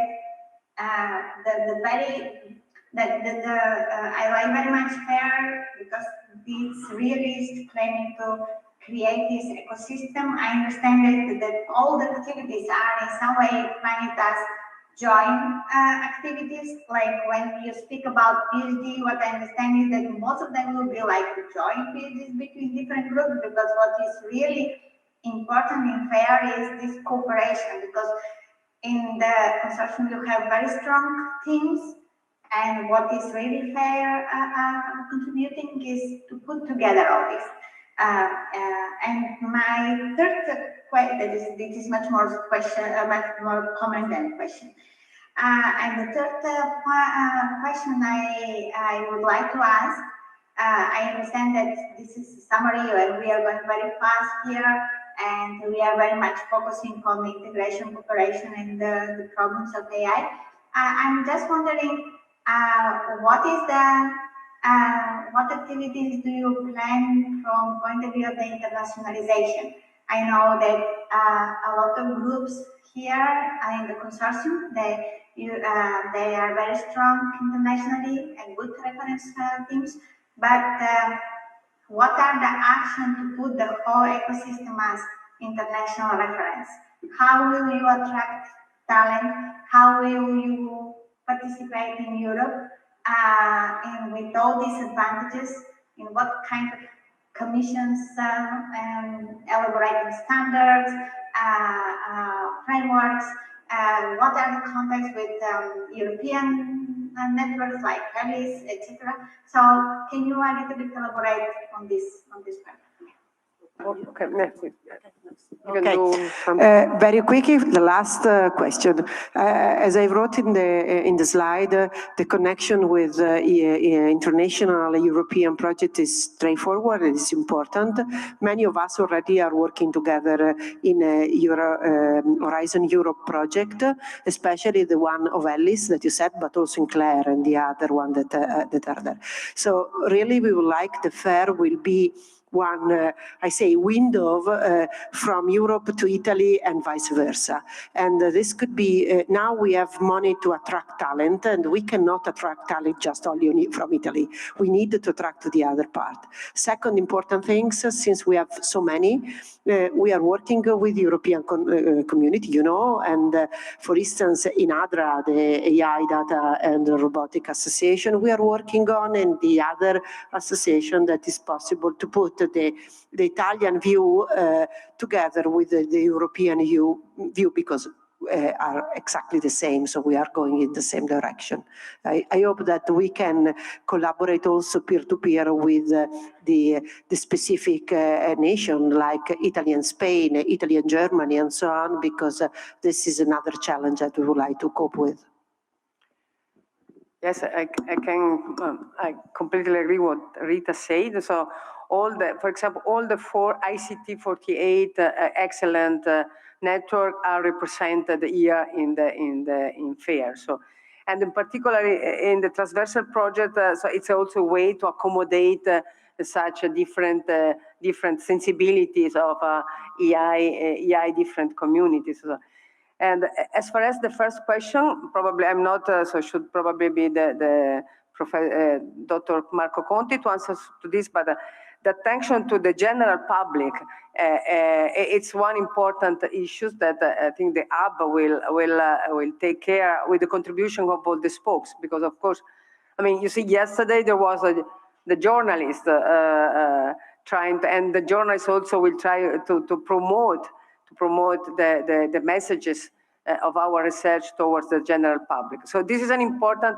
issue, and also I think that there is plans of several interventions towards in these directions. There were already planned, also some in the proposals and some others. I think this is an important issue. I agree, and then actions have to be done. Some are already planned. I mean, and then there are specific actions for gender issues. So this is something which is in the plan. I don't know if.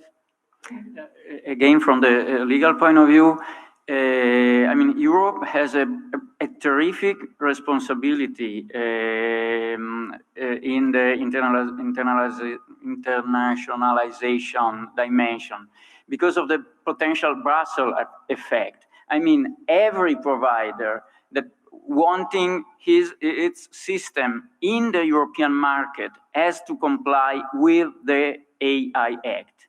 Even though the system is created and developed, in China, in the US, whatever, if they want their system in the European market, they have to be compliant with the AI Act. From this point of view, Europe hopes, in some way to condition it, to make the European requirements globally common at a global level. Because, probably China, the US, they do not want to get out of the European market. This is the so-called Brussels effect. And so from the legal point of view, this is, something that can be really, that can have a huge impact on the globalization of AI. Okay, now, if you don't mind, I will go on because again, it's Friday, and then the people have these trains. So we still have three projects. So the people, the speakers of the other 3 projects, if they can come here. So the next project in particular, it's so now we have a project actually that in the proposal we aggregated to project that we name it so the next frontier of machine learning.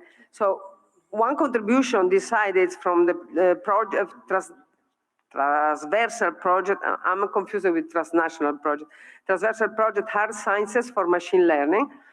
And this is where the mathematics and physics community are getting in FAIR, and we are strongly interested the novelties that they can bring in all kind of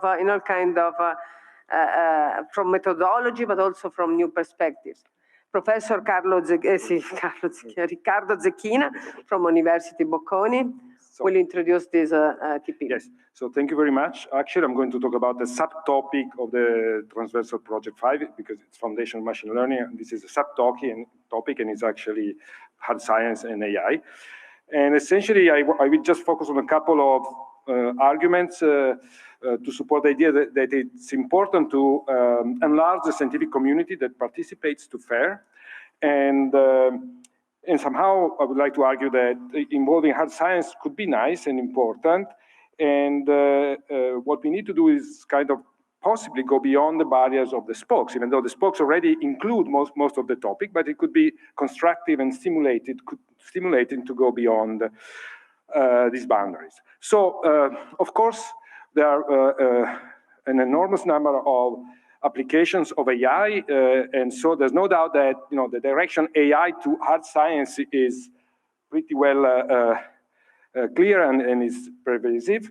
And one prediction that we can make about AI in the future is that it's going to produce a lot of new scientific discoveries. Now, of course, machine learning itself is a topic of research, so in this sense, there could be a feedback. Now, as far as AI towards the science is concerned, I like to think that AI is a new tool for the scientific method. I mean, there are experiments, methods, and so on, and AI is a new way of doing research. And this is true also for social sciences, in particular through natural language processing techniques. So this is just fantastic, and I think here you see the AlphaGo performance. I mean, it's pretty clear that if something concrete comes out from there, this is a Nobel Prize worth discovery.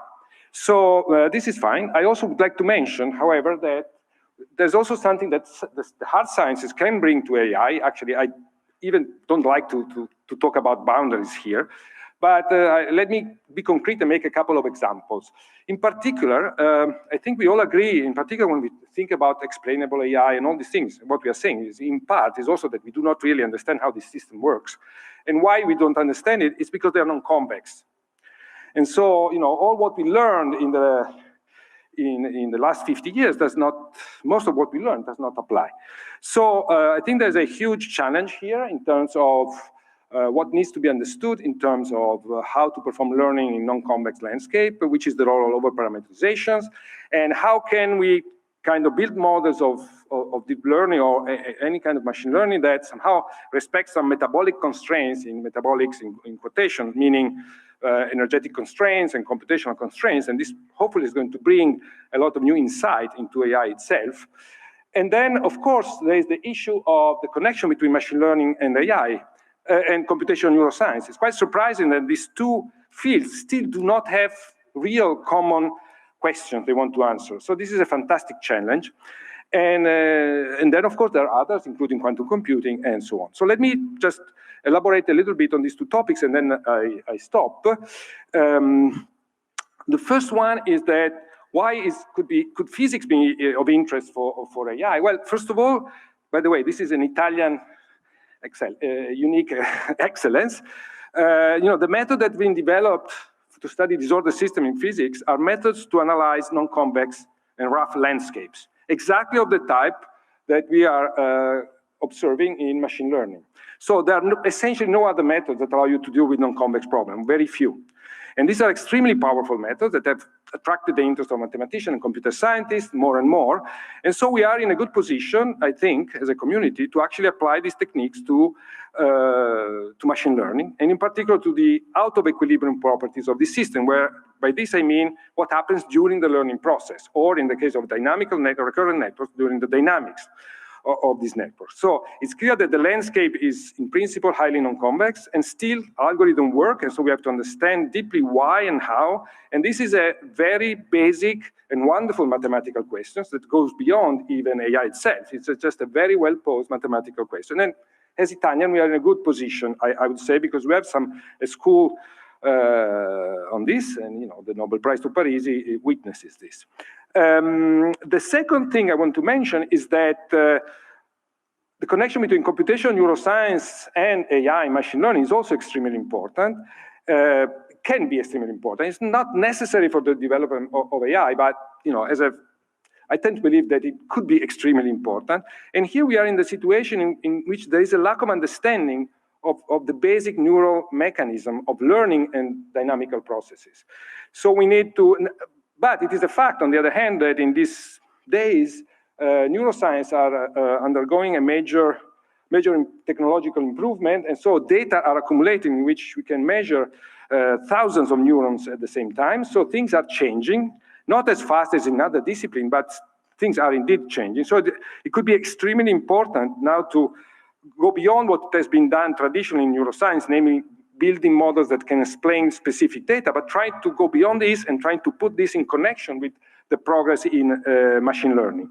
So I think that here there is room for all the communities, and in particular, I guess, for the community that are used to deal with highly, again, non-convex, out-of-equilibrium properties. I mention quite often the out-of-equilibrium theory because this is an open problem for physics. How do systems out of equilibrium behave? And it's actually the regime in which AI works all the time. So it's really a common ground that just has to be revealed.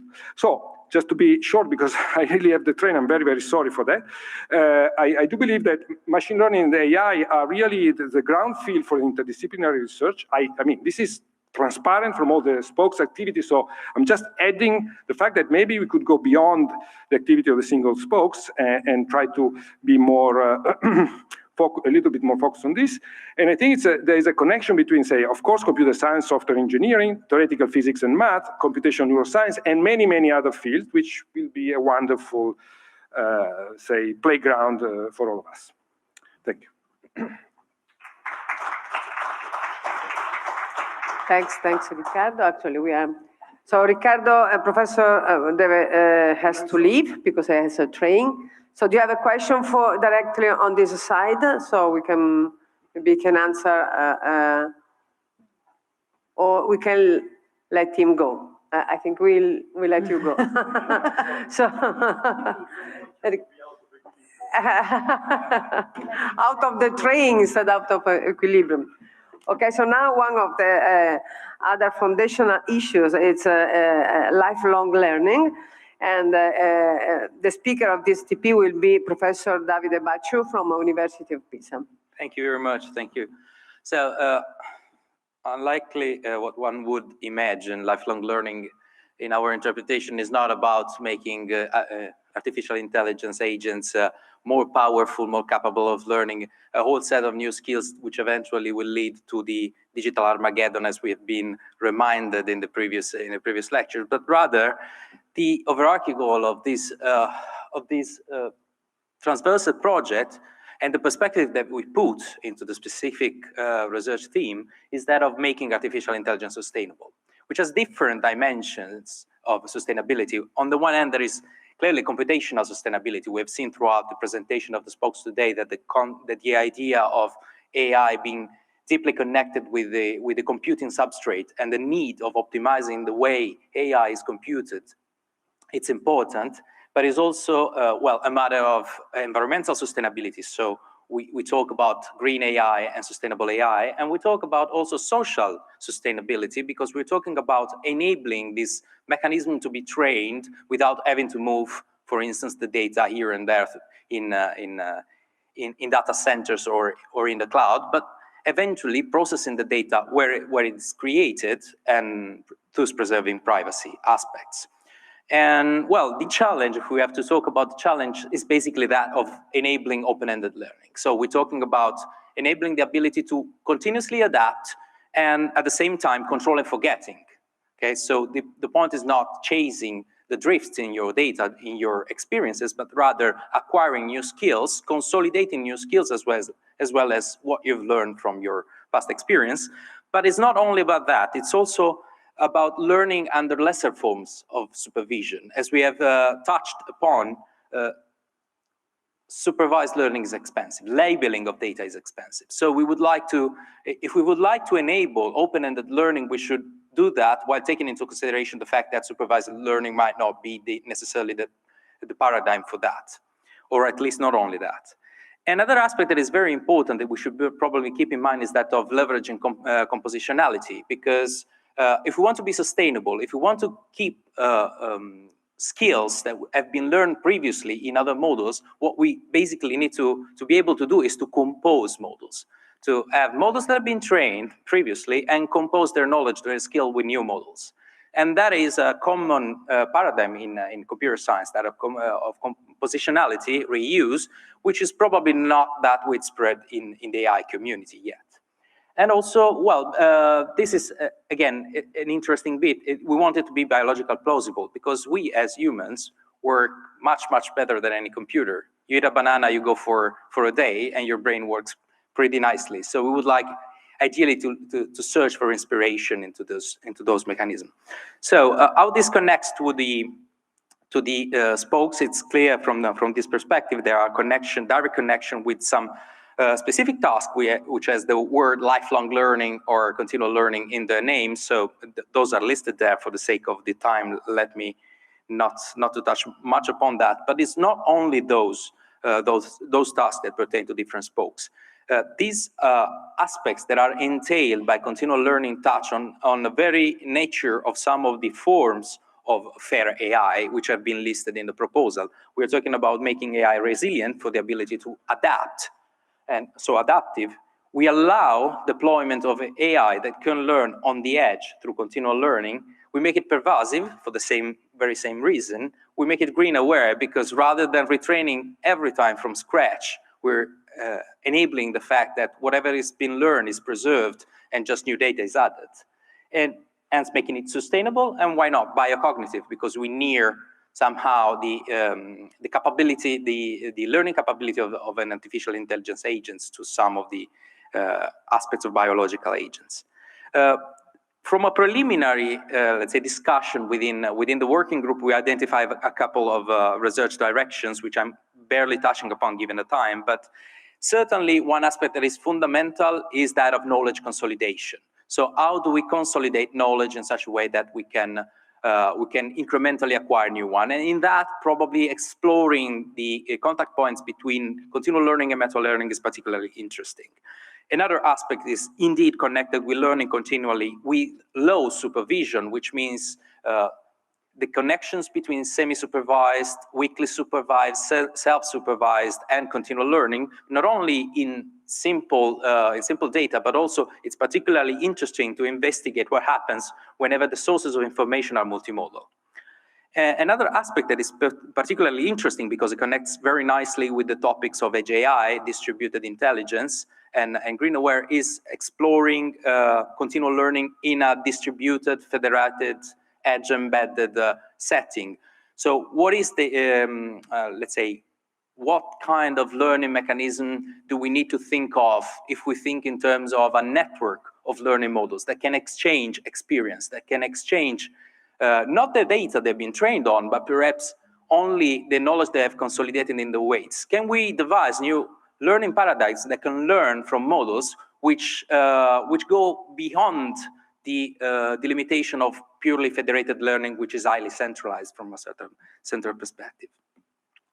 And in doing so, we cannot but look at the best mechanism that we have for knowledge consolidation, which are those in the brain. So part of the work that is going to be explored in this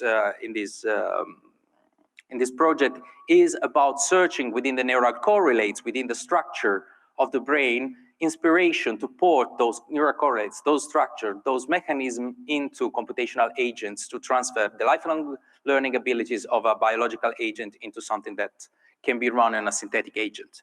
And this has, of course, not only implications for the learning paradigms, but also for the applications that build upon machine learning. We have identified a couple of one which directly connect with activities within FAIR. One of them is open-ended lifelong learning robotics, the fact that you want your robots to be able to incrementally acquire skills and be able to explore the world, be pushed to explore the world, acquire these skills to realize goal, to deliver a service. And in order to do that, the ability of learning incrementally is fundamental in our perspective. But it's also nicely connected with foundational models, because foundational models are relevant, are very important. We have mentioned so many times today ChatGPT, but their cost and the cost for their training, the cost for maintaining, keeping them updated is enormous. So having different kind of mechanisms that are democratize access to training of those models, to updating of those models is fundamental. And it's also interesting to keep in mind aspects that pertain with science. Yeah. So it's very important when we talk about let's say, a rising area of research that setting up benchmark tools, environments to facilitate research is also something that favors the impact of that specific research areas. Why doing this within FAIR, and then I'm closing, is because Italy is a country in which there is a high richness in terms of groups that are working already on continual learning. We have these groups that have grown in different areas of machine learning or AI, some developed within traditionally computer vision groups, some others are traditionally robotics group or machine learning groups. FAIR AI is bringing everybody all together. And so it gives us the unique opportunity to start working together as a network and as a team of people that operate on a national level and, of course, an international level. But just to mention the fact that this doesn't build on nothing, because the largest international research community on lifelong learning has been funded in Italy, it has the president and some of the board members in Italy, and they are part of FAIR. So we are in a unique position to steer also and to interact with an international network that operates on the topic. And this is also witnessed by the fact that two of the most, let's say, widespread programming framework for lifelong learning are produced in Italy. One is Avalanche and is managed by University of Pisa, for instance, and the other one is Mammoth and is managed by University of Modena, Reggio Emilia. So just to conclude, next step would be, of course, that of meeting here in Pisa with the opportunity of Italia. So we will be hosting a specific workshop, bringing together this community for the first time, possibly in the same room, if not in a virtual room. And well, this is also acts as a call for interest. So for those that can be, want to be in, let's say, participate. Thank you. Thanks, Davide.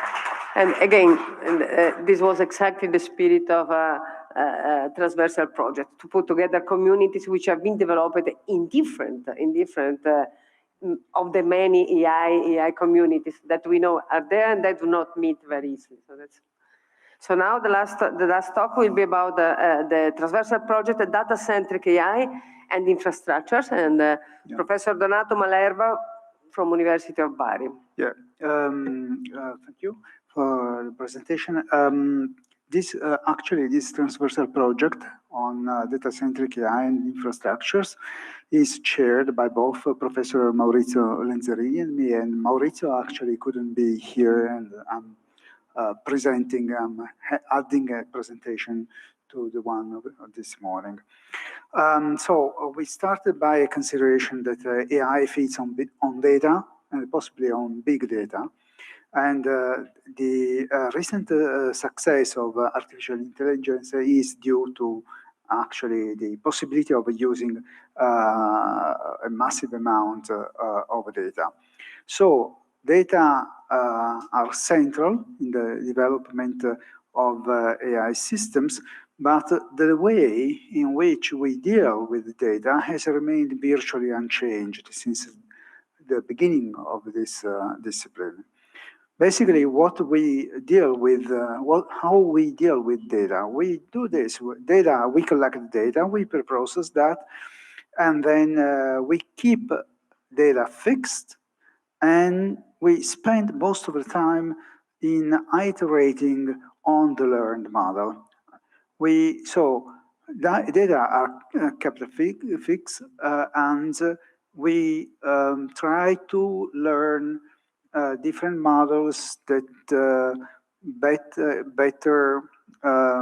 can better predict and can better perform on that data set. Of course, we keep some data away, we perform across validation, but the idea is that we try different models on the same data set. So the training data is fixed, and the model is actually at the center of our focus. And so we perform some feature engineering, and then we choose different learning algorithms or deep learning architectures. While data is the key for to developing successful AI today, well, at the same time, data can be also a bottleneck that constrains progress on the development of an AI system. So we have a challenge here that AI systems need more manually labeled and better curated data. So the research question we want to face is how to overcome this bottleneck. And the idea is to have a data-centric approach where most of the time is actually spent on curating data, on labeling, on managing, slicing, while the model itself remains relatively more fixed. And the key idea is that data is the primary arbiter of success or failure of AI systems, and therefore we have to focus more on data than on modeling. Another aspect that we want to face in this transversal project is related to the fact that we need data infrastructures because they can support storage scaling, and we also need sufficient computing resources such as CPUs and GPUs for advanced AI applications. So we consider a data infrastructure transversal to transversal need to many spokes. And we want to ensure data access that is, and we want to also ensure privacy and security issues and keep these factors under control. And so the goals of this transversal project is twofold. From one side, we want to develop principles and methodologies for data-centric development of AI. And from the other one, we want to develop tools and solutions for handling large data sets as input to AI processes. In this transversal project, we also see some synergies with the SO Big Data research infrastructure developed here in Tuscany, in Pisa. And so we will find synergies with this infrastructure in order to create a fair virtual research environment for curating and sharing data, methods, and workflows, but we will focus mainly in this transversal project on data side, which is transversal to, basically, I would say, all 10 spokes, but specifically, we have 3 spokes that will be involved in this transversal project that have committed to work on this through some work packages. One is resilient AI, the other one is symbiotic AI, and the third one is quality AI.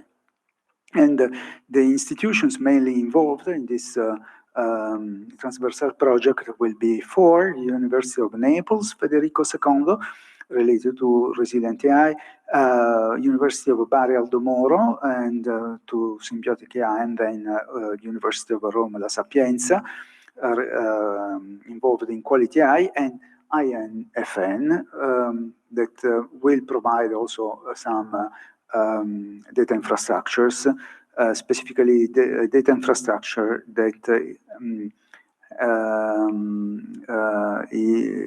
has been is located in Bari.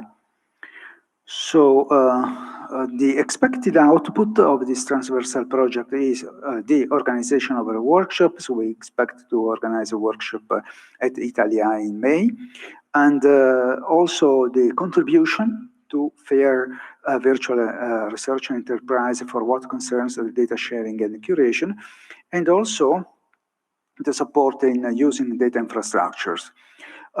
We intend to use cascade calls that are actually currently assigned to spokes, but these 3 spokes that have that will work on this transversal project, in some sense, will commit in spending some of the cascade calls to support also this transversal activity for the FAIR project. Thank you. Thanks. Donato said something that all the transversal projects are doing, finding a common planning also for the cascading, in order to the cascading codes that will be executed by the spokes, but on a plan which comes from the bottom-up requirements from the transversal project. Do you have questions for those three last transversal projects? Okay. It's a marathon. It's a marathon. This. Thank you for these last presentations. I'll be brief because I know we are a little bit out of time. I have just one remark that has been mentioned in this last transversal project, and it is about the computational resources. I don't know exactly the situation in Italy, but I guess that you have some supercomputers, data centers, some research group have more computational resources than other. So my question here is, perhaps within this transversal project, is there any specific plan to put in common these computational resources for all the stakeholders of the partnership? The plan is to use some of the infrastructures. Well, actually, we have several infrastructures in Italy. We have the biggest one is in Seneca. Seneca is not involved in this project, but there are farms at the Politecnico of Torino, in Bari, in Pisa. Well, the problem maybe is not actually the infrastructure, but anyway, and the specific infrastructure that we will use, well, we will rely upon in this project is one that is managed by INFN, which is well based in the which has several sites in Italy. So in this sense, it brings a national view and national support for the use of infrastructures, even though some of them, the infrastructure developed by INFN is based on specific cities, but it will be made available for experiments, of course. This is the idea. And also, so big data as big data. Yeah. I mean, it's connected to several other computational resources. Yeah. Including Barcelona supercomputing, so we can even expand our computational needs from other countries. I don't know. This is the answer. Is it okay? Yeah. Michela, do you have any other questions? Well, we spoke already on many topics. I think at this moment I don't have any more questions. Just to tell that I am really glad to see that all groups are following very well the project proposal, and the questions from my point of view are very challenging. You are covering all questions of artificial intelligence. It is difficult to think about if there is any open challenge that is not covered. Definitely, this what all the consortium is doing is of benefit from not only for the scientific researchers, but also for the society, because many of the questions here are much more related to how to really ensure that AI is adopted by the society and by the industry. So definitely, I just wish to continue in this way to take benefit of all this cooperation that is really very important, and all the rest is just looking forward to see the results. Thanks. Let me call Marco Conti and Pino to say the last final greetings to everybody. And of course, we thank you for stay all day long here with us. But this was also an opportunity for all of us to meet. It's the first time that we meet, and actually it's the first time after a long time, because the pandemic period also. So I think it's been a good start. So now, Marco, and I leave the floor to you, Mike. Thank you, Fosca. First of all, I wish to thank the scientific evaluator. They have spent all the day with us. They provide a lot of feedback that has been very useful to start and set the seed of this major scientific effort that we have. So next days, we will have an internal follow-up meeting, and then we will be in touch with you, making some proposal of how we can cooperate with you. So we will some interaction with you to define how it is, from now on, which is the better way to collaborate. we will provide some proposal, and you can provide us your view, and then we will establish how we can continue to work for the next 3 years. So thank you again for your contribution today and for all contribution that you will give to us during all the project. So thank you. And of course, I wish to thank all the participants to this today's event. It's particular today because this was a very dense day, and we are very happy of the participation. I think it was very useful for all of us. And but okay, I see that it is time to close the session, and I leave the floor to Dino if you don't want to say something. No, a few words. Thank you for staying here up to now. Okay, for survive. Okay, you are the survivors. Now, only a consideration. I think that today I think that there is a lot work to do, but there is a good feeling. Okay, I think that I'm confident that we will reach our goal and a very interesting result. The only thing that I can assure that from our side, from the foundation, we will put on the table our competencies, and we will make every effort to support the